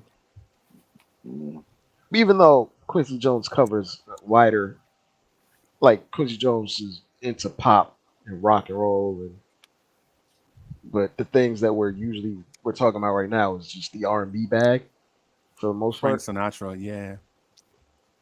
So if we're talking about that, then what Quincy is to rhythm and music. hmm Hey, so See, let me. That's what Dr. Dre is for hey, hip hop. Freezy, I had to come with a counterbalance to Donny Hathaway. That one there, man. You You know, didn't have to. You didn't have to scramble the eggs with a sledgehammer, bro. man, you hit You me didn't with have to Donny scramble the Hathaway. egg. I wasn't. In the mortal words of Kevin Hart, I wasn't ready. You caught me off guard on that one, so I was like, I had to do some scrambling. And Yeah. when you open it up to the field, you know, I was thinking Otis, but then you said, oh no, you got Donny Hathaway. I almost forgot about that. I had to match that with somebody great. Yeah. Yeah. You did. You did. I give you credit for that. So I'll take a look. I wanted the W, but to nullify Donny Hathaway, I'll take that. I'll take it as a victory. If Yeah. they if they cancel each other out, I'm good with that. Bim. Yeah. So So we let just me had a Gotti versus Ward. pretty much. Pretty much. But let me ask try borrow this. Try. So I get Yeah. jumped every time we get on about this random producer named Jay Dilla, right? And so I understand that Jay Dilla is, and I say this with respect, Jay Dilla is a top 25 producer of all time, no doubt. Inside that top 25, I don't care where he ranks from 6 to 25, but he's not top 5, right? In my opinion. Right. And if you ask my honest opinion, I think he ranks somewhere between 9 and 14. And when you think Uh, about 50 years of rap music, I think that's the ultimate compliment. What do you think Jay Dilla ranks all time? I feel like he's top 10. I don't because he like from when he started to hit like the time of his death, like he was always consistent. Like not just with but Okay. with people that he was producing for, whether it was the Soul Quarians, the Slum Village, the early Slum Village stuff, the Right. stuff for Erica Badu's second album, you know, Yeah, he he did. the He Roots got stuff. Roots. Like Yeah. I just felt like he's a top 10 producer all the time, and especially coming like from the area he came from Detroit. Like really before him, we didn't really have like a great hip hop producer from that area, and I felt like he opened the door for like a lot of other um great artists and producers. Like Apollo Brown is from Detroit, and he's a great producer now that a lot of people don't really mention. But I feel like Dilla really opened the door for Yeah, more talented Apollo artists. Brown. That was Yeah, a for good I, one to real. bring up. I I, forgot I, about Apollo Brown. I think the reason why Dilla is held in a specific esteem is because the other legends look up to him, and he's like broken bread and put them on game and changed their producer styles just by Right. being in their presence. Like, dudes will come out and say like, I didn't even know you could use an MPC like this, but I started using it like this because Dilla showed me how to do this, that, and the third. And then when you got Questlove, who Mhm. talks about Jay Dilla and how he made him even switch up how he works. It's one of Right. those things. It's like, So he's better than Dr. Dre then. No. no, no, no, no. I, I'm not I saying he's better I than don't feel Dre. like Dre is great. I don't feel like well for me I don't feel like he's the best producer ever. I feel like there's other producers on that same Mount Rushmore like Dre. See, my thing is with Jay Dilla, he was taken Who's before who's on the he Mount couldn't get his Rushmore, pick. Trapper, if you don't mind me asking? For me, for Pete Rock, I've always Okay, loved Pete okay. Rock, DJ Premier, um, Teddy Riley for what he did for like the New Jack Swing sound. Yeah. I think that there's an aspect that's kind of missing where it's Dr. Dre was plugged into the machine. I mean, he was the machine. His talent dictated it, but not everyone was afforded that Interscope bankroll and rollout and things of that He nature. was But dope in the beginning. No, he was yeah, dope in the beginning. yeah, absolutely, Freezy. I'm not saying that. Remember, just I'm saying there remember, was a lull in like the mid well and I'm round. saying just Yeah, remember JJ Fad. Remember the World Class Wrecking Crew. it's part of that. Yeah, Yeah, yeah, yeah. Before the Interscope dollars, bro, he was pretty he was dope. he He was was that innovative. guy. Yeah, he was that guy. But Yeah, it but like for the extension of your career and your impact, you kind of need that because hip hop is such a contemporary sport. And If you- and a lot of producers, once they got to the bread, they became trash. Or they Mhm. just became stagnant and just didn't want to evolve Like their Kanye. sound. Yeah, like Kanye. I can only produce in the Italian air. Okay, motherfucker. That's why this shit is trash. You know what I'll I'm s- saying? You can I'll- only produce with a certain champagne. Nas, okay. I'll say none of Kanye's albums sound the same. At least you may not like how it sounds, but they don't all sound the same. There's a different. Like I remember when Yeezus first dropped, and I didn't like it. I didn't like it at all. Right. I was like, this is where the fuck is late register? What am I listening to? What is these The strobe build sounds? up, the build up to it was crazy. We had unreasonable expectations, right? Yeah, and then you may not view it from this point of view, but the soundscape of music changed completely after that Yeah. to sounding like that. And that's where I was more so talking about like Kanye's impact. Because if you're going from I think Yeezus dropped in 2013, a lot of hip hop artists started leaning into that EDM sound, and he had a little bit of house on there too, calling back on his Some Chicago's. acid rap. Yeah. Yeah, and then that started bleeding in. That where you see guys like K Tronada, where Jason Now is another good one. Mhm. so like if we're talking about straight impact, every time Kanye drops, there's a little bit of an aftermath for. So like, that means trying to have fun. Jay Dilla is not in the top 10 then. I mean, ain't nothing wrong with Dilla being in that Kevin Durant slot all the time. Mm. I That did not. I I- just realized he produced. I didn't realize he produced that Keith Murray "Dangerous Ground" and the Ron remix. Yeah. Yeah, and then he did Janet Jackson got it till it's gone. Everybody thought a lot of people thought it was Q-Tip, but that was Jay Dilla. I think it's one of those things where Dilla is held in the same esteem that what's his I think Jay Dilla is Bernard King. is it or is it like he's held in the same esteem like MF Doom in my mind. Yeah. Like peak we're not talking about longevity or anything. Peak version of MF Doom, peak version of Dilla is competing with anyone at their peak.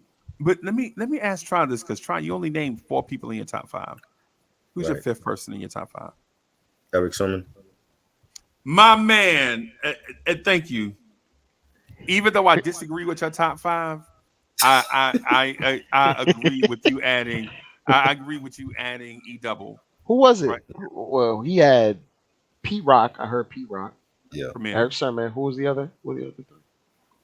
It was Premier and Teddy. Well, I put Teddy Riley because I feel like Teddy Okay. Riley crafted the whole sound. Yeah, for sure. So, DJ Premier, Pete Rock, Teddy Riley, E Double. Eric Sermon, and then what was the 5th one? Yeah, he only named Molly 3. Molly Mall. Them. This is very New York centric, Yeah. and the producers that aren't from New York had I mean, definitely had inspiration from New York. Dilla was definitely inspired. Well, From a lot of Premier, them. Primo is from Texas. Yeah, he's from Texas, but Yeah. he's like adopted New York at this point. Well, when 95% of his catalog is a New York rapper, Yeah, that's true. even though he did like Soulfinger said, he did do some stuff with Christina Aguilera. If you Right. notice, the stuff that he did do when he ventured out was still true to boom bap. Like it didn't Right. It didn't change. It was still Mhm. true to New York boom bap, Large Professor, P Rock, and all that. So Hey, yeah, I mean, he did. I was gonna ask Freezer this question. Did you like that Ghostface Fiskale album? I love Fiskale. You like Beauty Jackson Um, so or me Whip You and with a Ghost Strap? me and Ghostface are a on again, off again couple. Hmm. His music, me and Ghostface are like the couple that y'all see fist fighting at the mall, and both of them get arrested. And 2 weeks later, you see them at the courthouse getting married. That's me and Ghostface Killer. Well, I want to ask. So Dre, you said you like that. You like that album, right? I like the fact that Ghostface gets really descriptive for no reason. That In that sets him lane, apart. I like that, which is probably why I like Action Bronson and probably why I like MF Doom, even though they Hmm. do the same. They have their own styles, but they do similar in things that, in terms of how they're I over agree. descriptive and like their word. They're like wordsmiths throwing out all types of adjectives you haven't heard since Hmm. fourth grade English class. Right. It's Well, and so when just this whole finger point though, just real quick. See, I like the sincere Ghostface Killer, Oh, when the he's emotional. braggadocious, yeah, the braggadocious Ghostface Killer. I'm like, I'm gonna take this shit out and play some Rock Marcy or Benny the Butcher. I hmm like hmm braggadocious. No, I Uh, don't Yeah. like that motherfucker. Ghostface, Ghostface. Nah, you ain't know. I don't like. I don't. If you asking me, do I like Ghostface Killer or Tony Stark? I like Ghostface Killer. okay, Freezy. What's a braggadocious rapper you do like?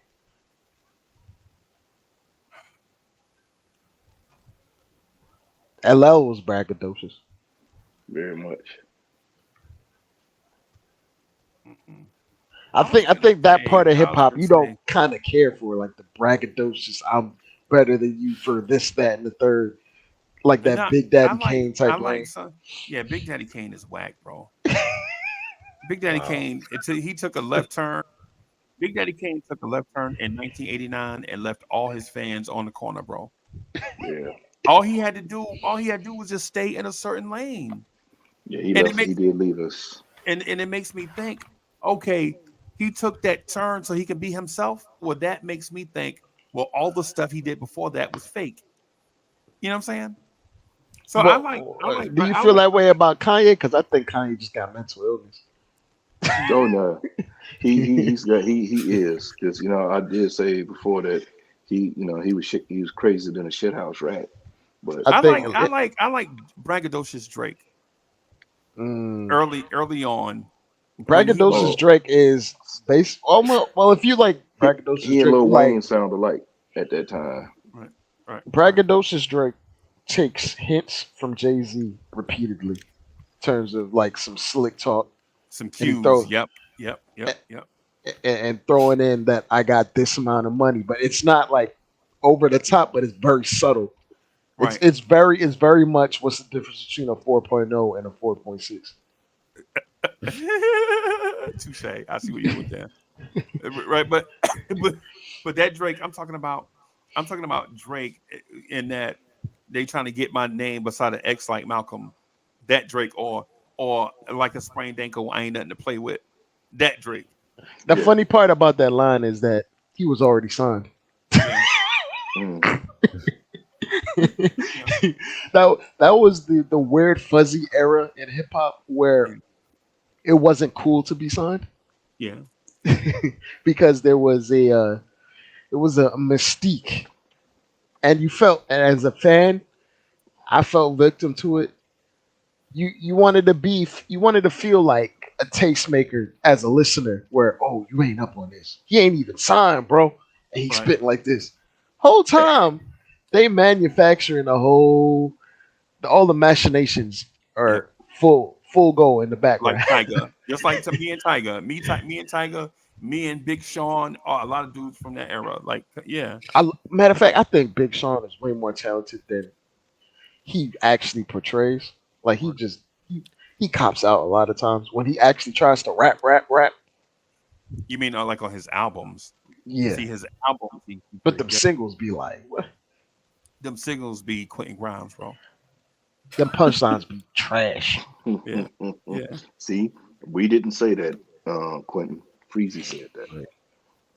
I'ma say I'ma have Freezy back. Hey, Quentin Grimes, you have sandwich.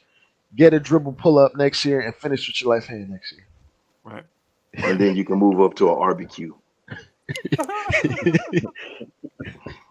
$8 RB sandwich. That's where you can move up to. Wow, $8. Yeah. That must have some coleslaw on it or something. Yo, and for the record, I just want to ask Soulfinger this, bro. Soulfinger, you missed it the other day. I was talking to Bully, and I don't know if you were here. Maybe you were, but I told Bully that I went on a date with a lady back in the late '80s. Like this date, I really liked her, and she was fine, right? I went to her crib. Fine. She blow your mind. Ooh, yeah, but so we get there, and for dinner, she cooked those 10-minute rolls. You know the rolls you put in a little pan and put butter on top and put in the oven. Oh no. And the entree was pasta salad.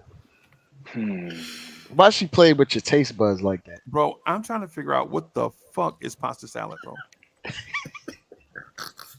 It's like, I swear to God, it's like somebody took all the leftovers in a refrigerator and put it in a bowl with salad dressing and noodles, bro. That's when you knew you could never love her. Right.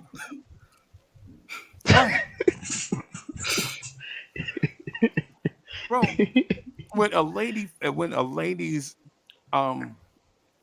gets in her bag and the main course is pasta salad, you know you can't go back in the house and burn the house for her, bro. She gotta burn up, bro. She gotta have like a white parent or something. Yeah, the bag is pasta salad. Out here making like some sort of casserole for you. Yeah. It's like when the building is on fire and she upstairs and they like, yo, you gonna go get her? I'm like, man, that bitch made pasta salad, bro. I'm gonna go get burnt up for some pasta salad. So you telling me Freeze? So you saying Freeze when she made Kool-Aid, she read the packet? Bro, it's Soulfinger. What I'm saying is she made great Kool-Aid, right? She made great Kool-Aid, but the Kool-Aid, bro, this I know she couldn't cook. The Kool-Aid had ice in it, right? Oh no! So listen, you got 3 hours to cook, and you ain't got enough sense to make the Kool-Aid first and put it in the freezer. We in here drinking room temperature Kool-Aid with ice on ice. Now you diluting the Kool-Aid. You're not even getting the real. It's not even grape. You're not even getting the real purple flavor. She was treating it like Rianiti on ice. Ooh, so nice. We ain't even getting grape. We getting lavender, bro. You can't wife nobody with no foresight, man. That's bad business. Yo, bro, that's what I'm saying is, bro, I'm trying to figure out what pasta salad. What is pasta salad, bro?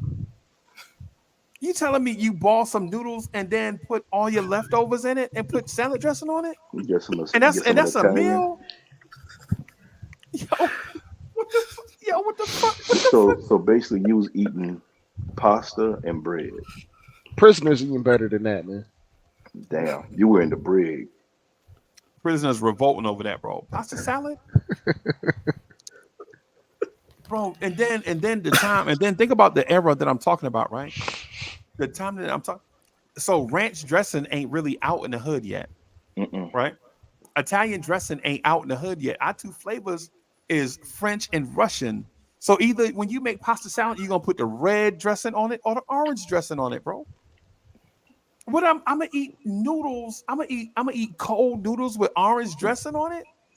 It's kind of egregious because at that time people actually knew how to cook.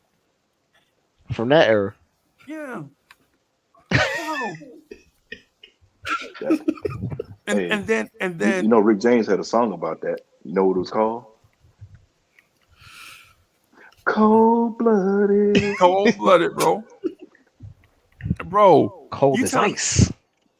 so wait a minute. So you telling me I asked your ass out on a Tuesday afternoon before we hit the clock? I'm like, yo, what you doing Friday night? Shit, nothing. Yo, I'm gonna grab some movies and come to your house. You ain't coming to my house, boy. Yes, I am, and I'm bringing movies. And she's like, well, okay, I'm gonna cook us something. Oh no. And So I she get thought there, about that the whole time and didn't pull. Oh god. and bro, Now, I where, get there. where was this at, Freezy? You know where this is in New Jersey. I This is just this making is in sure Jersey. because you know if you would have been down south, that would have never flowed. Because It'd have been an 8-course meal. man, look, and she told me that's just the appetizer. But so here's the thing. I stopped by the movie place. You remember when you had to go to the store, go to the movie place on the corner, and you got to Mhm. stand in line because dudes in front of you Mhm. is like they didn't rewind their movies and they up there trying to holler at the chick. So I'm standing in line. I'm in the movie place like 30 minutes, bro. Freezy in there, Right? yo B, hurry up, son. Yeah. You know I'm mad impatient, right? Like yo, hurry the fuck. You know what I'm saying? But yo, so we go in there, man, and we get. I think we rent. I think we rent like 2 old movies. It might have been like it might have been Lady Sings the Blues and Mahogany, right? You know how you trying to impress the lady, so you get like the the young lady come up. It'd have been like back in the day if y'all would have rented Love Jones from the movies, right? Hmm. Mm. Love Jones or Jason Lyric or something, right? So I'm in there with I'm walking up Definitely the love Jones. yeah, I'm walking up the joint with Mahogany and Lady Sings the Blues. I got 2 ice cold Strawberry Hill Boone's Farms. Oh, You but know what I'm see, saying? hey, Freezy was setting it up right. Strawberry Hill, boom. Yeah, Strawberry He's Yeah. Hill, out here yeah. out here See, trying to seal a deal. Yeah, I'm trying to seal the deal, but brother. did you keep them in the paper bag? Did you have her Nah, own paper bag? You had yours. nah. You know me. Oh, Like so when I you go, were going upscale. You were going upscale. See me, I kept it hood. I used to tighten the paper bag around the bottle for her. Here you go, girl. Drink that. nah, but yo, I was. My uncle was like, yo, when you go in the house, throw them bags in the trash and wash the bottles off. He was like, yo, go to the sink and wash the bottles off and put them straight in the freezer. That's what my uncle taught me, right? And I don't know if it make it colder or something, or it make you look fancy or something. But I wash my hands when I bathroom. You know what I'm saying? Wash my hands. You know what I'm saying? Take the Boone's Farm, put it in the thing. I'm like, yo, so you know what I'm saying? So what we grubbing? What's the get down? She like, yo, my mama taught me how to make this. And I look, and it's a motherfucking pasta salad, bro. I started to snatch them damn drinks out the freezer. Her mother taught her to run men away. Yes. Oh, Yes. girl. Bro, She I like, ain't never seen this no is my shit like mama's special recipe. soul finger and biscuits. You gonna make pasta salad and biscuits. Oh, What so the fuck? she's trying to get you on the Constipation Express. Bro, She if was I trying to carb you to death. yes. Yes, bro. Yo, I swear I ain't never seen no shit like that. Yo, what is yo, all I'm saying, bro, is I'm y'all friends. Listen, I know it ain't cool to make friends on the internet, but I'm here to tell y'all that I look at all of y'all as my friends, man. For real. Serious. And Mm. and I ain't bullshitting y'all, right? But I better not never see y'all eating pasta salad, bro. Yo, I swear Freezer, to God, bro. Freezer gonna have a conniption. I'm gonna flip out, bro. You know what I'm saying? Y'all gonna have to hit me with one of them darts. You know how they hit the lion in the back of the neck? Uh, with the little, they be The like, tranquilizer dart. yeah. Y'all gonna have to hit me with the tranquilizer, bro, because I'm gonna flip out, bro. The Freezer gonna be like, you know how Bruce Banner he turned into the Hulk, start going on a rampage, tearing stuff up. Right. Pasta salad. What the fuck? So for real, bro. For real, think about this. Think about this. You've been seeing the girl for Freezy like smash. They like, oh my yeah, bowl. yeah, bro. I was seeing her for like mad weeks, right? Every time I walk past her desk, like some dude in her face, right? And so I finally get the shot. I'm like, and this is me. Like, this is how I break the ice. I break the ice, or used to break the ice with something crazy. Like, hey, shorty, I noticed you was stalking me from the bathroom. Why you following me back from the bathroom? And she's like, I ain't following you back from no bathroom. You know what I'm saying? Or something. I just say something crazy just to break the ice, right? Icebreaker. So I talked to her, and then over the course of like 3 or 4 days, I'm like, you know what I'm saying? I like write down a little kitty note, saying I like you a lot. Do you like me? And we grown, bro. We like adults. But I send her the little kitty note or whatever, and she get, to get smiling, whatever. Finally, by the time I get ready to ask her out on a date or whatever to kick it, she already ready. She like, yo, what we waiting on? What we gonna do? So I asked her like on a Tuesday, bro. She got Tuesday, Wednesday, Thursday, Friday to come up with a meal, bro. And listen, I'm not coming to your house to eat anyway, right? I'm just coming. The meal is in the movies is just for us to figure something out, right? We get there, and your ass made pasta salad and biscuits and some room temperature ass Kool-Aid. What the? Yo, come on. Yo, I've been never seen nobody eating pasta salad, bro. Yo, if you want a dating scene right now and a chick fix you a plate with pasta salad Run. and them little smokies with them little teeny hot dogs on them, bro. Yo, just walk away, bro. Just walk away, bro. Yo, I'm telling you. Yo, if you ever you tell everybody to hit him with the Teddy P, huh? Yeah, man, just let it go. So I got and I know this happened like mad years ago. This happened like 30 years ago, right? But still, even when I think about it, it's all Bully fault. If Bully wouldn't have said there's something to be about pasta salad, bro, I would have forgot about it, bro. But Dre, what's up with them, bro? What's up with the ladies? They be so fine they can't cook. Is that what's happening? Freezy, you actually came from the era where ladies still cook. I say this. I said this before, but the only thing chicks making these days is reservations. That's it. Bro. That's it. And the reservations be for Uber Eats deliveries at a specific hour. Bro, I timed hour. I can't deal with it, bro. I can't deal with it, bro. It's like the finer they are, the less skills they have, bro. They don't need those skills. And you know what? Guys are more willing to tolerate when they look better. so it's rewarding poor behavior. I mean, like I see why. Like sometimes I see why some women be skinny because they can't cook and they know they can't cook, so they're just gonna not eat. They just gonna sit there and not eat. Bro, I'm so judgmental, bro. Like back in the day, my uncle used to tell me, right? My uncle used to tell me, he's like, yo, if they got long fingernails, bro, they can't cook. Oh. And I was like, what the fuck? What are you talking about? What's the science behind that? Now that I think of it, wow. Bro, if they got them long cocoa nails, bro, nails like cocoa, she ain't putting her hands in no hamburger meat, mincing up no hamburger meat, bro. No ground beef. Yeah, she ain't cooking like she ain't making no meatballs from scratch. Man. No, she ain't reaching in no oven. She ain't putting no oven mitt on, bro, with nails this long, bro. She gonna figure out how to use that debit card with it though. Oh, they be that when you see the inside of that finger, bro, the inside they be like this right here, bro. yo. I'm like, yeah, man, yeah. just be happy you found Miss Mocha when you found Miss Mocha. Yo, Miss Mocha is like, so she's smarter than everybody. Like she a nerd, right? So she a nerd. She like the valedictorian and all this stuff, right? So she different, and then plus she first generation, so she got a certain mindset, right?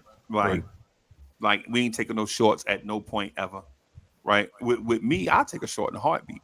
Matter of fact, I see a dude smoking a Newport and get a short off that, bro. You know what I'm saying? That's just me, right? So we kind of go together like peanut butter and jelly. But the ladies before her, bro, like, bro, they taught you what you want, what you needed. That's how you got to look at it. They taught you what you needed. Bro, this lady, yo, Soulfinger, I ain't gonna lie, bro. This chick that I was trying to date in Louisiana, I was trying to date her, bro. She showed up. She kept showing up for dinner with them white carryout boxes. Yeah, I didn't even know what a taco salad was until I met her. A taco salad? A taco salad, bro. I didn't even until I met Lorraine. I didn't know what a taco salad was, bro. Ain't that just like a burrito ball at this point? Yeah, That's what they call them now. that's like the big toasted bowl, Yeah, and it got like the lettuce and tomato and cheese and meat and sour cream and onion, all of that in it. yeah. I didn't even know what that was until I met her, bro. Every Friday night, She she'll show up with something. sound like she was from the future. But she was fine, bro. And she was fine, bro. She was like When the you most. when you in your 20s, you can overlook it. When you in your 20s, you just in a trance. You so pretty. You ain't even gotta talk. You ain't even gotta do nothing right. The funny thing is that I didn't realize is they be looking at us the same way.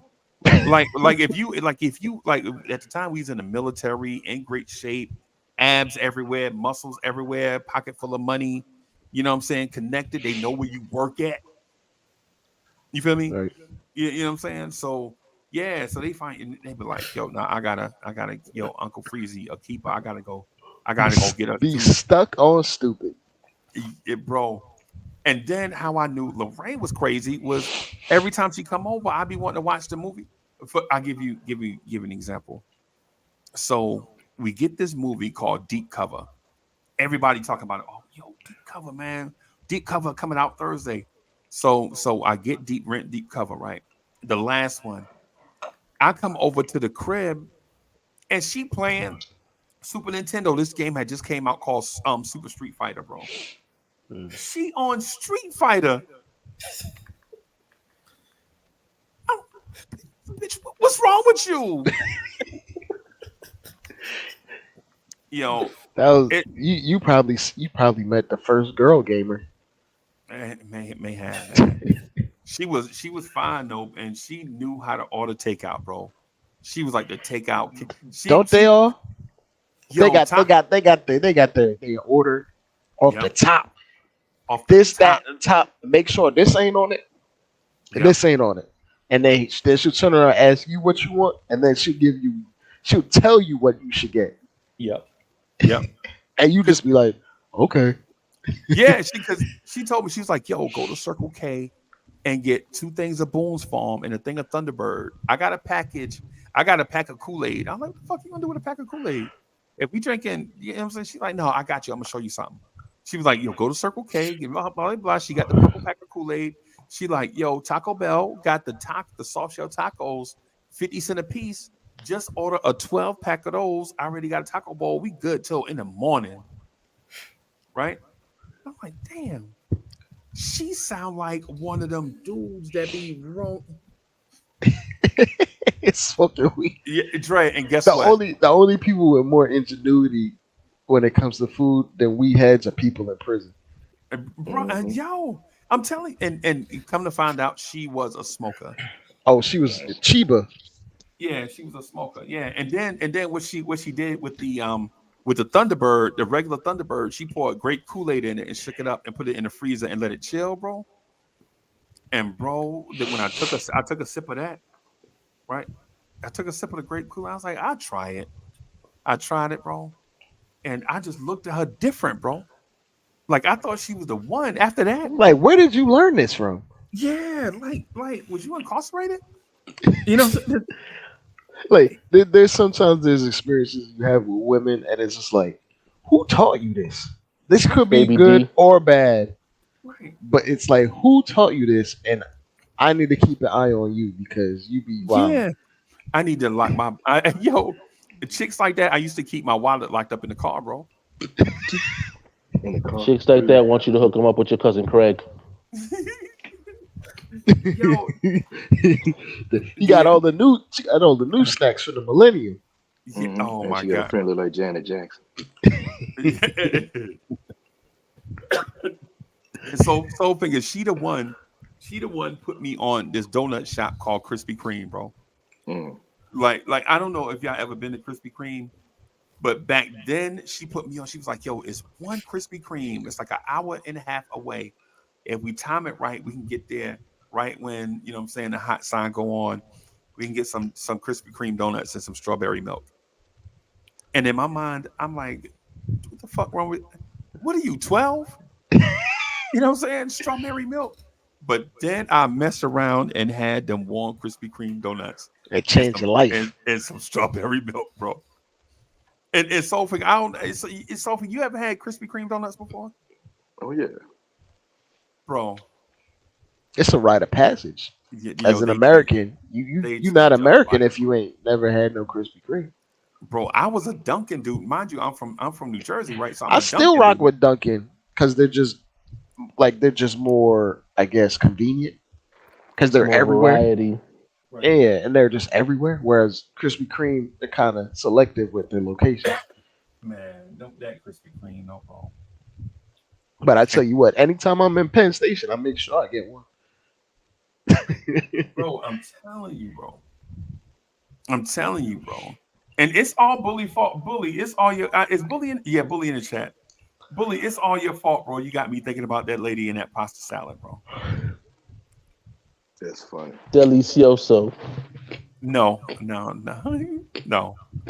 It's But hey, fellas, I'm gonna get out of here, man. I'm gonna wrap. Thank you everybody for coming through and hanging out with us, man. We're gonna continue to try to grow the channel and you know what I'm saying, have these conversations and such. I'm sorry I told my pasta salad story. I was trying not to. You know what I'm saying? But So And we there's, know- there's a valuable lesson in that pasta. But story. ladies, I y'all appreciate got to do better. Y'all got to do So- better on a date. You can't invite a dude over and serve him hamburger helper and green beans and chase it down with y'all remember chicks with the card? They'll be trying to serve you juicy juice like you 4 years old. Lady, I just got off from work, went home, took a shower, came over here. I ain't even called my mom to see how my mom was doing. I came straight over here. For hamburger Man, helper and juicy juice. Wiz's wife must make a mean pasta salad because he like it. What? Wiz love him She some put the pasta shredded salad. cheese on it. Wiz trolling, bro. Wiz trolling. Ain't no way a first gen gonna talk about Ain't no anybody pasta salad. yard man. Nah, ain't no pasta salad, bro. Nah, man, you know, We'll Wiz eat and the pasta son. salad with baked chicken. You don't even know what it is. What's pasta salad, bro? No, what- I'm just saying. No, Pasta not salad. you. No, I'm just saying. Wiz, he be under. He sound like he be sitting up there talking about and another for his pasta salad and another. Nah, bro. Hey, ladies, for the record, some of us are off the market, right? Some of us are off the market, but if you still on the market looking for a man, you can't do pasta salad and juicy juice, right? Or if your man thirsty, you can't go in the fridge and pull out one of them little plastic barrels with the green juice in it and give it to your man. Nah, The quarter waters. yeah, nah, you can't do that. You know they 50 cents now. Oh my god, bro, the hug juices? Nah, you can't. Nah. Quarter waters is 50 cents. They 2 quarter waters now. Oh my god, bro. Hooking it up. She like, I got you, boo. I'm gonna give you some. I got you. Come over to the house. We're gonna watch Netflix and chill. I'm gonna have dinner ready for you when you come over. You be like, oh, word. And I'm gonna have a Yeah. carton of jungle juice. Oh You my had a- god, bro. Hey, she gonna hey, y'all both Could be- get two quarter waters apiece. That's 50 cents. Could be worse. Could be worse. She could open the fridge and she got St. Ides in there. Oh my god. Man, look, let me have gone to a house and seen a woman with St. Ides and I was going Went to the corner store, you know what I'm looking for. St. Ides. Bro, and then one last thing. Hey, Triborough, I'm gonna say this for all the ladies in the place with style and grace, right? Stop letting people sleep on your chairs. You know what I'm saying? Stop letting people sleep on your sofa because when we come over, you know what I'm saying, to Netflix and chill, we don't be wanting to smell the inside of a Timberland boot on them little pillows that y'all be having on the chair. See, Yo, y'all gotta stop that shit, man. Y'all cousin who ain't working. You know what I'm saying? Y'all can let him sleep on the chair, and then I put my arm around you, and then I'm smelling the inside of a Timberland boot, and it's the pillow. Man, get out of You smell here. of you smell of cigarettes. Yes, I'm smelling. Yo, I'm Straight up smelling Newport. Dr. Scholl's and Newports. Cools, man. Cigarettes and Aquavelva. Oh No. my God, that ruined the ambiance. No, See, those y'all cats from don't an era smoke cool. before. Y'all from an era before Febreze existed. Oh my God, bro. At least put your pillows out and let them air out. Get some Air out or fresh air. something. They so small you can wash them. Wash them. They so small you can wash them. Some of them pillows. You know you ain't paid that but $4 for them pillows anyway. So if you Put it wash on it and then that mess it up, stuff. just go spend $4 more. hmm But instead, I sit on your couch and I'm smelling. What's up, son? Oh my God. ladies, come on, ladies. We gotta do better. Like listen, men are not as judgmental as women. Like when you a bachelor and a woman come over to your place, she gonna ask you to use the bathroom, right? Oh, I've been hmm holding it. Can I use your bathroom? She going in there to inspect your bathroom. She gonna look in your medicine cabinet to see if it's his and hers, right? She gonna look in your shower to see if it's 2 sets of washcloths. Like with me, I'm gonna have 2 sets of washcloths because you do one for your body, one for your face. You know what I'm saying? That's me, right? So, but she gonna walk down the hallway and look at all the rooms and all that stuff, right? But dudes, I know dudes that walk in a place don't even wash their hands when they get in the chick place. They just trying to grope something off rip. The You know what I'm whole saying? They time come you coming in, you just mentally prepping. Yeah. Yeah, they motor race in front of town. Soon as Don't they be grab weird. Don't be weird. Don't be weird. Don't be weird. yeah. Don't make this thing awkward. You know what I'm saying? So ladies, men don't judge, but can you keep it simple though? Like the simple things, like if your cousin Trey sleeping on the chair and he just took off so y'all can have some time or whatever. Like he say he's staying at Mom Duke house over the weekend, so you can have date night to yourself, whatever. Listen, just don't have the place smelling like Trey. I don't care if a man lived there. You know what I'm saying? Or I didn't care if a man lived there. You know what I'm saying? If that's your cousin, it's your cousin, right? I don't care, right? But when we come in, don't be having no clothes in the hamper, bro. Like a week worth of clothes in the hamper.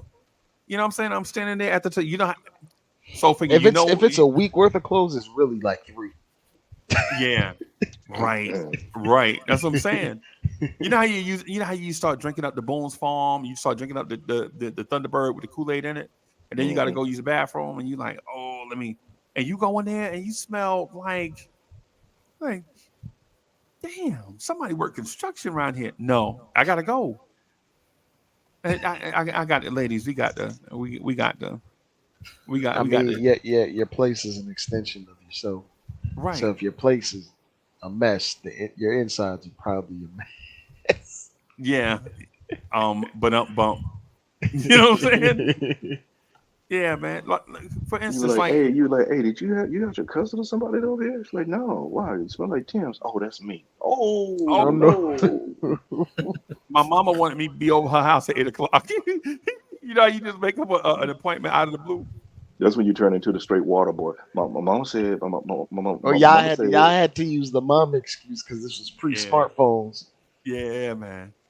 In Yeah, my man. time, in my heyday, when I was just out here, I would text my man, yo, call me and just talk about nonsense, and I'm gonna get up Right. out of here. And then I'll be like, yo, my man called me, had to take care of something real Yeah, quick. and you got to get out of there, bro.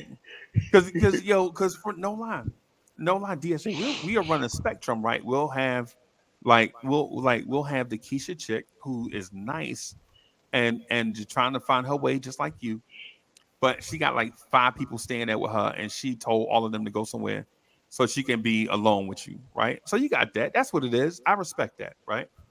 But then you got the poetic justice chick who, when you walk in her house, it's like a museum. Yo, the poetic justice chick, no lie, Dre, the poetic justice chick, when you go in her bathroom to use the bathroom, she'll say something crazy like, "You better not pee on my floor either." You know what I'm saying? Or something wild like that. Or you look at the sink and the soap still be in the wrapper. Yeah. Dang, bro, there was just a museum. And Could she be like, worse. Could be worse. You could run into one of those holistic Erica Badu chicks, and you think you about to run into a seance and everything smells earthy. yeah, It's you like want, you can't use regular Dove. You got to use this Black imported. butter. yeah, yo, why the soap This got stripes in it? I know who this you is talking black about, Dre. soap. I need black Well, soap. I like need she shea she everything. talking about like I can't use deodorant with toxic ingredients Yeah, because I'm a man. right. I need it. I need it. You know what I'm saying? I Yeah. need the chemicals. Sorry. Yes. If it take a couple years of my life, so be it. Yeah. But I can't be out here funky, bro. Yeah. Yeah. Yeah. Yeah. And Instead don't of be the. instead of hand soap. Hey, what am I supposed to do with this Egyptian musk? Yeah. Bro, and And then the be the incense is burning. yes, bro. You have a. I'm like I'm trying to Eyes figure in there out. burning and tearing up. You coughing. You sound like you got Rona. No, it's incense. No, What is no, this? damn, bro. I ain't gonna. And they be the main So ones. smoky. You got to talk to them for like 7 months before y'all move, before y'all do y'all adult stuff. You know, like yo, I say yo. She like, I just gotta wait for the perfect time. They somehow decided to make a change in their life when they met you. Yes, yes, You Yep. wasn't with all that. You wasn't thinking this far out. right. And now you stuck. I saw you in Burger King ordering the number 7, and now you reading the Erica Badu handbook. What the fuck is going on? Yeah, drinking beet juice and There's burning there's sage. two neo souls. There's the pseudo Erica Badu, and then there's the Jill Scott. And Yeah. I gladly take the Jill Scott. Right? I take the yeah, yeah. Yeah, because I can't do. I gotta remove all 24 bangles before we do anything. No. No. Every time No. you see them, they got a different hair wrap. I'm just like, how you got 45 different color hair wraps? Right. And no hair. Go figure. And what's going on under there? Yeah, I'm trying to figure out why I don't never see it. Like, what's happening? It's been like 4 months. Whole, You know whole what I'm saying? time, whole time, her head is actually as long as Marge Simpson's hair. Like her actual skull goes that high. She's like, yo, you the cone hands? What's happening? You got a whole lot of brain, girl. You got, girl, you Oh, very man. smart, girl. You very smart. Protected. Yeah, Uh. but yeah, man. So you You know, ahead of your class. yo, that's wild, bro. That's wild, bro. So I'm not bashing the ladies, but it's all Bully fault for bringing up pasta salad, bro. If Bully wouldn't have said nothing about pasta salad, bro, I think I'd have been straight. Now I'm having a meltdown on the internet about pasta salad. You get hit with PTSD. Yeah, man. Oh my god, bro. And Oh, it my- freeze it. It's like, hey, it'd be like, you talking about, give me your wallet. Freezer, man, I ain't giving you nothing. They pull the gun out. I said, what you gonna do? Shoot me? I don't handle that, man. Can't pull out some pasta salad. He's on his knee. Yeah, take it. Yeah, just take everything. Just take I it. got a Shoot me, family, shoot me. bro. Don't do me like that. Yeah, man. I'm trying to figure if you hit me with the listen. Here's my DSJ. Here's my other thing too. Just real quick. I ain't gonna talk y'all deaf. I promise. But if it's my first time coming to the crib and we chilling, right? And this is back in the day, right? Don't make spaghetti, right? I'm Spaghetti's thinking, too easy, man. yeah, and I'm thinking, and Soulfinger know where I'm going with the spaghetti thing, right? Like if I just met you, I don't want, Oh, Nah. the voodoo. or the thought of something like that, right? Y'all in the South. Yeah, because in theory they can do it to any food, right? But there are certain things. That's, connotations. yeah. So I okay. I'll give you an example. I meet this lady on a Thursday, right? On post. I meet this lady on Thursday, on post. I get her number. We talk all night right before PT. I'm in PT rocking because I'm so tired. You know how you so tired, your eyes be burning? I'm that tired, right? I'm in PT rocking, right? Lunchtime come, I'm trying to go right back to the bricks, you know what I'm saying, to take me a power nap and then go back to the motor pool, right? So I'm like headed back to the bricks, right? She blowed her horn, bump, bump. I look, it's her. She's like, yo, man, I really enjoyed the call, man. I'm mad tired though. I'm like, yo, come on, let's just go upstairs and take a break. I promise I ain't gonna do nothing. I promise. She in BDUs, I'm in BDUs, right? And there ain't nothing, right? We go to the room. She sleep on the bed, and I take the green blanket and I sleep on the floor, right? Sleep, man, how long go off? I'm like, shit, I gotta go to the motor pool. She jumps on me, kiss me, put her BDU jacket back on, take off, right? Right. I go to boxing practice that afternoon. I get my man, I'm so tired. I get my ass whooped all day in boxing practice for like 90 minutes, right? I mean, beat by everybody. Dudes that ain't never beat me before. It just happened to be a sparring day, right?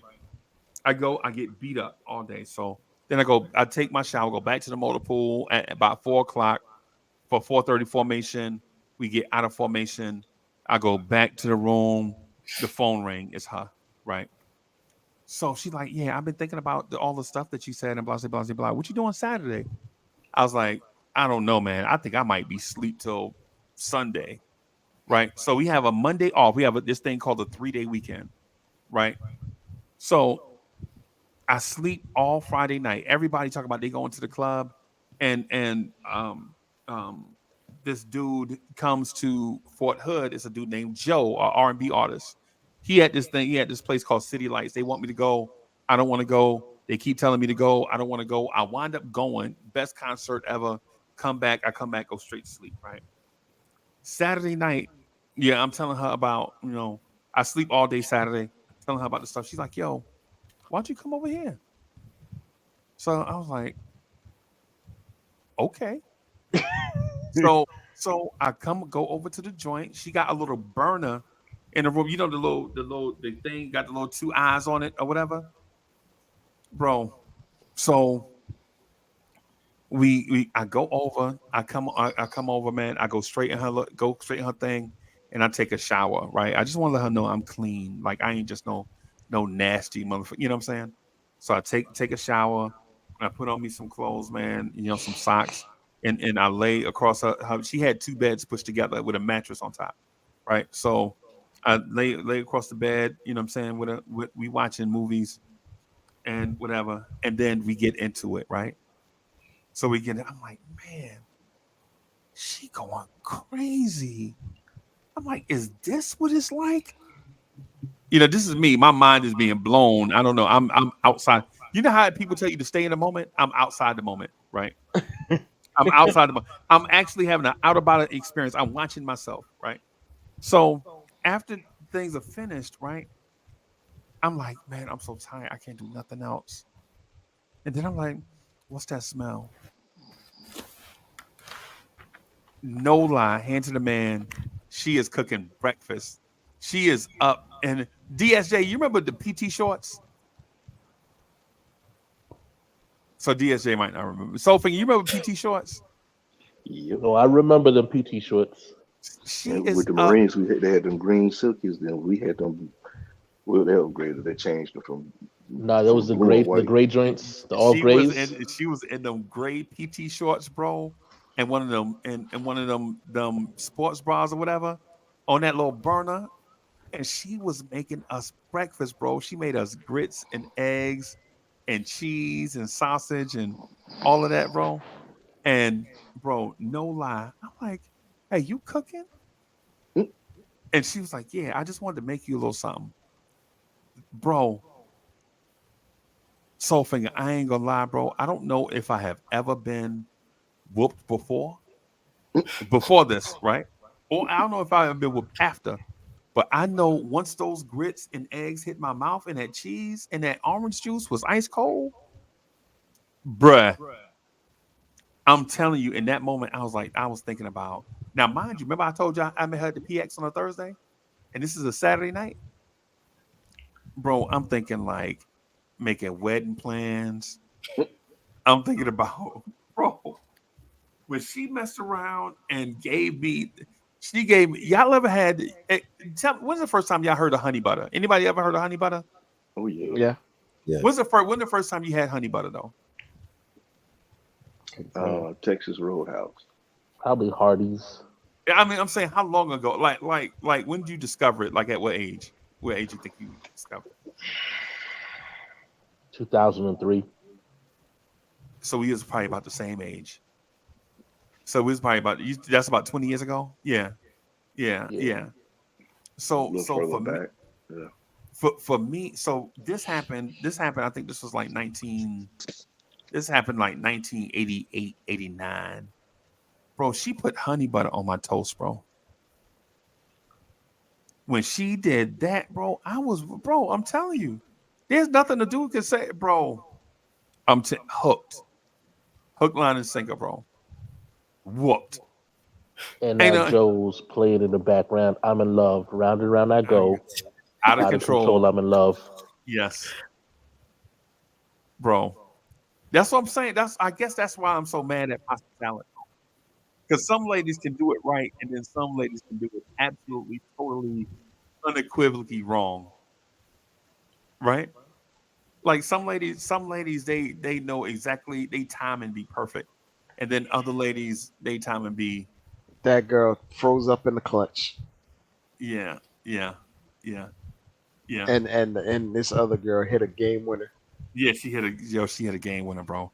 And then we slept, right? So we just slept. It's YouTube. I'm trying to abide by y'all guidelines, right? So we slept, right? I wake up with her in my arm, and she just looking me in my face, like, "Good morning." And I'm like, "How long you been awake?" She like, "Man, I've been awake 20 minutes. I was just laying here, just looking at you." Oh nah, she's deviant. Nah, she did something. I called my pops and told my pops that, bro. And Pop Deuce cussed me out. You did what? Yeah, I was like, yeah, man, we did the hibbity jibbity, and she gave me some grits. My pops cussed me out. But anyway, He man. probably gave your son that talk at some point too. Yeah, man. Same cussing out too. Yeah, it's a generational thing, bro. It's a generational thing. So yeah, man. Yeah, man. I just wanted to make y'all laugh before I get out of here, man. I'm gonna get out of here, just man. Thank y'all for rocking with me, man. I just wanted to share it to let y'all know I'm a real person, man. I ain't perfect. You know what I'm saying? Do a lot of stuff wrong, bro. Do a lot of stuff wrong. But Yeah, I guess like bullying, eating grits. yeah, eating grits after you bump uglies. After you bump uglies, you eat some cheese, grits, and eggs and sausage She was plotting the whole time, the whole time, bro. and you fell for it. Hook, line, sinker. But sometimes the plot is like, sometimes it's worth it. Yeah, Sometimes the trap is worth it though. for You know the what I'm saying? experience. Yeah. So we stayed together for about a year. And then after that, man, she was getting ready to get deployed, and I was about to get deployed, and the stress from that kind of forced us in a couple different directions. So it is what it is. Yeah, man. Y'all got something else before we get out of here? Ah man, I'm good. Yeah. Y'all want to revisit Jay Dilla? I was gonna say, man. I got- Nah, no more Jay Dilla. Disrespect. Jay Dilla is top 78 all time. Oh God. All right, Jen. So I don't know when we'll do this again. I guess it'll be on y'all. Did y'all do the review for Dead President? No, I No, didn't. not yet.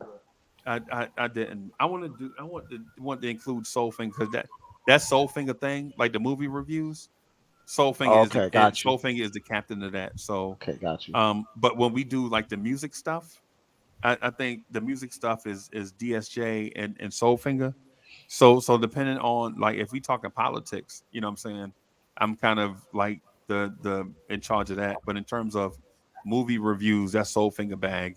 And then music, I think those two do it together. So whenever they ready to do it, they'll let us know, and then we'll do thumbnails and cue it up and all that stuff. So Bet. Gents, y'all got something else before we get out of here? DSJ, don't wishing send me. everybody, just I wishing knew everybody it. a safe night. You about to send? You trying to mail me some pasta salad, bro? If I mail it, if oh man, listen. If I mail it, you need to question my friendship. Yeah, I'm already. Yes. Freezy's saying that, like, you remember that skit from Chappelle Show with the yellow cake? Don't Yup. drop that Don't shit drop here. that. I got it in a bowl covered in a napkin. Oh my God, bro. DSJ, I'm already questioning if you thinking about pasta salad, bro. If you thinking about pasta salad, I'm like, as long as you put some shredded cheese on it, I guess it'll be fine. yo, oh my God, bro. That's so ghetto, bro. And I want crab. I don't want cheese, but it'll be crab. Yeah, bro, that's so hood, bro. Ladies, shredded cheese don't make everything taste better. You know what I'm saying? Come on, they done lost their mind, bro. They like, yo, put ranch and cheddar cheese on it, make every no.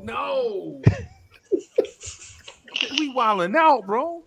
We like, yo, put cheddar cheese and Italian dressing, ranch on everything, and it tastes better. Add some bacon bits. Yeah, and some. Oh my God, bro. Y'all got y'all shorties. Y'all got y'all shorties out here eating chicken tenders, chicken nuggets, and ranch dressing. Oh my God, they raising a whole generation of pasta salad. Look here, Trey Leaker, you eat what I give you because we don't have anything. We got ranch. We don't have any ketchup, but I definitely have ranch. Oh my! And here's some, and since you were a good girl, Trey Leaker, here's extra cheese. Oh my God! And ladies, stop frying everything. You know what I'm saying? You feed your kids chicken tenders and French fries. Oh God! You know what I'm Every saying? day. Every day. It's spaghetti. It's 3 days of spaghetti, and then the other days is tenders and fish sticks. In the age of air fryers. Yes. Yo, the air fryer is not a stove, ladies and gentlemen. And then really get gangster, we'll break up the Foreman grill. Oh my God. Ladies, don't cook. Ladies, the George Foreman grill ain't for hot dogs. Okay. The George Foreman, you are not gonna squeeze fat out of a hot dog, ladies. You know what I'm saying? Yeah, but anyway, I'm out of here for real this time, man. Thank y'all for rocking with me. The Knicks morning drive coming your way at 9:30 a.m. This morning. The Knicks at Night podcast tomorrow night. We're gonna get back on schedule. It's a new month. I'm gonna try to get things back the right way. Training Thank camp y'all. coming soon. So. Yeah, training camp definitely. All right, y'all. Hey, Fry, thank you for rocking with us, bro. I know I got a little sideways off the music. I'm sorry telling you about pasta salad, bro. I loved it though. Now, you love pasta salad? No, I love it. It just made me laugh. Look, Freezy, when we go out, I got you because I'm gonna order you some pasta salad when we go to a restaurant. My man wants the biggest bowl of pasta salad y'all got. You ain't never. When have you ever been to a restaurant and ordered pasta salad, bro? Well, I will when we go out this time. Freezy gonna flip some table over. Yeah, bro. I'm telling you, bro. I'd be like, my man, he love your pasta salad.